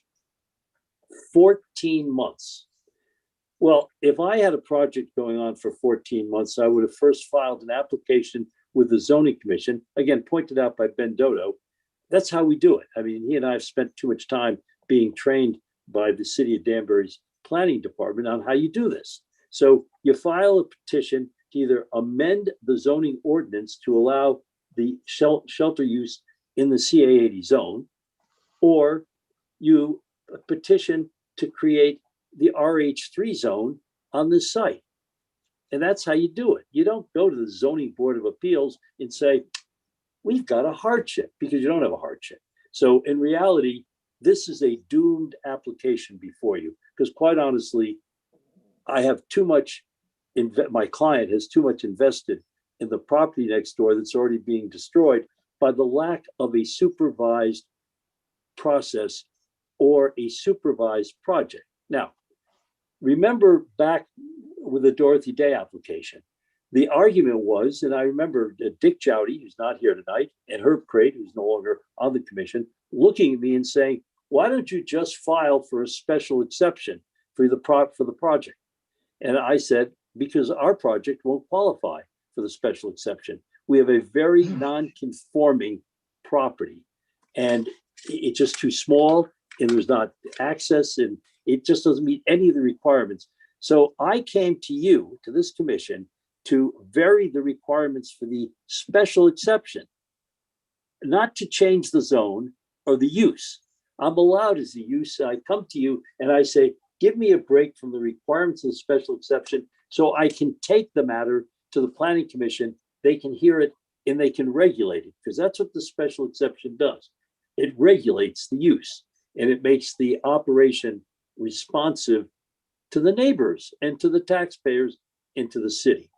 So I'm looking right now at a resolution of denial. I'm going to ask you to take note of this for the record, and I can provide it to you, but you already have it in your records. It's dated October 2, 2018. And it's a resolution of denial signed by Richard Jowdy on my request for a waiver of some of the site plan requirements. In paragraph number 5, your commission, the commission votes or holds, the applicant's request that the board waive the legal requirements and finding necessary for determination of hardship and or grant of the variance requested so as to provide a hall pass. The hall pass is what I said. Give me a hall pass that says I don't have to meet the technical requirements, so I can take it to the planning commission to allow, and it goes on, to allow applications to the planning commission for a grant of special exception and site plan is outside the scope of the board's authority, say no more. You have already decided that you don't have the authority to grant the variances that they're asking for tonight, which are much further down the line because they're use variances. That's the language that was used in your own resolution, outside the scope of the board's authority. By the way, my comments tonight are not going to be at all like the other comments. I'm not going to comment about the problems in the neighborhood or the need for affordable housing. You know, that's a whole separate issue. You heard a lot about it. I agree with some of them. But I say the issue here is following the proper procedure and meeting the law that the rest of us all have to abide by. In paragraph 7 of that same resolution of denial, it says the applicant's counsel concedes. That's me. I did concede, and I don't concede much in reality, that there is no hardship based on the conditions, especially affecting the parcel itself, as to any of the requested variances, and that the board has already found that the use of the property as a homeless shelter is not a pre-existing non-conforming use. Fine, I accept that.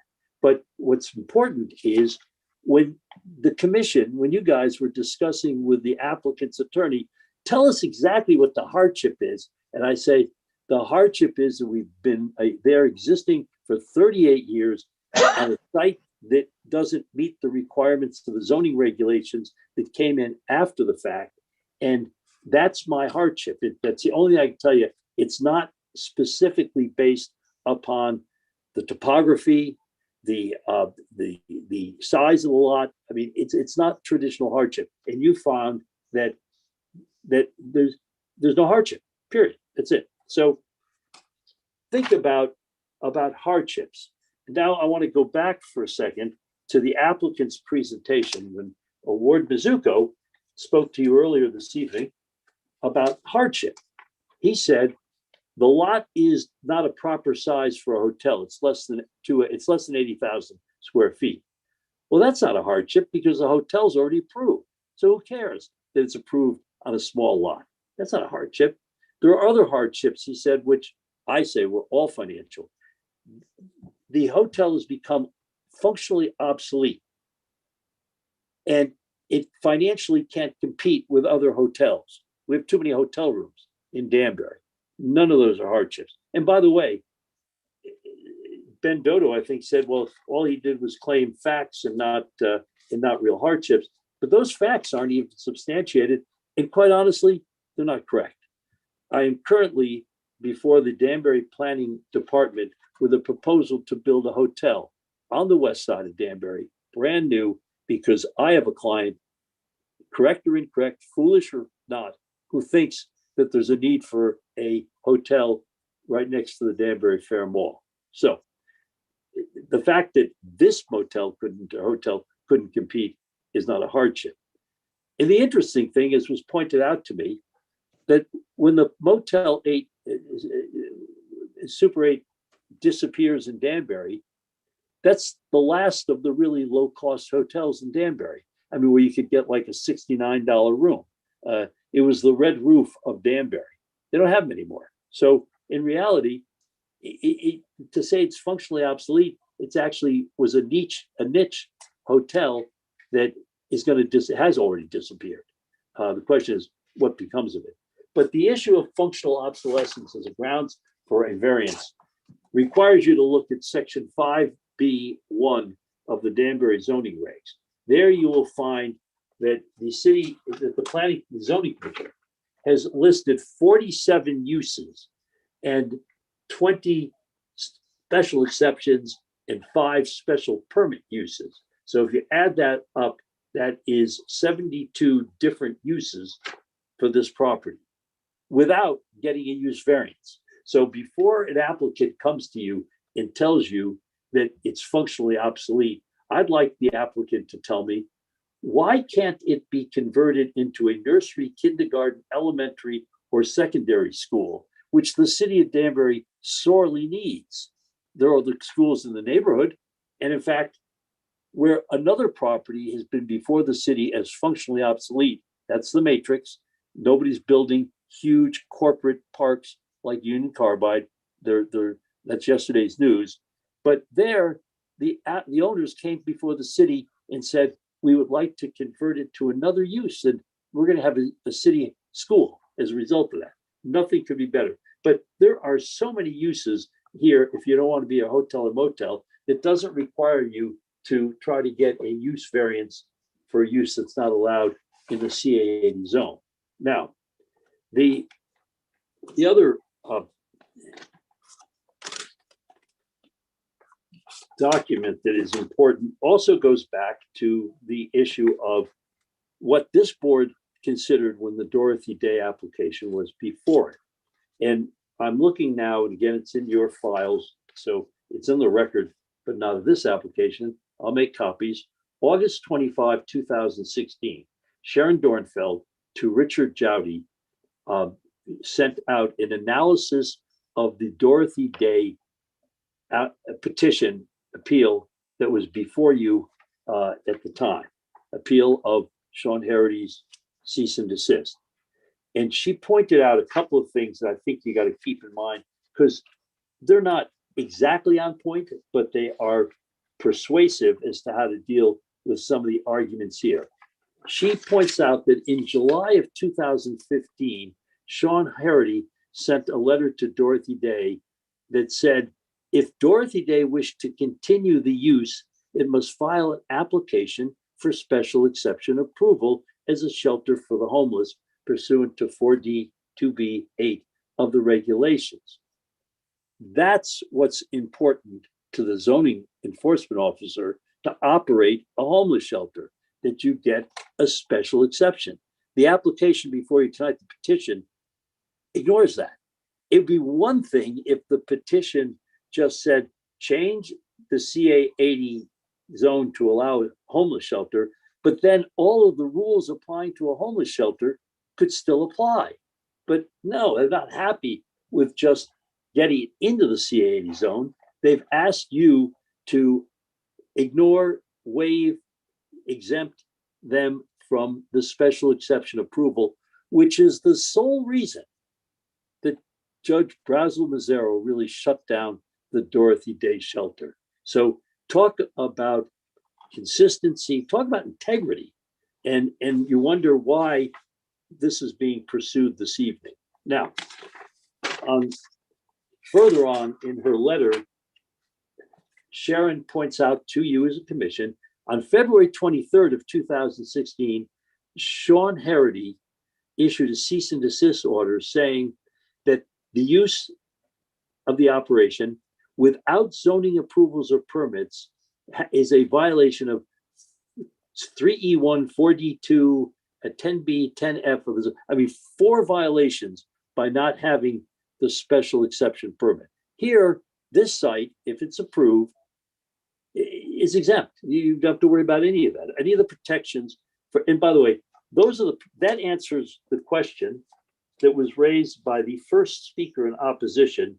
I'm not sure I caught his name correctly from the coach company, but from Fairlawn Avenue, representing 4 people, 4 neighbors in opposition.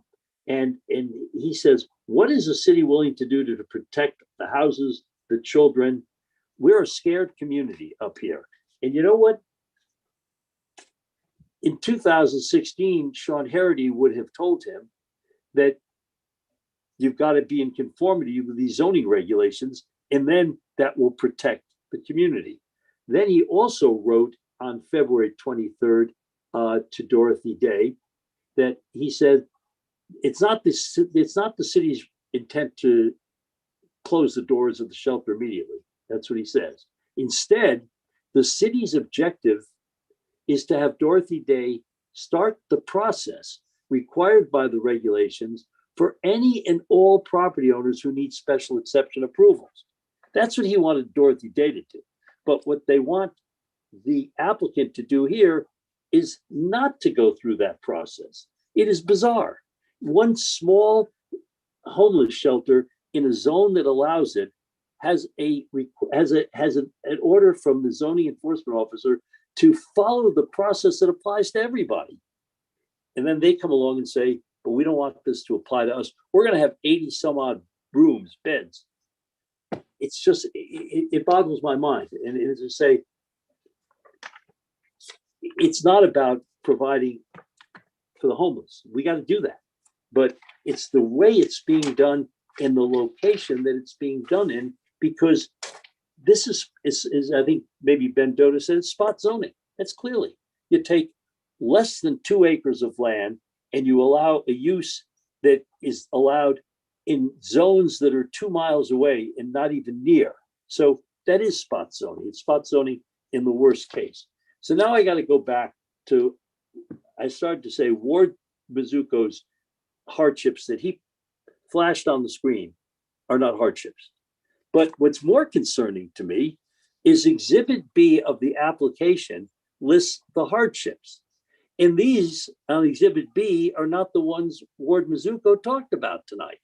So why, if Ward Mizuko's hardships are the hardships, why isn't it on the application? And in fact, the application is deficient, and quite honestly, you could reject it right there without a lot of concern. The applicant says that the hardships are in the executive orders to provide facilities for the homeless. Well, if that's the case, they should have thought about this 14 months ago and done it right. And in reality, the city of Danbury is 100% aware of this, because Dirk Parafort wrote in the Danbury News Times on January 16, 2017, an article with a picture of the Dorothy Day shelter. Mayor wants to consolidate homeless shelters. Well, you bet he did. That was our Mayor Boughton. A lot of you remember him. He was around for a while. He's gone now, but not forgotten, hopefully. But Mayor Boughton confirmed that he had met, I'm reading from the article, with officials from the Dorothy Day, and is in the process of listing concerns that they had about the proposal. But this identifies, not only did the mayor want a homeless shelter, he wanted a social services facility where we combined everything in one building in the city of Danbury. And quite honestly, he met with ARC, and he met with Dorothy Day, and he explained to all these different agencies the site. The site was on East Franklin Street. The city had just acquired and still owns an old factory that is behind the police station. Between you and me, there's no better site than behind the police station. I hope the chief is still on, because he could save a lot of money in his budget by not paying the gasoline costs to go out to the west side if they had the homeless shelter right behind the police station. Because in reality, it would be a deterrent to the type of criminal activity that the speakers tonight say scare them in their neighborhood. But Mayor Boughton had identified that site, and he said that the facility could include assembly rooms, food service centers, kitchens. It could include the St. James food pantry. It could include We Care. It could include ARC. He had all these agencies that were going to go in one central location and serve our homeless community. And you know what? It was a darn good idea. I'm sorry it never got. And why didn't it get followed through on? Because there was no money. It's an expensive project. There was no money. But apparently now I hear the number of $10 million floating around. I got to tell you, if $10 million is available, this is the project, because it's a fantastic idea. Anyway, that's on the issue of hardship and confusing hardship with the need to serve the homeless. They're two different issues.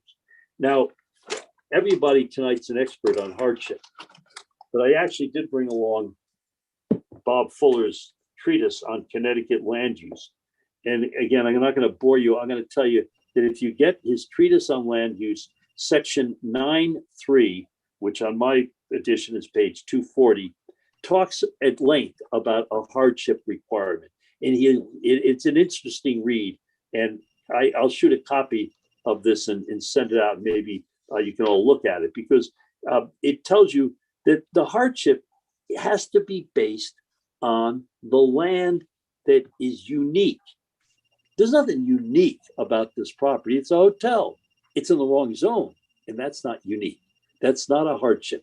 That is not recognizable.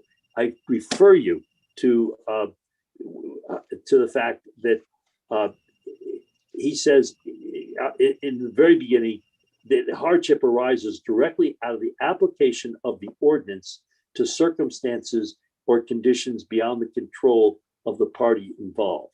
Here, the ordinance allows a hotel, it exists, it allows 72 other uses that haven't been tried. There's just no hardship. Now, interestingly enough, there's some questions that are unanswered. In the presentation, we saw a picture of a very fancy apartment building in Stamford, and then we saw a picture of a small building that was which was identified as a Pacific House. Nobody told us what went on in that small building. You know, do they have 80 units of transient housing or transitional housing or homeless? I don't know what goes on in that small building, but it was kind of a sleight of hand. I'd like some more on that. You know, if we continue the hearing, either Ward or Raphael, the applicant, can tell us a little bit more about why we're looking at that building and the one across the street. But there's an interesting thing. The applicant, Raphael, said that this is not going to be a regional population that will be served. And the mayor said the same thing. The mayor said, and you know, I have that question. I do a lot of affordable housing. I'm going to get into that in a second. But when I talk about affordable housing serving a community, I say, you know, these are for your postal workers, your teachers, your young teachers. The older teachers are off the affordable scheme. But I said, you know, for your starting firemen and policemen, that's for this community. And I'll say that in every community. And then people say, how can you guarantee that, Neil? How do you keep people from outside? Because in reality, when we do affordable housing, we have to advertise it in regional newspapers. So if we have an affordable housing project in Danbury, we got to use the Connecticut Post. So I asked the question here, how are they going to assure us that this is not a program to bring in people who have needs outside this community? And of course, that was a couple of the letters in opposition suggested that that's a fear, that this project really belongs in communities that have larger homeless population problems than we do. Because quite honestly, I'll give credit again to the people at the Dorothy Day that have done years of work trying to treat the homeless population. And maybe we've been successful because the mayor did say we're blessed with the fact that we have proportionally less numbers than you would expect for a city of our size. That's great. And we got to continue to work on that, but not with this application. So now the other comments, from the applicant is, there was a comment that I wrote down, we manage guests not to be on the street. Now, the commentary from all the people who've written letters in opposition and those who have spoken is to the contrary. And again, that whole discussion about the whole discussion about the number of police calls and whether there's prostitution, drugs. I mean, I got to tell you, I know that on the Batista property, up till the conversion of the hotel to be an emergency homeless shelter, he never had anybody die on his parking lot of an overdose. Now, this could be coincidental, but it happened.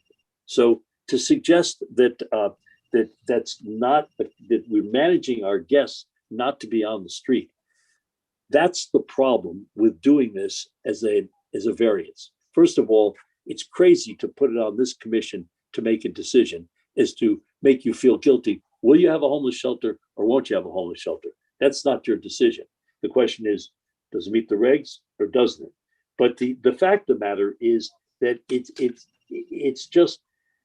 crazy that we're arguing about the numbers of incidents, acknowledging that they're all new and they're somehow related to a change in use on this site. Now, as a temporary hotel, to house the homeless.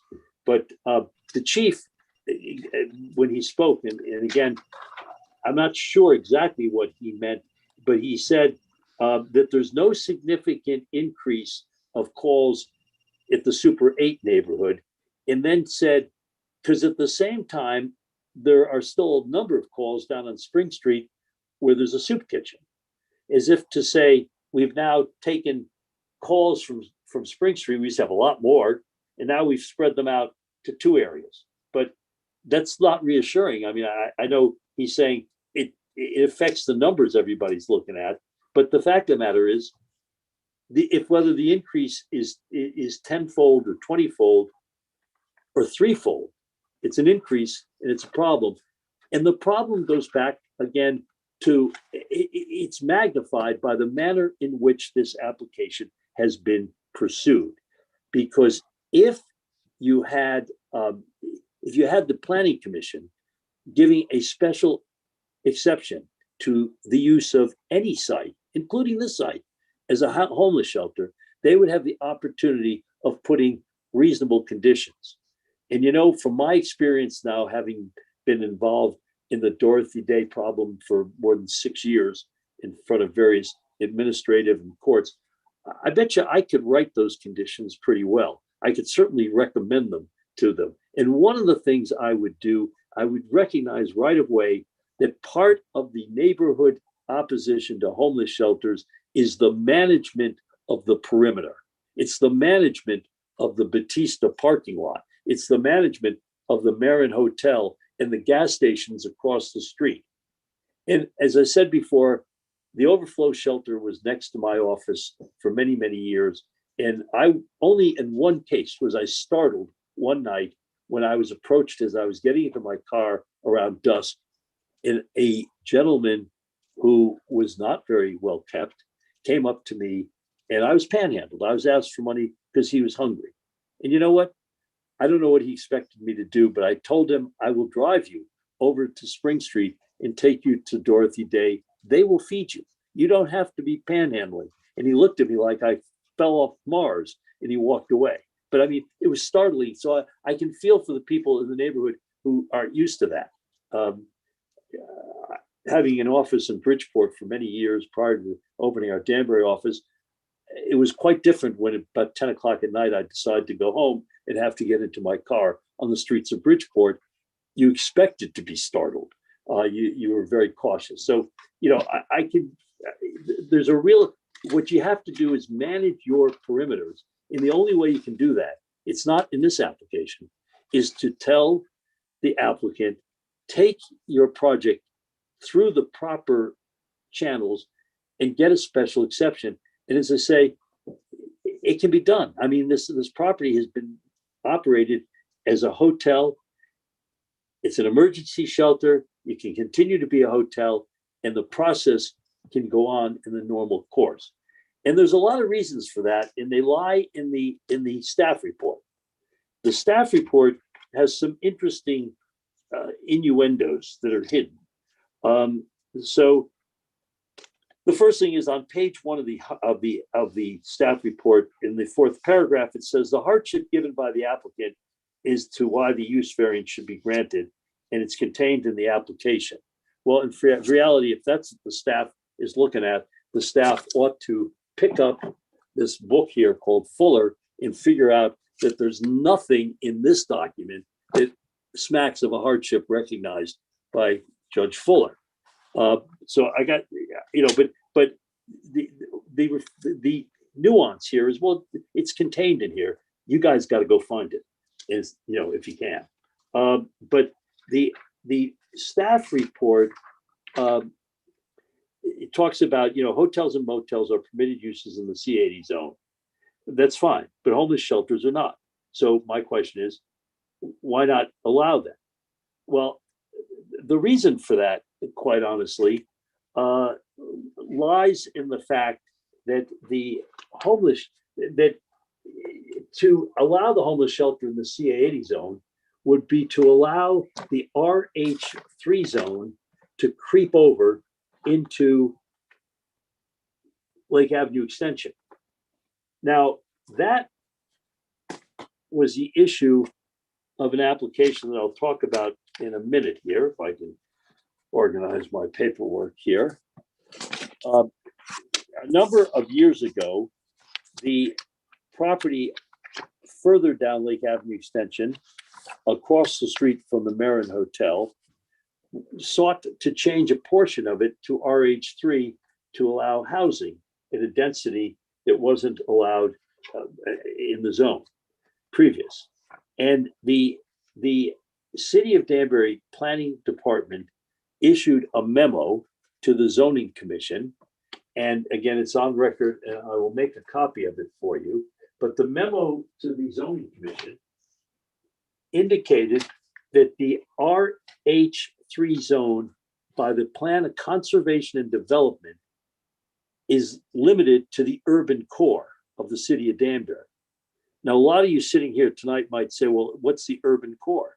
Because that's not terribly well defined in the Plan of Conservation and Development.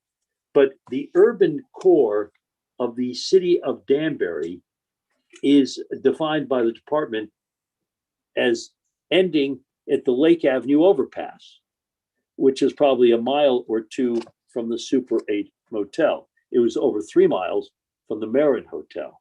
So the planning staff has come out saying you don't want RH3 uses out beyond the underpass.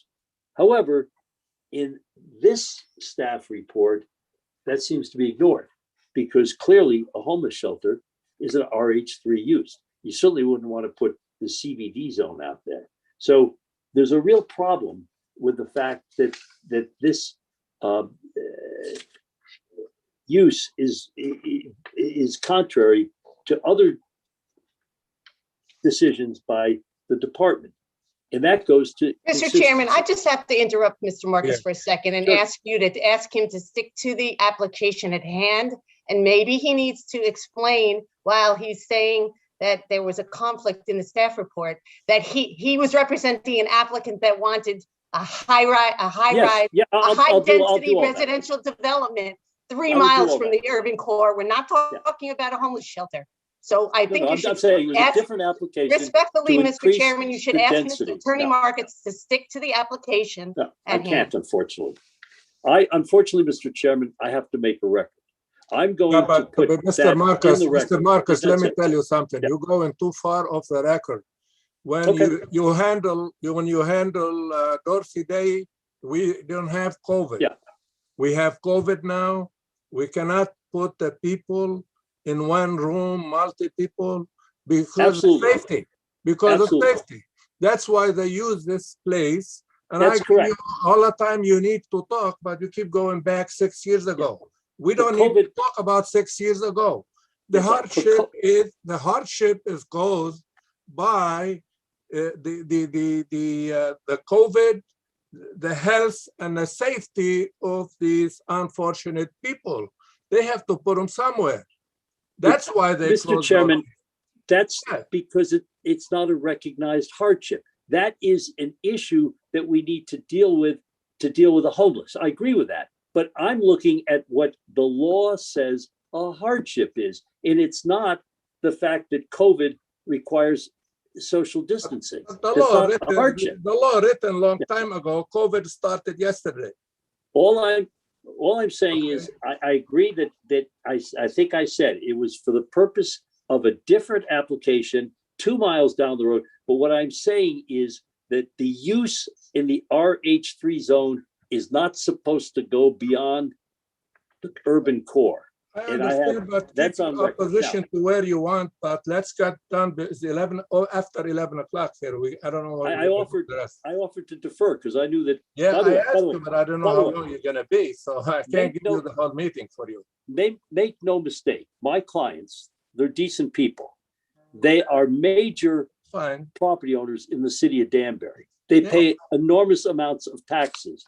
And by the way, what they've done to the property of EW Batista Family Limited Partnership is insane. And don't think that we're not going to make a record and protect that. I've got to do that. That's my job, and I'll do it. Well, talk about So- that then. Let's not go and I'll- talk and about by the way- Dorsey anymore.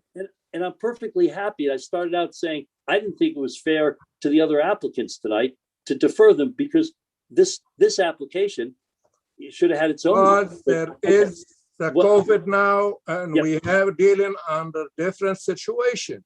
We can't Exactly. go back. We understand the law. You know the law. Yeah. We're not gonna jump over you about the law. Okay, so there's another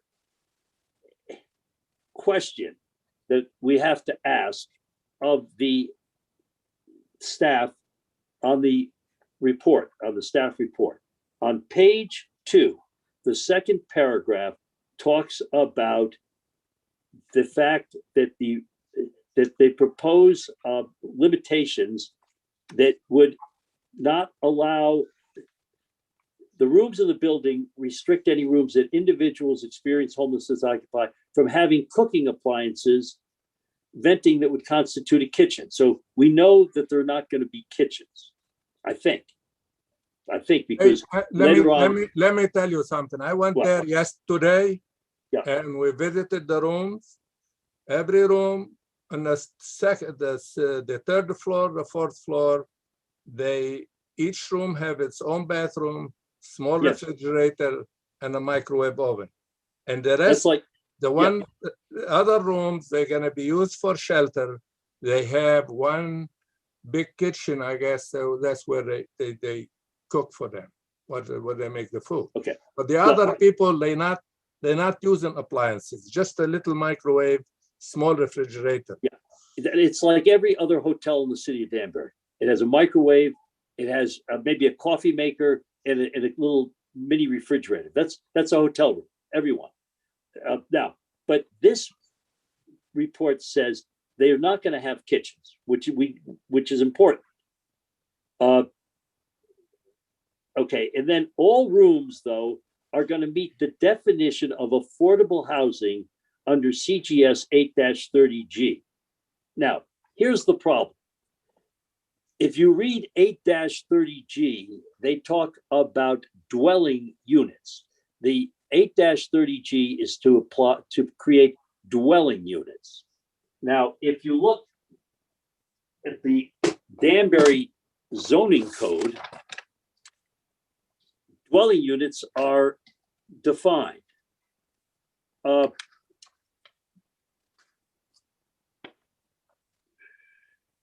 Okay, so affordable housing is defined as housing in a set-aside development under 8-30 as defined in 8-30G includes dwelling units. Dwelling units. That's what your regulations say. It's got to be a dwelling unit.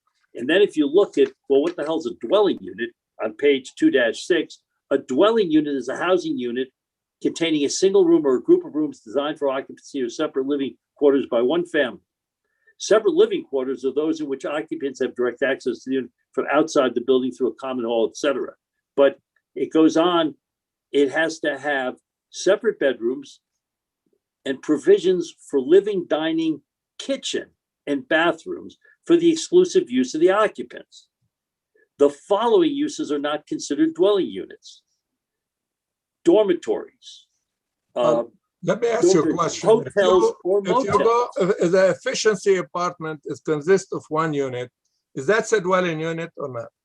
No, not according to this definition. It's an efficient. I'm not a lawyer for it. But here's what it says: that a hotel or motel or rooming house or boarding house is not a dwelling unit. So here's the problem: you've got a report here that says that on this page here that this housing will qualify under 8-30G, and it's not consistent with your zoning regulations, and it's not consistent with the Connecticut general statutes. So I have to figure out, and you need to figure out, what do you mean it's going to qualify? It's not, you're telling us here no kitchens, so therefore it's not a dwelling unit. How did units that aren't dwelling units qualify under 8-30G?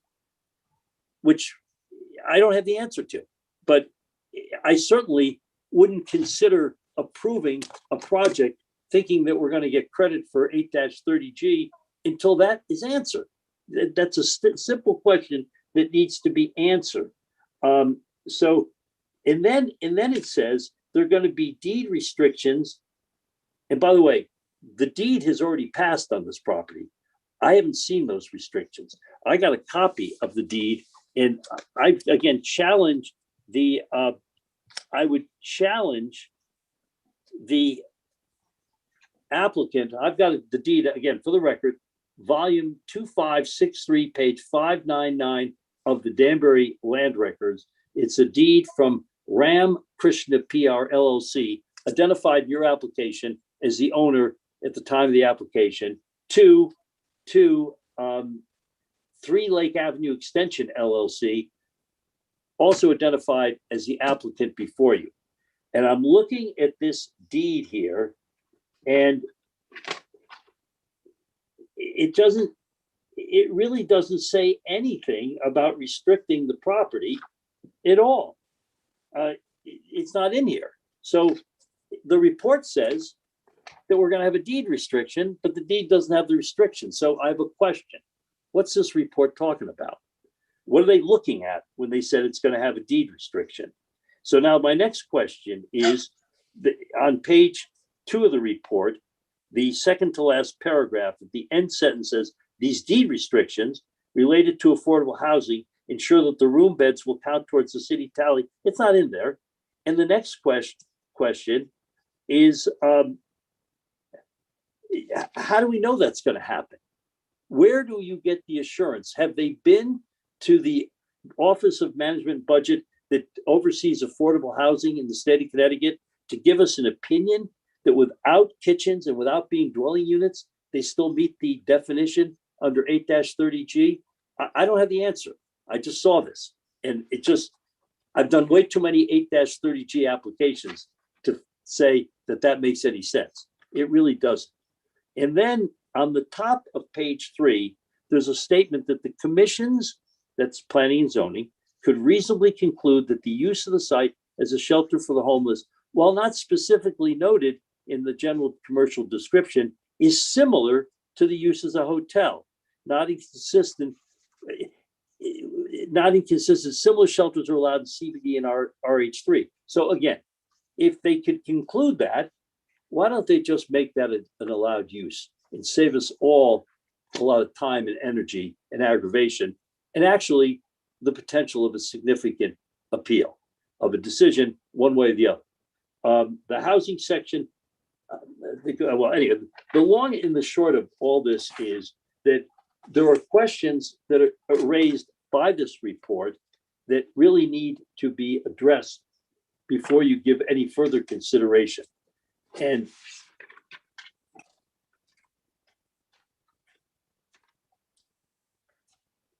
recognizing that we are running out of time, and commenting on some of the I can explain that for you in 2 sentences. What's that? You're talking about the dwelling. There is 38 rooms or whatever are used for shelters. The rest are for affordable housing. When you have a single person, you don't have a family now to address it as dwelling or whatever language you want to use. But, they use it because they use the people in the shelter, and they give them they have a staff on board 24 hours a day. They give them some kind of consultation, and when these people go to work and they start working, they probably push them up for a room upstairs where they can pay, or they have affordable housing because they're not making that much money. So you go from shelter to affordable housing. That I was there today, and I met with all these people, and we visited the room. So I don't want to go into this for 6 months talking about dwelling or no dwelling. There is no husband and wife can be over there. There is no kids involved. So I don't know what let's move forward a little bit. Hey, Joe, there's a lot of inconsistency and people quoting whether we have authority and whether there's a lot of attorneys' opinions going on here. I just speaking for myself, I don't feel like there's a lot more questions that need to be answered than there are answers. I'm not going to speak for anybody else, but I Right. just feel like, I certainly don't know all these precedences and things that and not just Attorney Marcus, but there's a lot of people throwing precedences around and all that. I think we need to probably get some more answers before we can make an intelligent decision. Exactly, but that's why we want the meeting to move forward a little bit so we can decide what we're gonna do. I agree with Anthony's comments there, that there are a lot of questions, and obviously you've got to get the answers. In reality, the people who are participating tonight really need the answers, because the public has a huge concern in what has happened in this application. And anytime that you get 2 or 3 or 4 or 5 letters talking about lack of transparency and secrecy is concerning to me. Again, as I say, I've got a flaw, and that is that I like things to be consistent. If you can give Attorney Mazzucco, let him respond to your question and concern. That Yes. would be a great idea, because we cannot spend all night on one, Okay, I got to just sum up with 2 things. I agree that right. if Ward can give us a legal opinion on the 8-30G issue, right.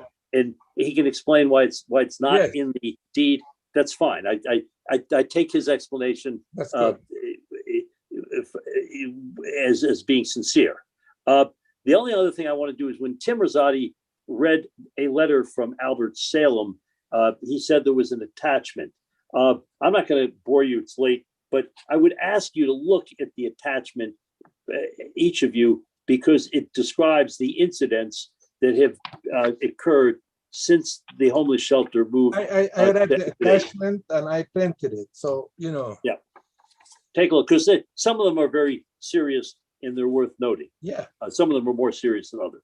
But I would tell you in summary that you've heard from more experts tonight on hardship than I knew existed in the Danbury community. But Mark Nolan. The hardship is caused again by the COVID and the safety and the health of these unfortunate people. Correct. That's a different thing now, and you know that. Dorothy Day closed because of that issue, because COVID. And so they have to find a place for these people. I mean, actually, everybody wants. You're right, Joe. You're absolutely right. Dorothy Day. But we want to do it the safest way possible for everyone. We don't want Dorothy Day closed because they were illegal. They didn't close because of COVID-19. Yeah, but COVID-19 make them close. I got to correct you. They had already closed. You don't have to correct me. I've heard enough from you already tonight about Dorothy Day. Well, you lost your appeal, so you lost. They were illegal. The topic of Dorothy Day has been raised by 15 or 20 Mr. letters. Marcus, we're talking about a request for a variance to change the use. Yes. We don't need history of the city of Danbury going back 100 years. No. This was all done illegally to people in the city of Danbury, as far as them knowing that these homeless people were put in this hotel. Mr. Sibbett, let him make his conclusion. We got to move forward. Well, he's been concluding for the past 40 minutes. Yeah, but let's get him to get it done now. Okay. I was just going to cite that Mark Nolan, in his letter, which again had a number of attachments that were recognized but not read, I actually took the time to read them, and a lot of the issues that he raises are worth taking a hard look at, because he did a pretty good in-depth analysis on, again, the issue of the recognizable hardships in the law of Connecticut land use law. And I wanted to bring that to your attention, not to miss those. So at the end of the day, there are 2 problems. And the first problem is there just isn't a hardship. And the second problem is Well, that this is an let's- attempt to do an end run around the zoning regulations, which clearly have been applied to other homeless shelters in a much different way. And I Let think you have to be Let consistent. Mr. Mazuko respond. Okay. Thank you. No, there's other people that have objections. We're gonna have to let the other people that are against this talk. I We're gonna have have to- to We're gonna concur let with him talk Mr. and Circuit Continue this Chairman. meeting anyway. I don't know how many people we have, but. Well, then let them talk. These attorneys have been taking up 3-4 hours. Let's let these people talk. That's why they're here. Okay, let them talk. Who's next? Mr. Hannah, I believe Ernesto Rodriguez is next. Mr. Rodriguez, go ahead. Good evening, everyone. Can you hear me okay? Yeah. First, I asked the members of the CBA to not make a decision tonight because obviously there's still questions that need to be answered. So therefore, I ask that no decision be made tonight. Two, I just want to point out comments by Mayor Cabo that it's not a regional shelter. I just want to point out that in order to get into that Super 8, you have to go through 211. And 211 is state of Connecticut phone number. So anyone from the state could just call 211 and make their way to the Super 8 shelter. Three, there's a discussion about police reports, but you have to understand in police stats, there's certain things that don't make police reports that affect the quality of life of the people that live in that neighborhood and hurts business owners. For example, people panhandling, someone mentioned about seeing prostitution, loitering. Those stats don't make, the police call records, but they do affect, like I said, the quality of life of the people that live there. Yeah. And the businesses. Also, a lot of the next point I want to make is about a lot of the letters in support. I heard ARC, Catholic Charities, Dorothy Day, Community Health Center, and that is, they're in favor because they need the referrals. Basically, they need to stay in business. They need the referrals. So therefore, of course, they're going to be in favor of this. Also, I would just like to also mention that the city is pursuing really hard to make this a legal shelter. But I just want to say that, the Dorothy Day Soup Kitchen is still operating illegally. So if you're going to pursue things to be done the right way, then all zoning laws should be enforced equally throughout the city. And I'm speaking from experience. I grew up on Spring Street, lived there for 20 years. I still live in the downtown. I've been working professionally in the downtown for 10 years. So I know what's going on, and the people in the neighborhoods that this is going to, I support them. And because I wouldn't want what's happening, what has happened to my neighborhood to happen in another neighborhood. All the existing shelters that were in our neighborhood, Dorothy Day, New Street Shelter, and the Overflow Shelter, pretty much consolidated and are going to this location. I just think it's just too big, and it is a regional shelter. Call it what it is. When you could call 211 and come to Danbury from throughout the state, this definitely is a regional shelter. Those are my comments, and I oppose this application. Thank you. Okay, thank you for your input. Anybody else? Mr. Nolan? Okay, I believe Councilman Ben was in Councilman front of Ben. me, so I'd like to let him go first and then I'll speak. Okay. Okay. Good evening. First, would like to commend you guys. I think you must be coming upon one of the longest meetings in the city of Danbury history. 4.5 hours is one of the longest meetings I ever had to be party to. So I congratulate you on your stamina for this meeting. Again, for the record, my name is Benjamin Chanese. I live at 5 Briar Ridge Road. I am currently a member of the City Council representing the 6th Ward, which does take into the West Terrace, which again is one of the beautiful sections of Danbury, and also Spring Street. I heard a lot of the issues on Spring Street, And I'm very concerned that some of those issues will make its way out here. But the discussion tonight, does show the importance of homelessness in Danbury. And that discussion still needs to continue well after tonight. And it needs to also include the residences, businesses, land use commissions, elected officials, all the way up to the governor's office, because that's how important it needs to be. But that discussion doesn't necessarily need to happen tonight, or is not the purpose of the Zoning Board of Appeals. Thank you for Your job tonight is really to distinguish whether there's a hardship with the application that's in front of you. It's not about how good Pacific House is and how well they're going to do running a shelter. That's not part of the application. And that does not necessarily constitute a hardship.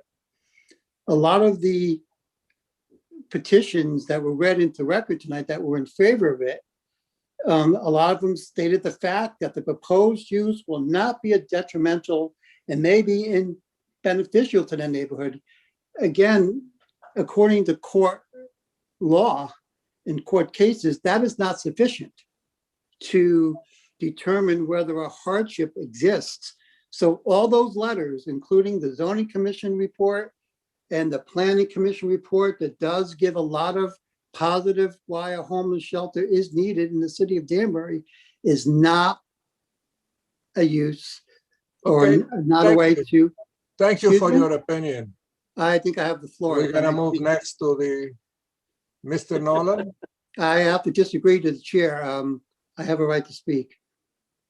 Yeah, you're speaking the same thing. So you're repeating the Well, same I'm thing. sorry, but as a member of the city council, Yeah, I think I have a right to speak here. You're speaking in the same Thank you. word. If anything new, speak, there's something new, because we heard the same word you're saying, the zoning board, the planning board, the zoning board, the planning board, and the Are you law de- and the court. Let the Are lawyer you- handle the law and the court. Again, to the chair, are you denying me a right to speak? No, I'm not denying you, but I would like you to, if you please, can move a little bit forward, because we Thank need you. to. All right, Josh, I'll continue. Well, this application has come before me months in advance. I raised my concerns amongst the corporation council as well. And I wish for them, through you, to get their opinion on whether or not the governor's executive order is a means for a hardship that's expiring on May 19th. They have not given me an answer whether or not that is a justified excuse for a hardship. So again, through the chair, if you can also ask if corporation council can opine or opine whether or not an executive order that's scheduled to expire May 19th can be used as a way for a hardship to exist. And I will leave my comments at that for this evening. Thank you, Mr. Chair. Thank you. Mr. Nolan? Thank you, Mr. Chairman. I will try to be brief. Yes, I please. am more than appreciative for the time allotted to those of us who are deeply concerned about the community of Danbury for all the reasons stated. I would have a question for the chief on just one point. I notice in the 18 pages of police reports that the 3 months leading up to becoming a shelter because of an emergency condition called COVID, there were approximately 1 call or wellness check per week, 20 in total over 3 months. And since the shelter opened, which was at the end of March, there have been approximately 600, and the way the chief mentions it is that they were all wellness checks. And we value tremendously the time and the danger imposed to our police force, and we're very supportive, as all of us are. And I'm just wondering why we went from 1 a week to approximately 130 wellness checks a month, 600 over 5 months. And we have not yet seen, but requested, the rest of the reports.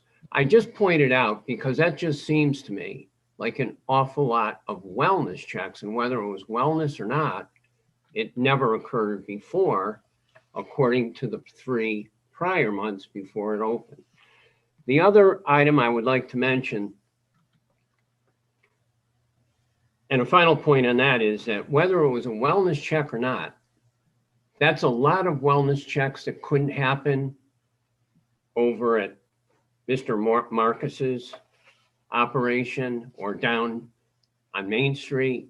We only have so many hours that the police can respond to these things. So that was the reason I mentioned that. The other thing is that obviously tonight, as I listen to some absolutely incredible efforts, I will tell you that we in the downtown have spent thousands of hours collectively, led by a very distinguished gentleman named Ernesto Rodriguez, who knows more about homeless because he's explained it all to us, having grown up on a street that was pounded. And I mention it because this effort has shown how much people, even though they're limited, I had to have my wife help me. I am technologically challenged, but she helped me this evening. And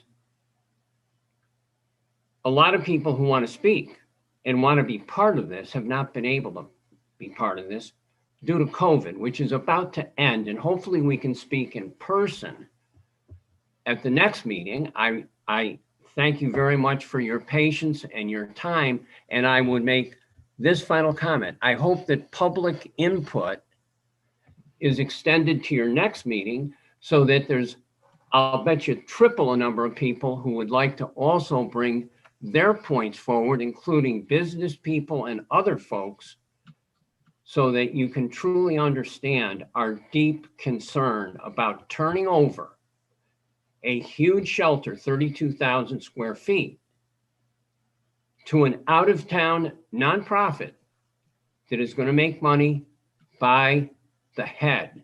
That's how they get paid. Mr. Pierce was right. And I will make a final comment to Mr. Neil Marcus, Attorney Neil Marcus. I have been involved in building affordable housing for this community all my life.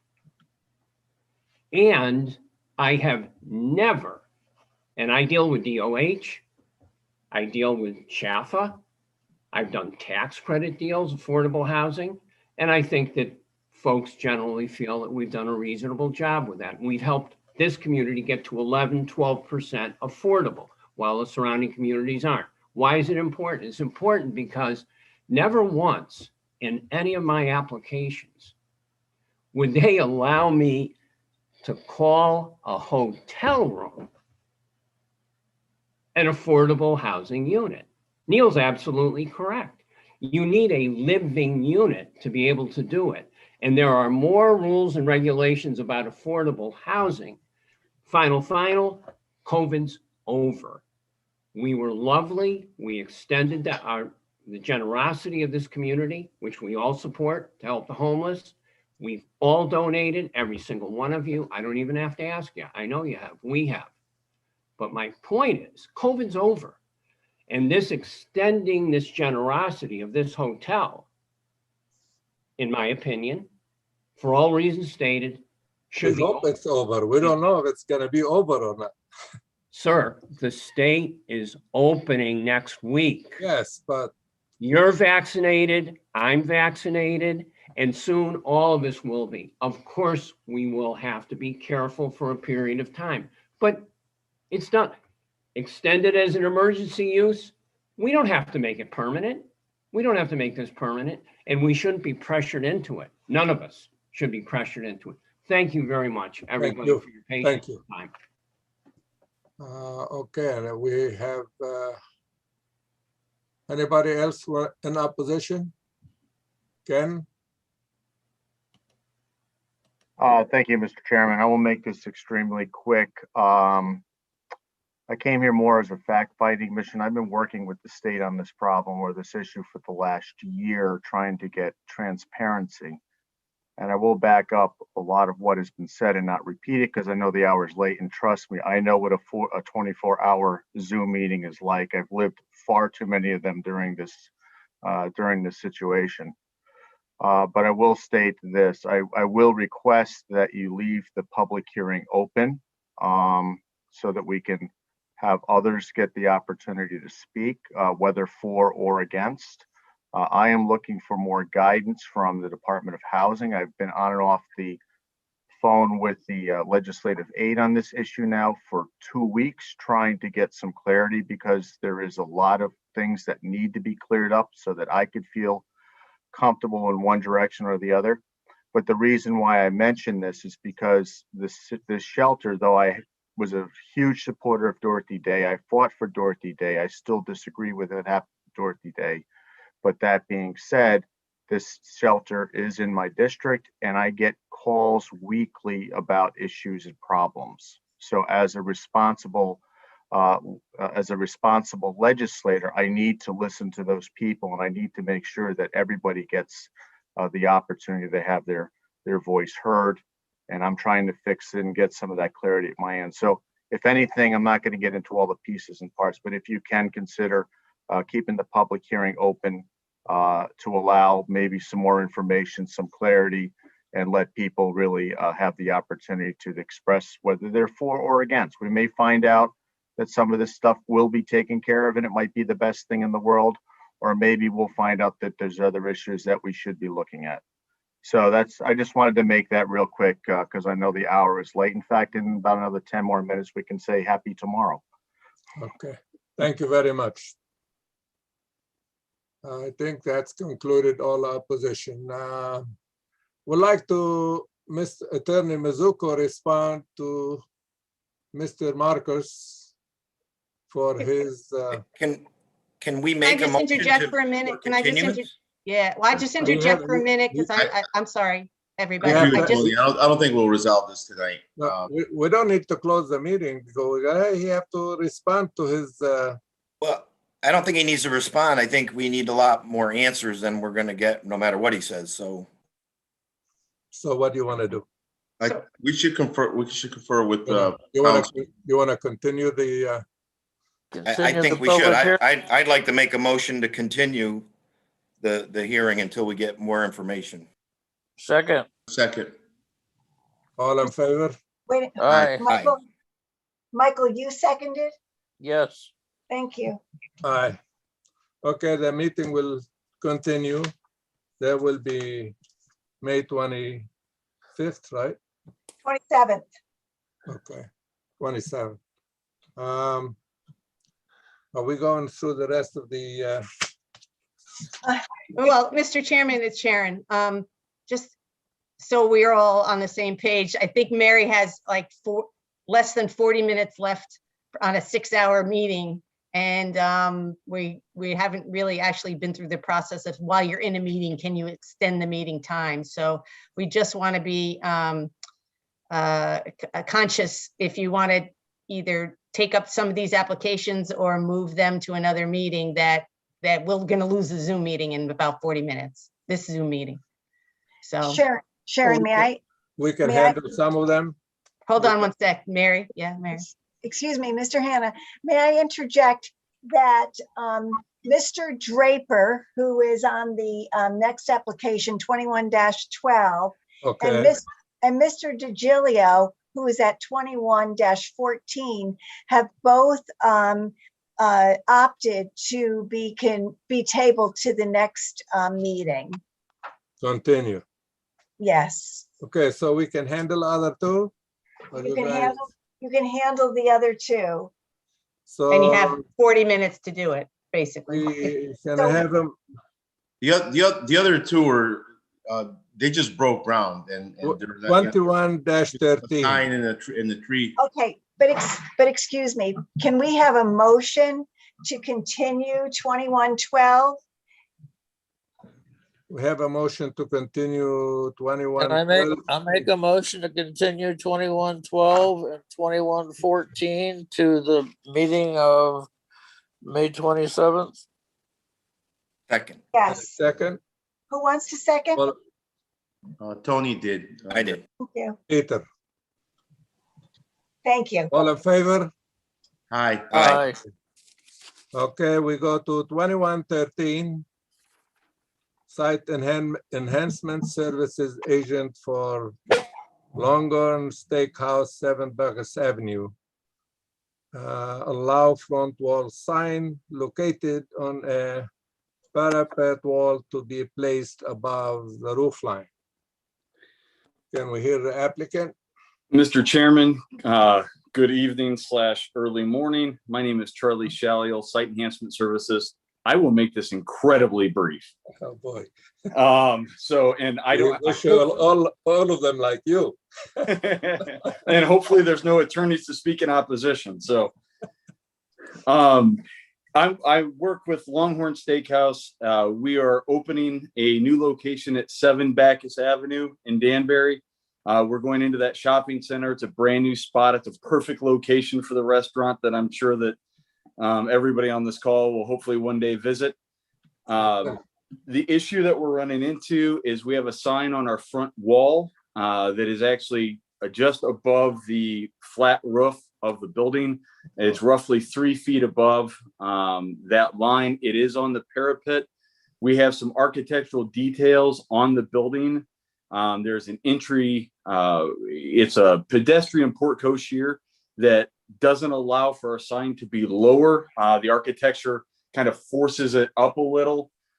It's not atypical to what you see in the area. There are several businesses, and I believe there's a presentation packet that you all should have.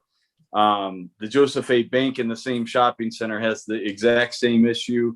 The Vision Works has a sign on a parapet wall, same issue. Dick's Sporting Goods, Barnes & Noble. So we're not asking for anything that's not common in that center. And again, it's only one sign above that roof line. It's going to match with the area. It's going to make this building really sharp, and it'll allow us to present ourselves in the manner that a commercial business should be able to represent themselves. Thank you for your time. Anything from the FAA or no? No, it's still a wall sign. It's just 3 feet above. If you didn't know where the roof line was, you wouldn't know we had a problem. But since we're an honest company and we like to do things the right way, that's why we brought the application before you. Okay. I walked it. I saw not the sign, but the breaking ground, and in the packet that we received, it has a picture of it. The beautiful sign. I don't think it takes away from the area. Okay. Anyone in favor of this application? Anyone in opposition? Mr. Chairman? Yes. Paul Rotello, can you hear me? Yeah. Yeah, okay. Paul Rotello, 13 Linden Place, Danbury. I represent the ward that this petition is in. I was just wondering, this is the first I've heard about it, if the applicant can hold up a picture so we can see this. I haven't been able to see it. I generally would favor it. I'm well aware of Joe Banks and the other stores in the area with some continuity there, but I would like to take a look at it. Is it possible you could just hold something up for the camera? We could get a. And I apologize, sir. My computer died, so I'm doing this on my phone. So. Yeah. Okay. All right. That's about what I thought. Yeah. Thank you for that. Are you happy with that? Yeah, I'm in favor of this. I just wanted to put that on the record. Thank you, Mr. Chairman, and thanks to the applicant. Thank you. Okay, anyone else? And we have a motion to close 2113. I make a motion to close 2113. Second. All in favor? Aye. Aye. As planned submitted. 21-15. Leaf Farm, 85 Worcester Street. Excuse me, Mr. Hannah. I only heard Pete DeLucia saying per plan submitted. Did you make the motion to approve, Peter? Yes, she did. Yes. Okay, and who? He made the who motion to close. No, that's what Yeah, that's what I thought. And then Tony seconded it. Yeah. But who's going to make the motion But they didn't to? make the motion. Okay, let's go back. I'll make a motion that we Approve it. open application. Not yet. I need a motion for a decision on the sign. Are we voting on the sign or we're going to the next? To make a motion to approve or deny. Mr. Chair, can I get a point of order as to, are we closing the public comments for the Well, we- application and what going into happened is voting session? we- Or are we in Right. voting session now? We make a motion before to close it, but then he said per plan submitted and we late in the night, we move along, forget, so. So let's put it back to, we can open it. We can make a motion to open it and vote on it. Okay. You're talking about the sign. About the sign, yes. Okay, I guess they want to reopen the application. 2113, anyone can open it, make a motion to open it. I make a motion, we open application 21-13. Second. Okay, anyone? I did have a favor? question, Mr. Chairman, I did have a question to the applicant in regards to the sign. One question is, I wanted to know how this sign is anchored to the wall. It's lagged into the wall with anchor bolts, and it's the same type of application, or I'm sorry, the same kind of installation that we use at all of the Longhorns. So it is an engineered application. Thank you very much. I'm all set, Mr. Chairman. Okay. Now we make a motion. I make a motion to close approve 2113. Site Enhancement Services Agent for Longhorn Steakhouse, 7 Backus Avenue, to allow front wall sign located on the parapet wall to be placed above the roof line. Peter, Second. You making a motion to approve or to close? Close. To close. Who is second, Mike? I seconded it. All in favor? Aye. Aye. Okay, now we have a motion to approve or deny or whatever you like. I make a motion to go into voting session for application 21-13. Okay. Second. All in favor? Aye. Okay. Aye. Anybody have a motion to approve, to deny? I make a motion to approve application 21-13. If you give me a sec, I'll get the information. Okay. Second? wait a minute. Second. All One in minute. favor? What- You just got to read it first. Yeah, just a second.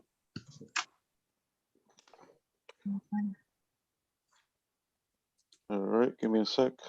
Oh, you want to read? the I motion? make a motion to approve 21-13 Site Enhancement Services Agent for Longhorns Steakhouse, 7 Backus Avenue, CG 20 zone, as plan per submitted.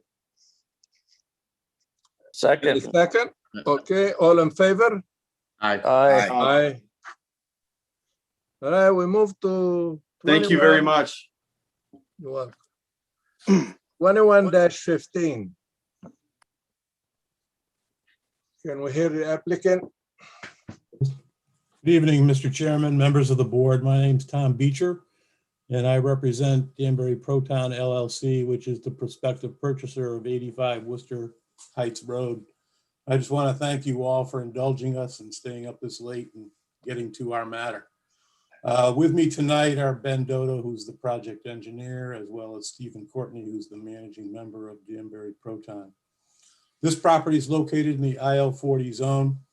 This property is across the street from the Army Reserve facility, and also across and diagonally down the street from the Keystone Place at Danbury Assisted Living Facility. The property is located down the hill on the west side of the driveway entrance as you go into the Lee Farm Corporate Park building. And it's also located in the City of Danbury Airport Overlay Approach Zone, which is subject to separate regulations. Danbury Proton proposes to construct an $80 million state-of-the-art proton therapy cancer treatment facility as a medical office use on this property. The FAA has already approved this project, and specifically the location of the building and the retaining walls on site. Some of you may recall that Ben and I came in for similar variances that we're requesting tonight for the Keystone Place facility across the street. And this board did grant those variances of the tree planting requirements for that project due to the location of that property, similarly in the airport zone. So it's the same issue here, and it's the same hardship here because of the proximity of this property to the airport and the fact that the flight path is above this property. We're requesting variances of the tree requirements set forth in 6C2B as stated, and 8C3B1 as stated in our application. The obvious and simple reason for these variances is to avoid trees that grow up into the airspace and to avoid trees and shrubs that actually attract birds.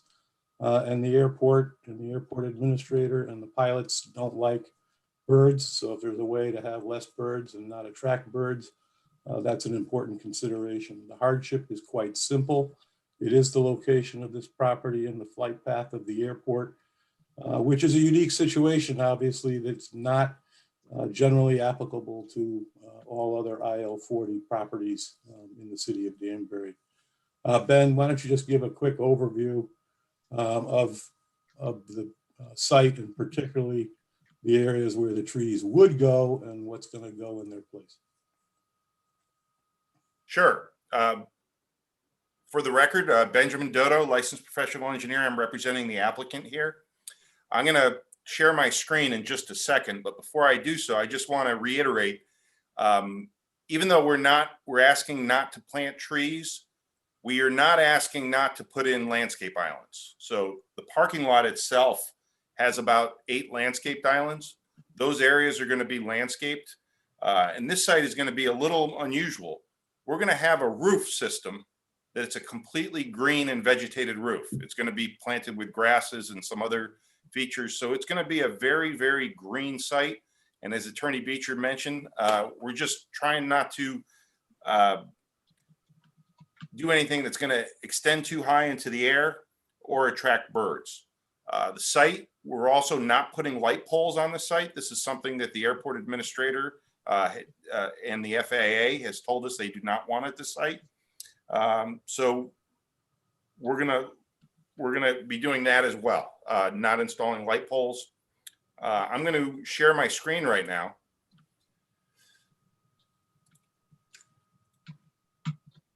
Can everyone see this? Yes. Okay. Yes. Let's see. I'm just going to go to my site plan for now.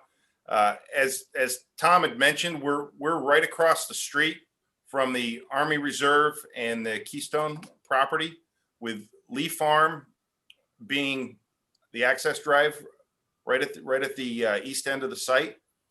Let me find my drawing tool here. The airport is to the west. The flight path is in, I don't have my mouse pad with me. Hopefully they fly better than this.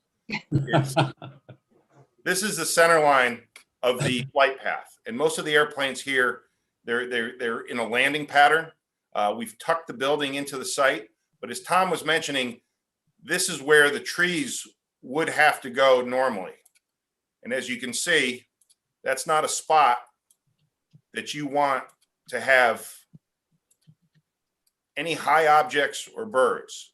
And we're also asking for a variance not to put them along the street frontage here.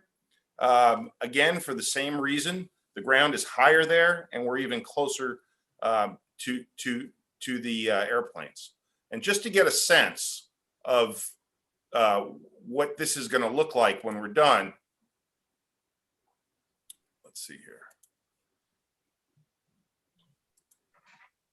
Well, my drawing is still there, but Yeah.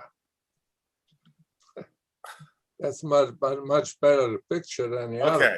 Yeah, I just can't find my eraser right now, unfortunately. But anyway, you can see the building is going to be tucked into the ground. The roof system that I had mentioned is going to be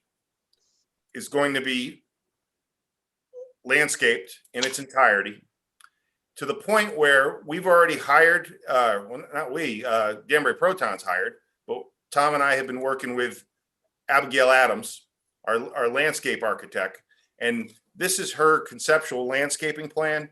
And as you can see, it is going to be heavily planted with flowers, low-lying ground plantings, meadow mix. It's going to be a beautiful site when it's all done. So we're definitely not skimping out on some trees and landscape islands for any other reason other than for safety. And I'll leave it at that. I'll be happy to answer any questions anyone may have. So the landscape island, you eliminate them all? Just No. the trees, just the trees. Just the trees? Just the trees. The islands are here. I got to tell you, Ben, this looks like a Japanese garden. This is beautiful. I had never seen anything like this. Yeah, it's going to be amazing when it's done, and it's going to be terraced into the hillside, Pete. But again, we're not asking for a variance to remove the islands. The islands will all be there. We have no more than 15 parking spaces just per the regs. So again, the islands are going to be there. They're going to be planted. We're just not putting 2-inch deciduous trees in them. Okay. That's all. Even on the side, right? The 9 side trees, you guys are going to eliminate those too, right? Yes, because what, just for full disclosure, I know it's getting late. We anticipate, there's already some there. Some are in poor condition. But we anticipate we may have to even take some of those down or prune those. So we don't want to be in a position that we're forced to planting trees that we can't plant. Okay. I got a quick question, Ben, with the Sure. greenery that will be on top of the roof there. Is that did that affect the integrity of the architectural structure of the building itself, or for the winter months, was that taken into consideration as well? Oh yes, this is very heavily designed. We actually have, we're further along on this process with architecturals.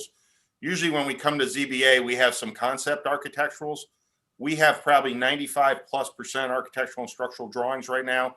It's going to be, reinforced concrete walls, steel. That's all part of the design one. It's designed to accommodate that load plus a snow load and provide a truly green roof with an internal drainage system that will allow the rainwater to flow through it, be collected before it hits the membrane that actually keeps the building dry. Okay, thank you. Yes. Any more questions from the board? That's all we have, Mr. Chairman. Anyone in favor? Mr. Chairman? Yes. Paul Rotello again for the record, 13 Linden Place, Danbury. With your indulgence through the chair to Ben Dodo. Yeah. Ben, I noticed on the computer generated rendering, the trees existing on the drive down the hill on Lee Farm, call it Lee Farm Road, whatever the actual official name is, and also along Worcester Heights. I'm assuming that those trees will remain. The simple answer to that, Paul, is we're going to try to keep as many of those trees as we can. Danbury Proton wants to keep those. There is a chance that some of those trees may need to be pruned, possibly removed. Not the ones going down the drive, but maybe some of the ones at the top of the hill along the main entrance. But that's to be determined. Okay, I think that was the question that you were dealing with Pete. Look, we're all in favor of this project. We're all excited about it. Worcester Heights is somewhat sensitive in the sense that it's IL-40. It's also residential. I appreciate the fact that you're tucking the building into the hill. You're gonna have a green roof. I'd love to actually watch somebody mow their roof. I've never seen that in my life, so that would be pretty interesting. But if you can maintain the vegetation along the road and the driveway, it would be appreciated in the 6th Ward by the neighborhood. And that's our complete intent, Paul. Okay, thank you very much, Ben, and thank you, Mr. Chairman. Welcome. Any opposition? No, that's it. We have a motion to close. Mr. Chairman. 21:15. Mr. Chairman, Mr. Rep. Gucker wants to say something What before you happened? close. No, Ken real Gucker quick, would I like was- to say something. Real quick, I was going to speak actually in favor of this application and anything that we can do to get this project going along quicker.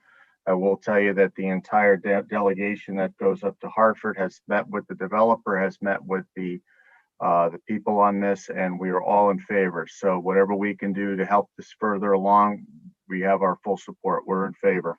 Thank you. Thank you very much. Anyone else in favor or opposition? We have a motion to close 21:15. I make a motion to close 21:15. And Second. I second that motion. all in favor? Aye. Aye. Aye. We have a motion to vote 21:15. I make a motion to go into voting session for application 21-15 Leaf Farm LLC, 85 Worcester Heights, IL 40 zone. Second. All in favor? Aye. Aye. Aye. I don't know, you have any discussion or any motion? I make a motion to approve 21:15 Lee Farm LLC, 85 Worcester Heights, an IL 40 zone, to allow continuous perimeter planting strip to consist of grass lawn only and to eliminate the requirement for trees and shrubs, section 8.c.3.b1. Allow elimination of trees from landscape islands required to eliminate all required street trees, 9 total per plan submitted. I second. I'm sorry, who Peter seconded? second. Who? All in favor? Peter second. Commissioner Pete DeLucia. Thank you.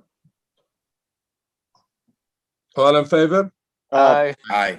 Aye. Motion to Adjourn. adjourn. I make a motion to adjourn. Thank you I very much. second that. Okay, guys. Aye. Mary, I second that. Been a long disastrous night. I don't know. I hope next time won't be that long. Thank you. Okay. Good take evening, care. everyone. Good night, Good night, all. everybody. Good night. Bye. Thank you. Good night. Thank you all. Good night, Mary. Thank you. Thanks, Mary. Thank you, Sharon. Thank you. Ben? Hang on. Yeah.